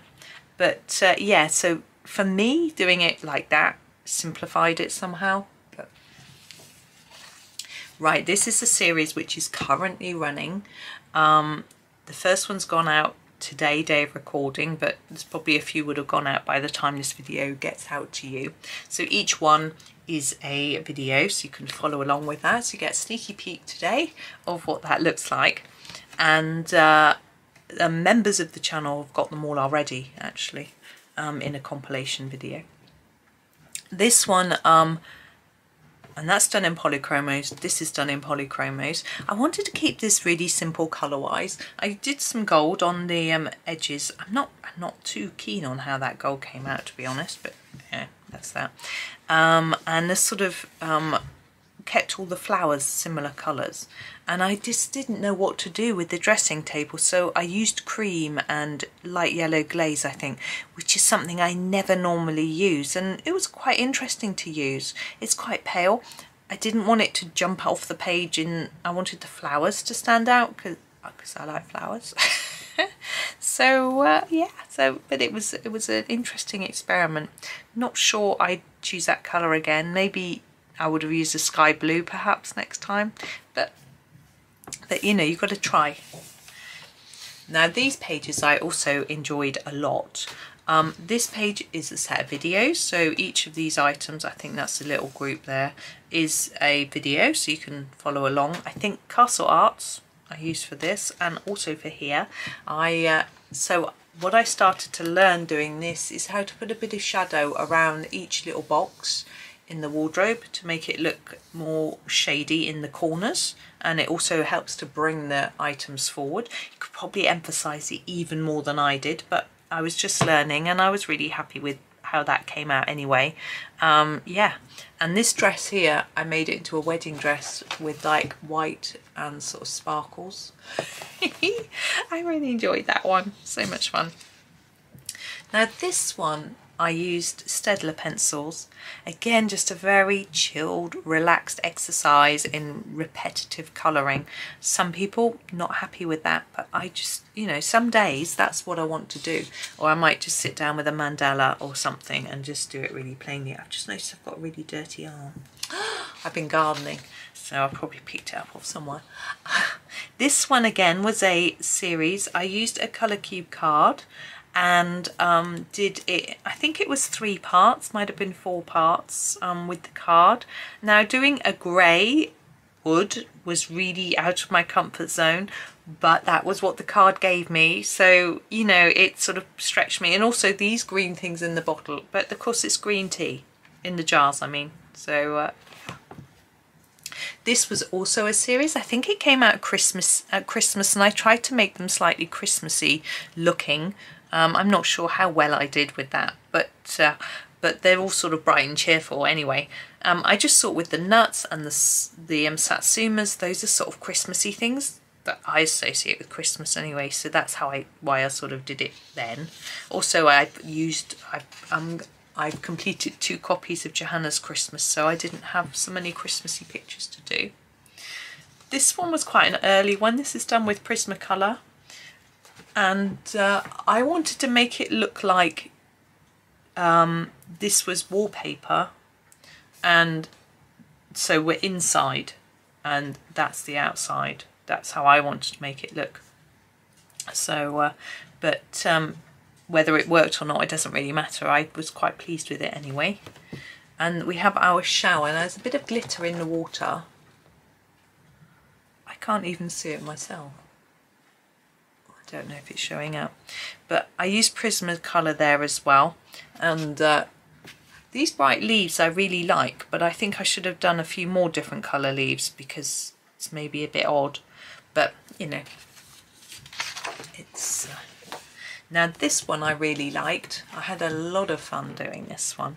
Now I just kept that bright rainbow theme throughout. I did cheat and copy, see I've put white in between the lines of the rainbow. I saw quite a few people had done that on their versions, Emily Illustrator for one, and I copied it. But I didn't do it on these. And I just kept those rainbow colours through all these items as well. I just thought it would keep it really bright, and I just and it also helped me to choose colour. I thought, well, if I use those 7 colours everywhere, apart obviously I used wood colour for this, and this one I learnt a lot more about getting the shadow behind here to make the shelves look like they were set back, you know, putting really dark around the edge and then a bit less in the middle, but still making it darker than the shelves that are closer to you. So I was sort of learning about that as I was colouring, or sort of teaching myself, I guess, and thinking about other versions I'd seen. And what I do is I look at someone's picture and I think, what is it that makes that good? What have they done? Let's analyse that little bit. What is it that they've done there? And then I try and replicate that in my own work. This one I was a little bit disappointed in, I have to say. This colour in the background I think is horrible. And I don't know whether behind here really should have been sea coloured. I just no. And I noticed a friend of mine did this page yesterday, and she said, oh, I've only got the things on the plate left, those things. I said, oh, I'd completely forgotten to colour those on my version, which I remembered when she mentioned them because I didn't know what they were. And so I coloured them like buns, you know, cinnamon buns or something. We didn't know what they were, but we assumed they were some sort of food because I was colouring this page, so it was just over the page. So this page is a video. One of them is done, and obviously they're all the same, so that's a video. This page I almost did as one, and then I just wanted to get lost in it myself, so I just did it on my own. There's a lot of repetition in here. I did all these all differently, except the chocolate sticks, which I did all the same, strangely. Anyway, and then down at the bottom here, because we've got the same jars, the same bottles, all that sort of thing, then I made them the same colours, but I'd give you my little trick. So this jar here, Madder probably, and then when I coloured all those, I took that colour and did a few of the sweets. And then when I coloured those, I took that colour and did a few of the sweets. And that, because I find doing things like that really difficult. I don't know why. I'd rather just colour them all the same colour. So I did that, and then we got a bit of a mix in each jar. So that was that one. And that was coloured with polychromos. This was coloured with Prismas. It's very rare for me to do a video in Prismas. I really like how transparent they look. They almost looks, this colour on this tier, I don't know what colour it is, it almost looks metallic. It's one of the sort of purpley, violet-y colours. I don't know how I achieve that, but I like it. Maybe it's just a feature of the pencil. Now this page, again, had no idea what to do with it. So I used a couple of, this page here, the outside is done with a Derwent red metallic pencil. I bought one to try them out, and I thought I'll just try out on this page. So that's what I did. The inside I think is done with a Castle Arts metallic, as is this whole page is done with Castle Arts metallic pencils. I tried to use them to, obviously they're shiny in their own right a little bit, but I also tried to create an artificial look of shine by putting some darker and lighter areas in. So it was quite a challenge. And this page I also use metallic pencils. These are 4 videos. Can't remember what these are Castles. Yeah, Castle Arts pencils. So there are 4 videos for these. This page is a video just for this little bit. because I was testing my Brute Funa set of 12 metallic pencils, and I tried them out here. I really liked all the colours. I preferred them to the colours of the castles. And then I finished it off with the same set of pencils. But I liked them so much that I got the 50 set for my birthday, and they're completely different.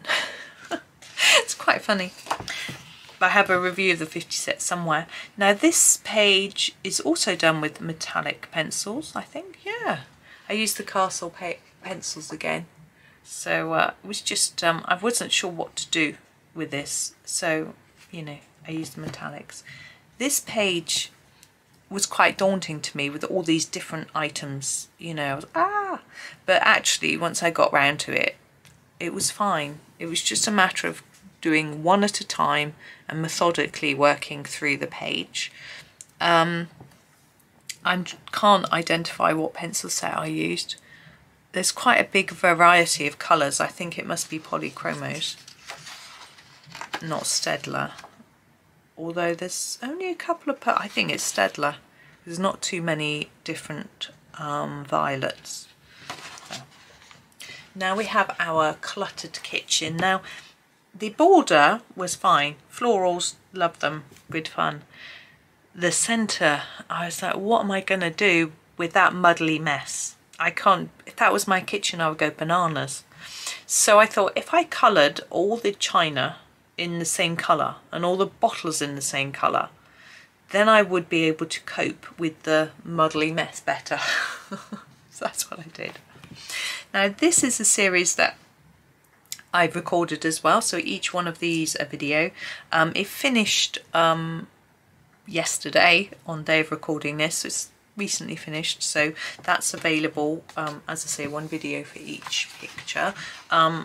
This, I'm trying to think of what pencils, I don't know. Did I use Arteza for this one? Not sure, not sure.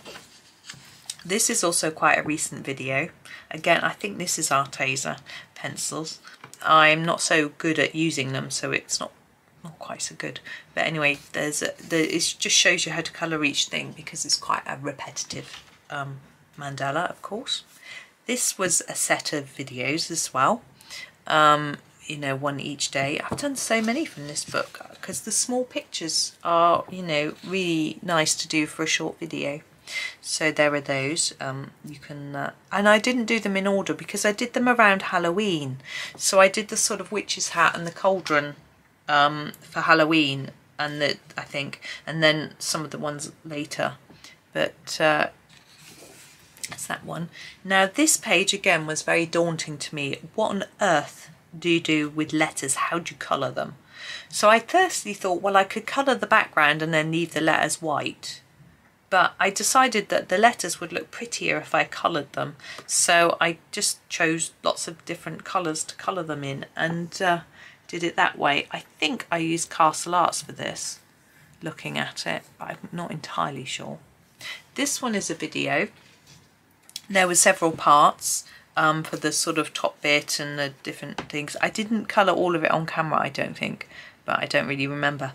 But that one again, what colour do you colour everything? So I did the parcels, I seem to remember, in green gold, and the letters, you know, you can see they're in blue, just to bring it together really. Yeah, I did this one really early on. I'm pretty sure it's polychromos. It's a bit samey with the green, but I tried to do a sort of bokeh style background. Not sure how well it worked in the end because I used a template to draw the circles and I think they were a bit too round. I'm sounding ridiculous. They were a bit too staged, you know. They should have been a bit more rough maybe, but anyway, I tried and I learnt something. It's the main thing.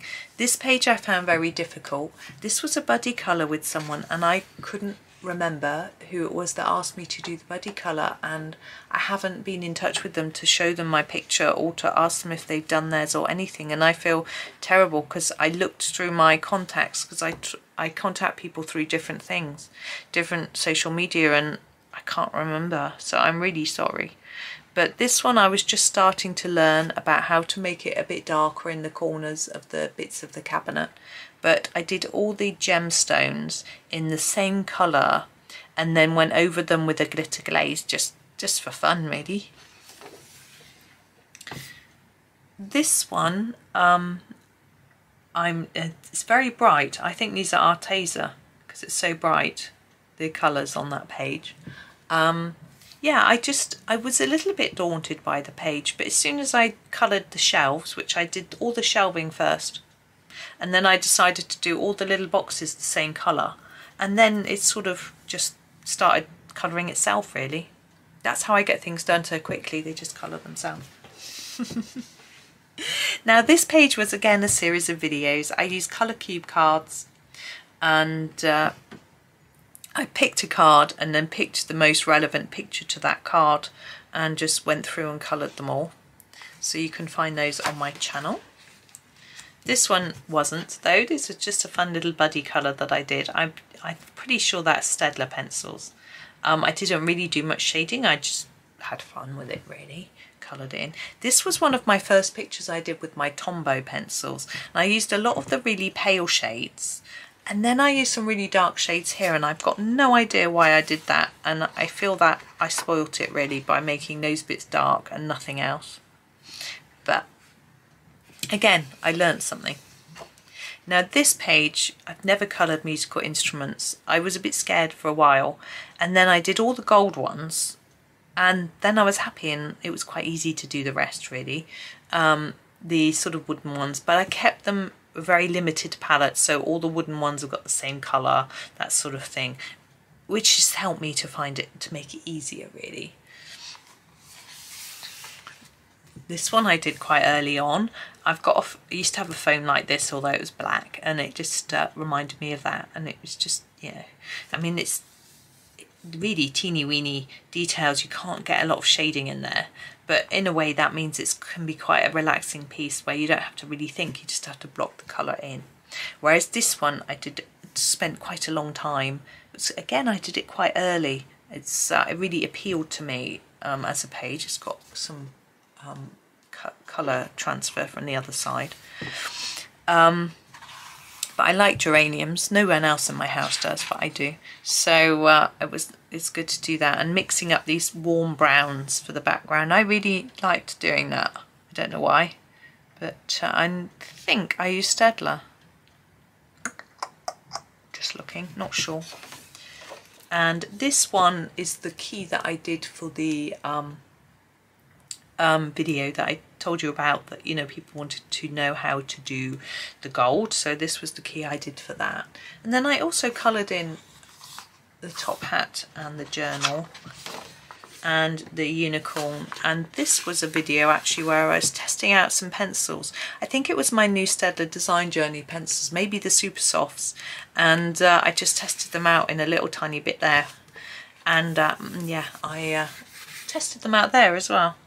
And then lastly, I continued my glittery key theme on the last page. So there is the book, all completed. So that's really exciting. So I'm all ready for Johanna's new book. So where is it? I've got a few other books that I want to complete now before her new one comes out, so that's fun. And I'm going to be doing, I know I've done lots of videos from here, but I've got some plans to do some more videos from Ivy and possibly World of Flowers as well. So there will be more Johanna Basford videos, but also ones from other books as well. I've got some Rita Berman plans as well.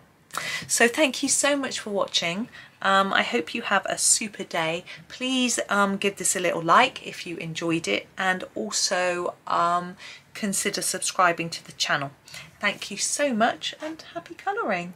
Hi everyone, I am really excited today because I have finished Small Victories, and I am going to show you a flip through of the completed book, which is, I'm always so excited when I finish a book, but also slightly sad. I only just finished the last picture, and you know, it's lovely. It's a really nice feeling to finish a book, but it's such a lovely book. But anyway, I can always get another copy.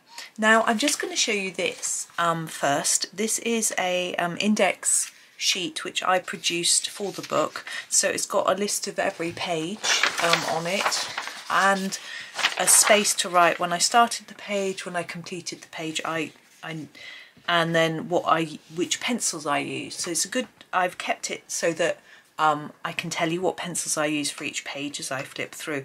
But this is available for you for free in my Ko-fi shop. I'll put a link in the description so you can grab it if you want to do the same thing for this book. I know quite a few of you have already, but just in case you haven't, it is there. And there are sheets like this for all of Johanna's, not all of Johanna's books, most of Johanna's books, and some of Rita Berman's books, and lots of other free stuff in my Ko-fi shop as well. So just so that you know that's there, so you can have a little mooch if you want to, swatch sheets, comparison pencil swatch charts. There's all sorts of things. Anyway, let's get on with the flip through. So we need to get a little bit closer, I think. There we go. Now I haven't coloured the cover. I rarely do. I've done it once. I'm not keen on covers colouring, so I haven't done the outside, although I have done the inside here, because I'm just going to come out a tiny bit, because when the book flips, I can't see. There we go. The outside gets grubby, so I don't colour it, and I'm not very keen on the material, but because it was such a small bit, I thought I'd just have a go. And I used Ergosofts here, and it coloured fine on this sort of matte paper, so that was good. Although, you know, it's quite hard colouring, I had to put something underneath there. Now this one is, I think I'm going to need to use a pen to keep my place on my chart. So yes, this title page was coloured with polychromos, and there's a bit of gold pen on there. I don't know if it's easy to see. So on there in the stars, I used some gold pen and did that one. So just a big mishmash really. I just didn't think about colour scheme. I just enjoyed myself and coloured all sorts of things. This one I tried to keep to a more limited palette. There, and just did the leaves all different greens, which was quite fun. That one was also done with polychromos. Now I used a lot of Ergosoft and polychromos on this page, in this book, because you need a nice sharp point on your pencil. Some brands aren't so good for that, for keeping the point, and I didn't want to be forever sharpening. Now these are done with polychromos as well. I actually used quite a similar colour to that one, which is interesting, but there are those. Now this butterfly symmetrical design, I used Pablo pencils for this one. Didn't find them quite so easy to use because keeping the point, sharp point, was a little bit more tricky, but I like the colours in the Pablo, so I had a go. Now this page was done with Staedtler Design Journey pencils. Yeah, I can see that actually looking closely. I was almost going to do this one as a video, but I noticed that other people had, I think, is it Marit's Colourful Adventure, something like that? And Emily Illustrator had also done this page, so I thought I would leave that because there are other videos. I know some of you probably don't follow them, but you could go and find them if you wanted. But I just decided not to. There are so many pages in here that could potentially be videos that I didn't do all of them. However, I did do this one. Now you may have seen these, so they did this one at Christmas time, and then this one sort of New Year's, and then I just did the others later. So those were done with Ergosoft pencils, mainly, I think. I think some might have been Staedtler Design Journey. They've got the same colours, so it's quite difficult to tell which are which. And this one was also done with Ergosoft pencils. This pink is a particular favourite of mine, although I'm not a pinky person. I do like this sort of more salmony pink, which is number 25 in the Staedtler set. Got a bit of a drew a line there. Now this one was done with polychromos. I looked at it thinking it might have been Derwent, but I can see now that it isn't. Polychromos, and there's some gold pen for the stars and things. Didn't do a background. I think because the house is quite pale, if I'd done sort of a night sky, it would have gone on top of that. Now, the houses. I find houses quite difficult to know what colour to do them. So on this page I just decided to keep them all the same, and I've done that quite a lot through the book on the house pages, and I actually rather like the fact that they match. These are done with Staedtler Design Journey pencils. Yeah, and I just wanted to keep them the same, and this isn't the first house page that I coloured. The first one I did I really liked, so I sort of copied that idea through.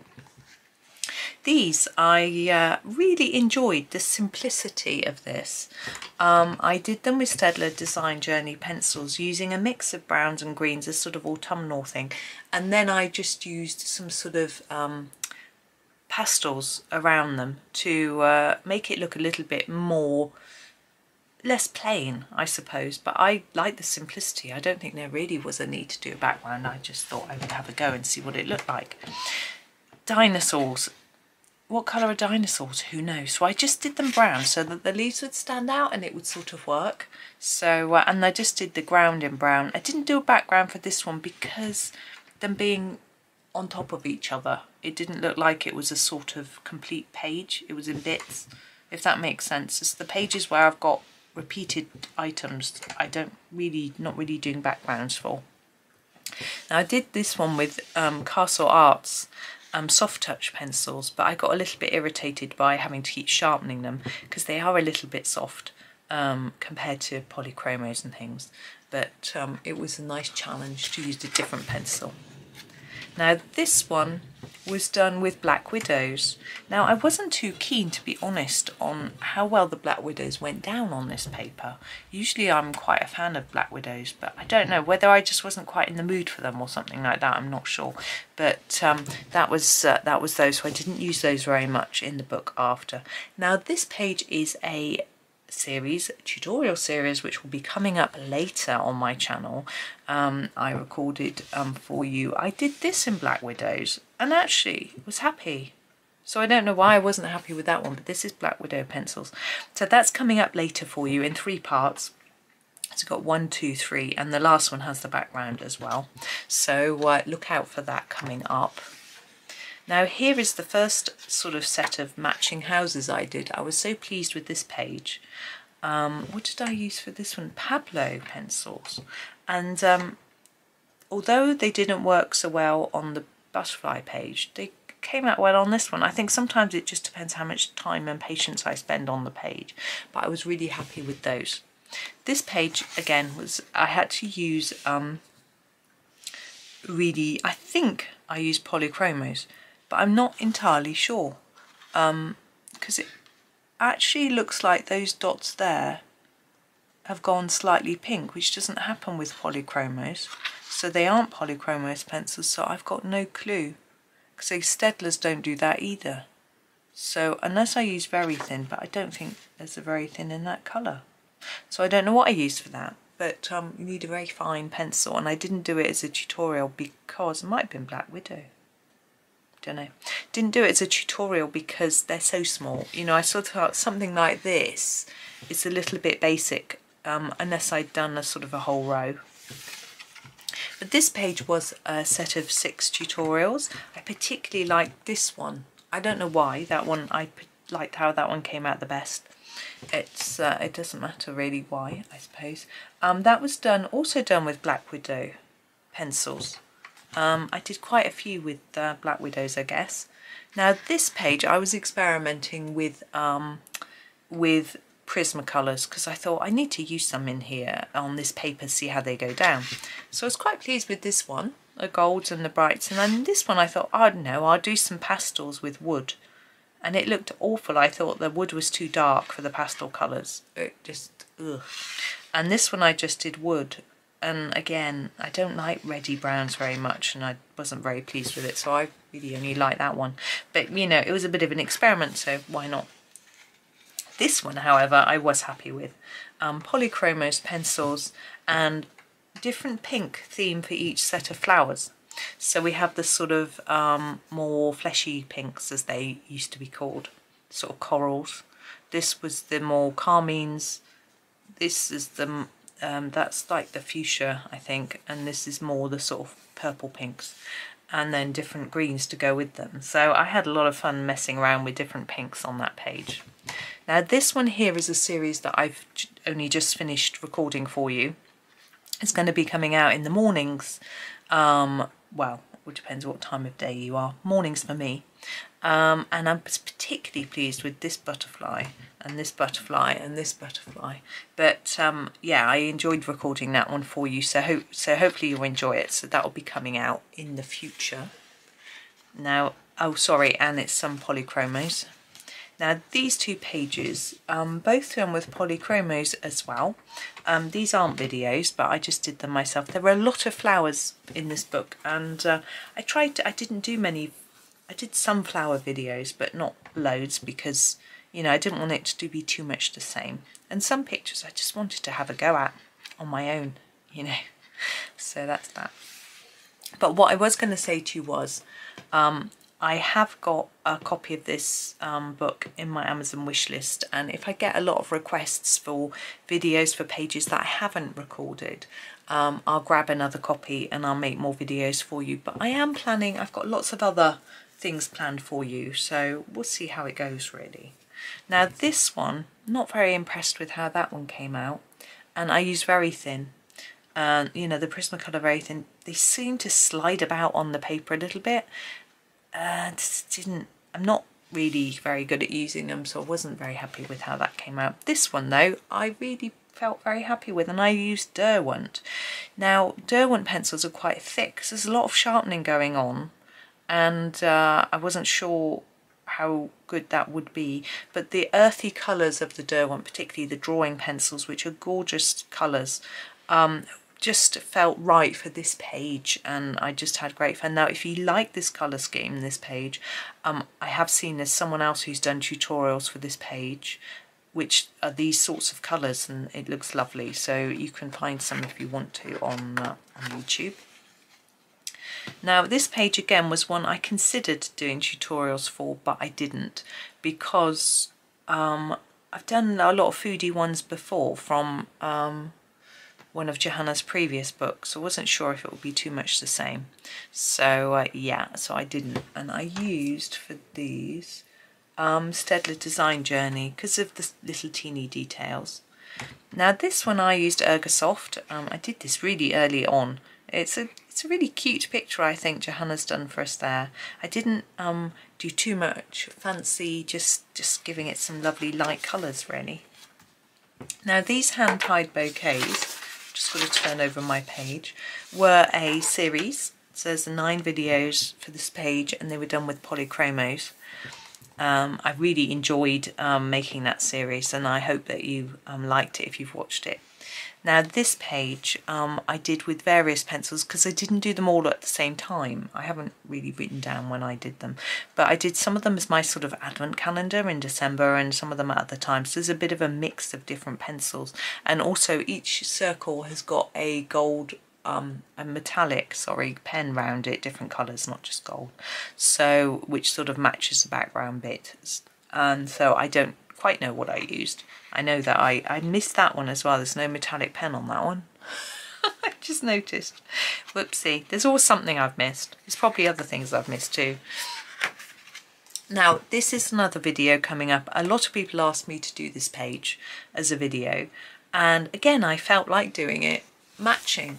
So it's only one video, which is an hour long, doing all of them sort of in one go. So I hope that's okay, and you can look at that in the future whenever it comes out. I've got really ahead with my videos, so it will come out at some point, and that's polychromos, but you can follow in any colour, any brand of course.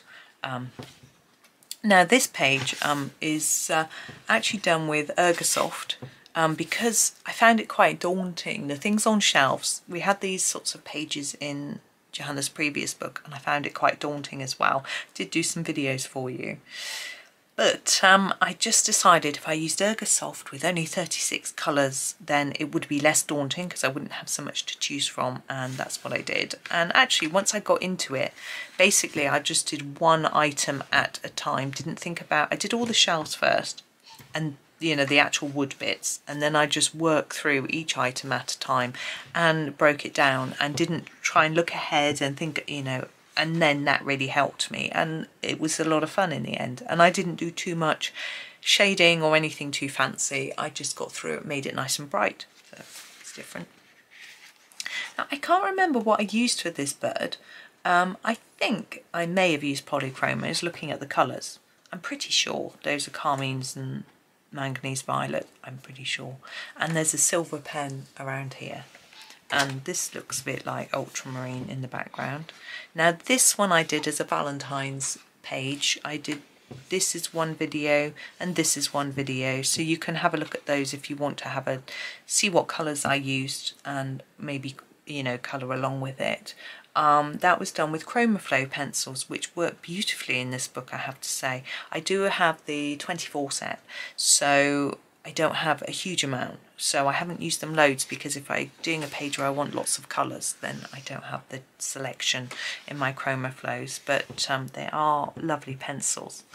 Now this one reminded me of a page from Secret Garden, and I used Castle Arts for this one, and in the background there I've used a black pen, and then there's gold pen around the outside, and I think the black pen really worked to help it stand out.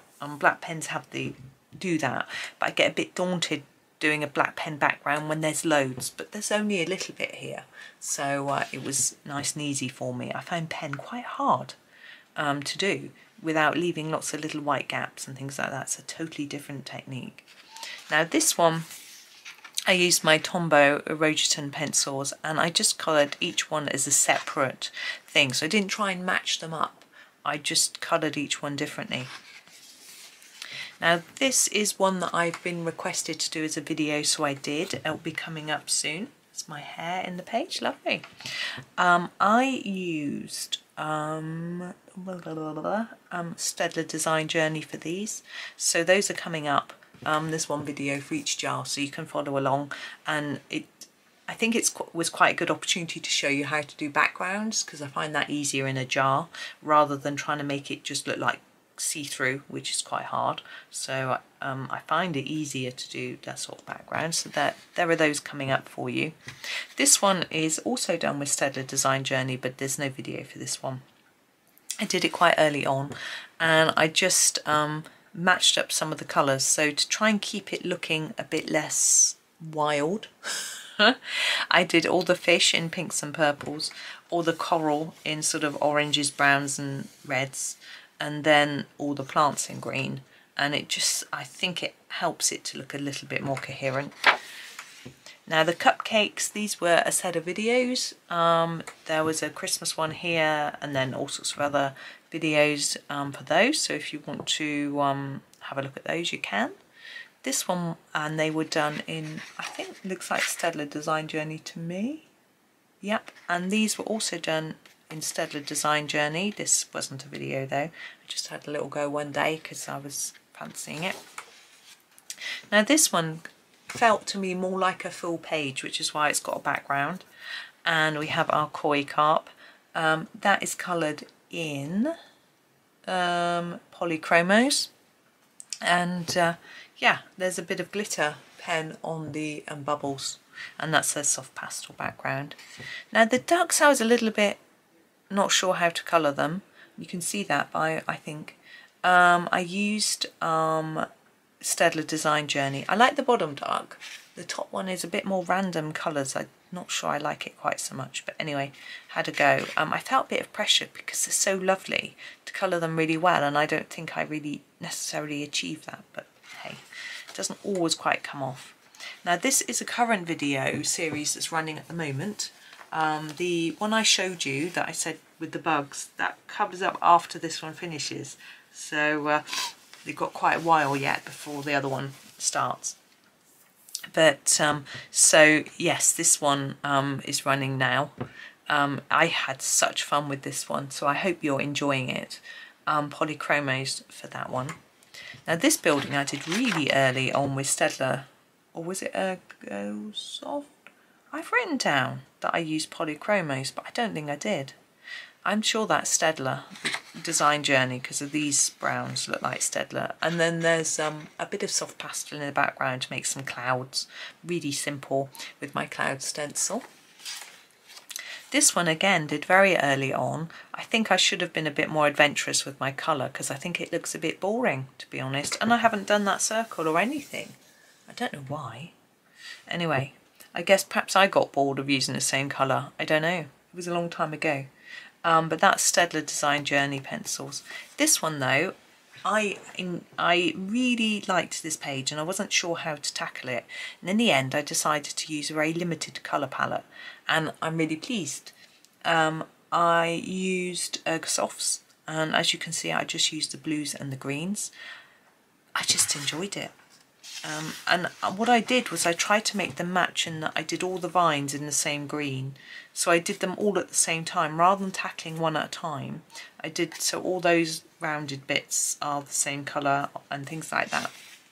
So a bit like I did it after I did those 4 matching houses, so I sort of thought, you know, I'd do it similarly, and it was really, I enjoyed it.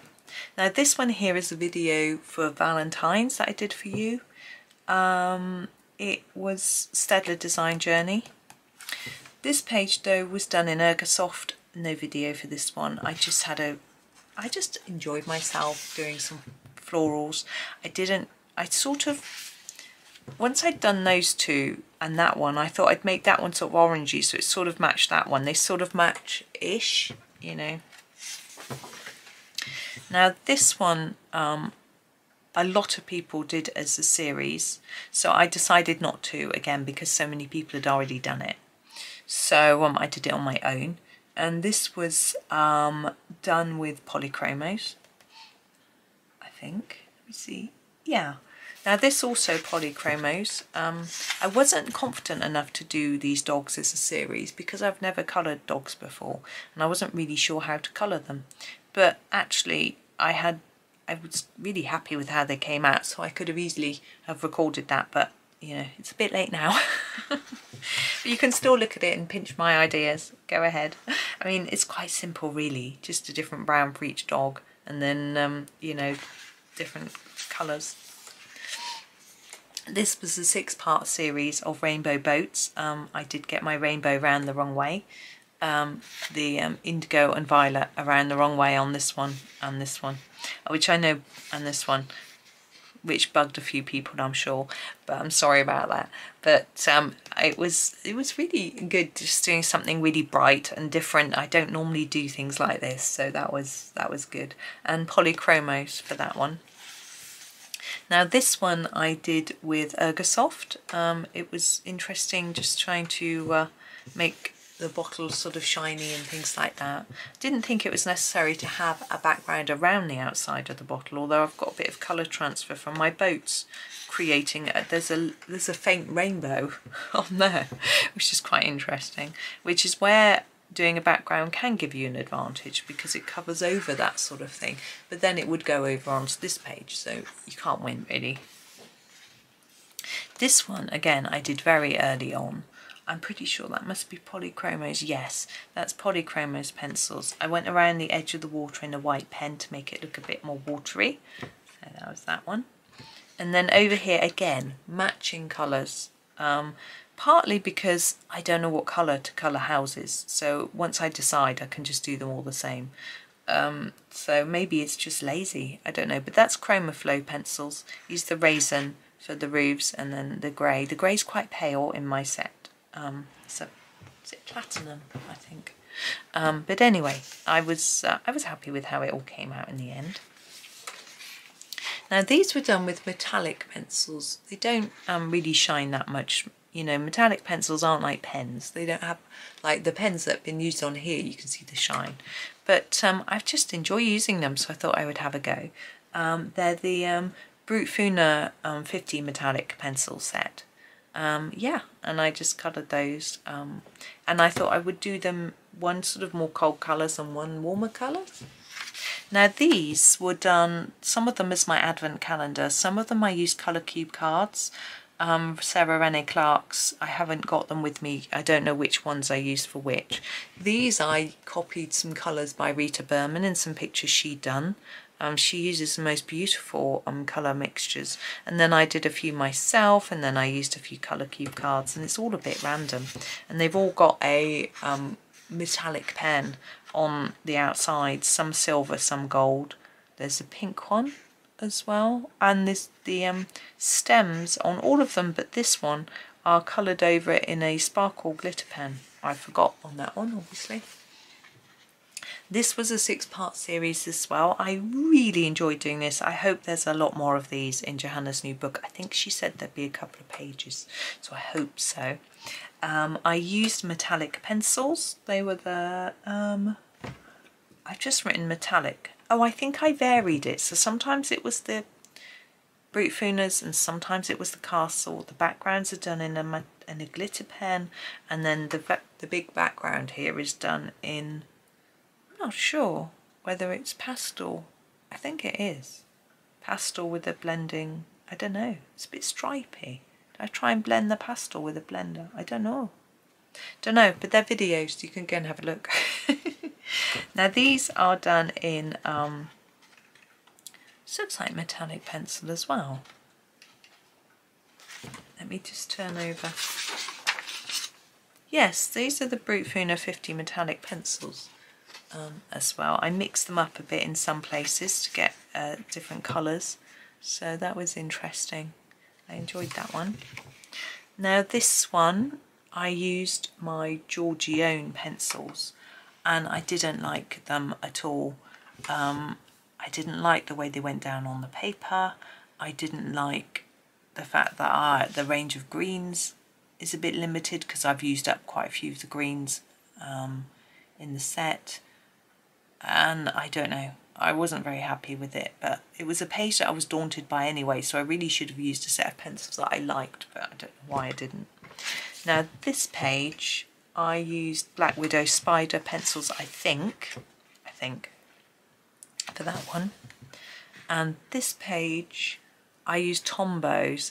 Now I find with Tombows, they're either very pale, like here, or very dark. And there's nothing in between, so it's quite difficult when you're trying to do a page like this because you get some dark and some light and it doesn't seem to match up somehow, so I don't know if it was the best choice of pencil really for that page.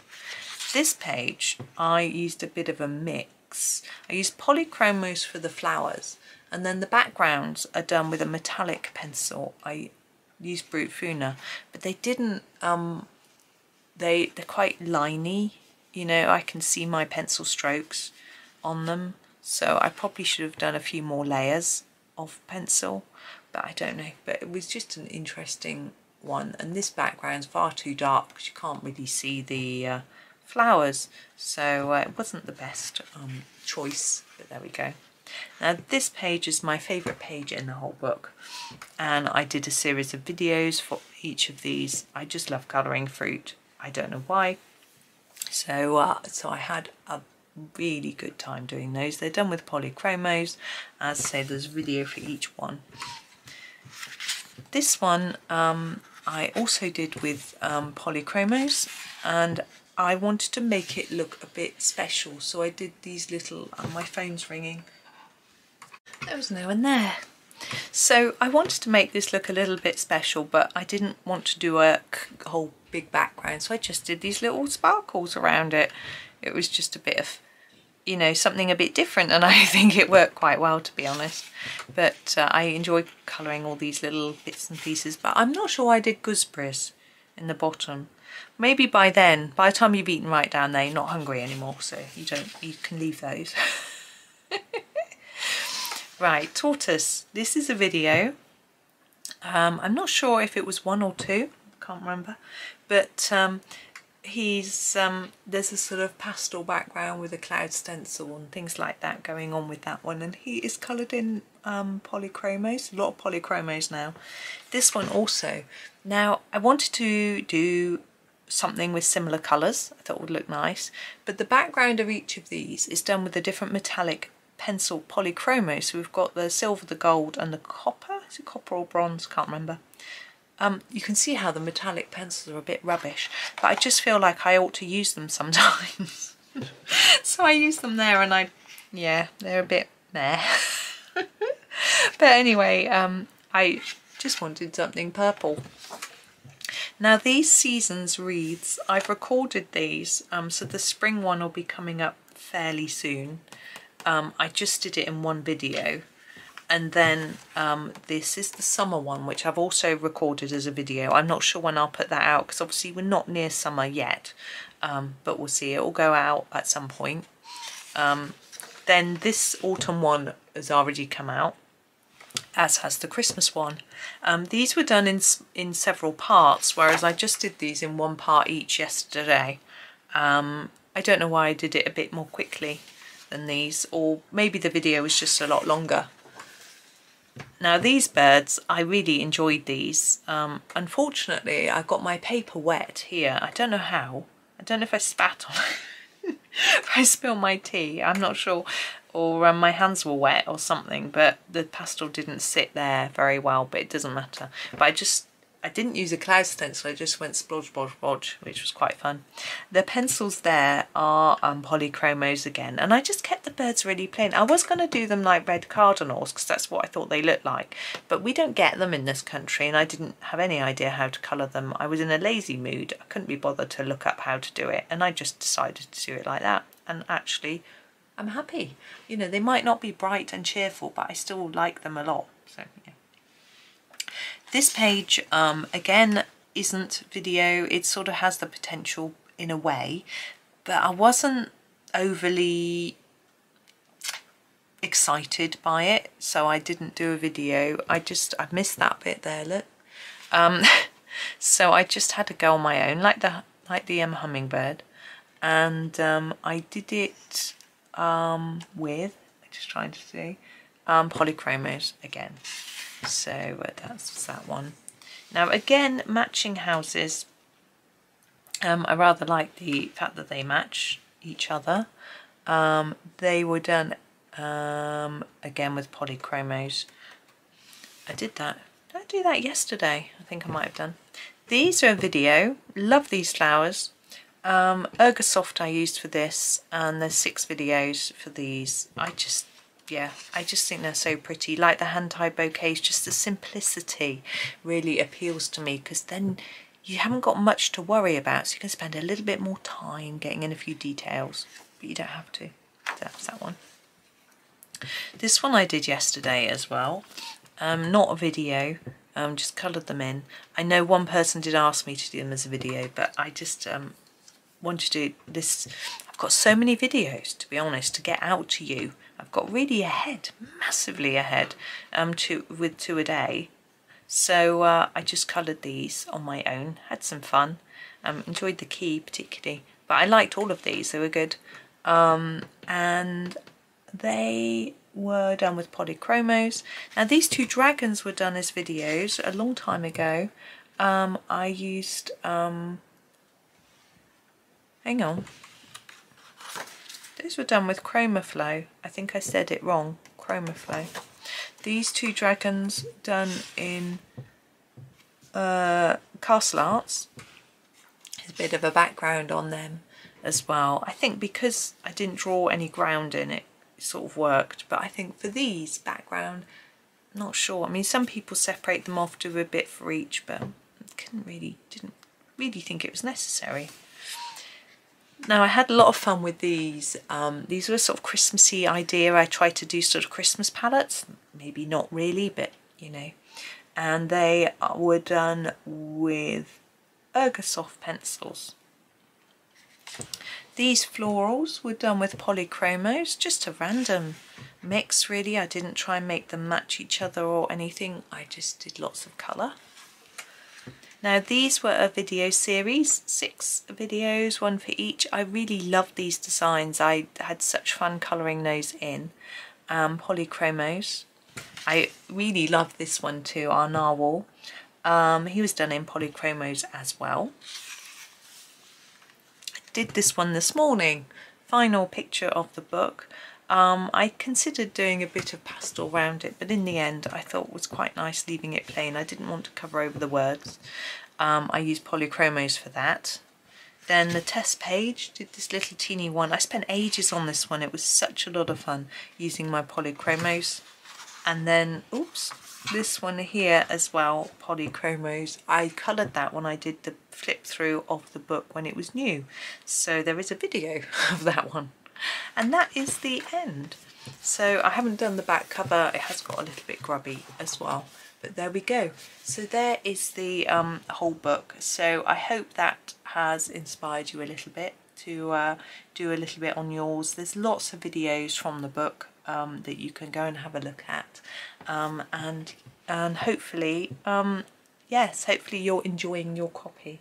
But thank you so much for watching. As I said, you can download this index sheet if you wish to from my Ko-fi shop, and it might help you just to keep a note of what you're doing. I don't know. It's useful for me because I'll make the video, so it's to tell you what I've used, but I don't know if other people like doing that sort of thing. Also, I know some people write the date they've completed on their book, so it might mean that you don't have to do that. You can just keep it in the book and you don't have to write it on, which might save you. Some people probably don't like writing it on their own pages. Anyway, I've waffled enough, so thank you so much for watching. Please subscribe, like, and maybe comment on the video. It's I really appreciate it if you do that. So thank you for that. Have a really super day and happy colouring.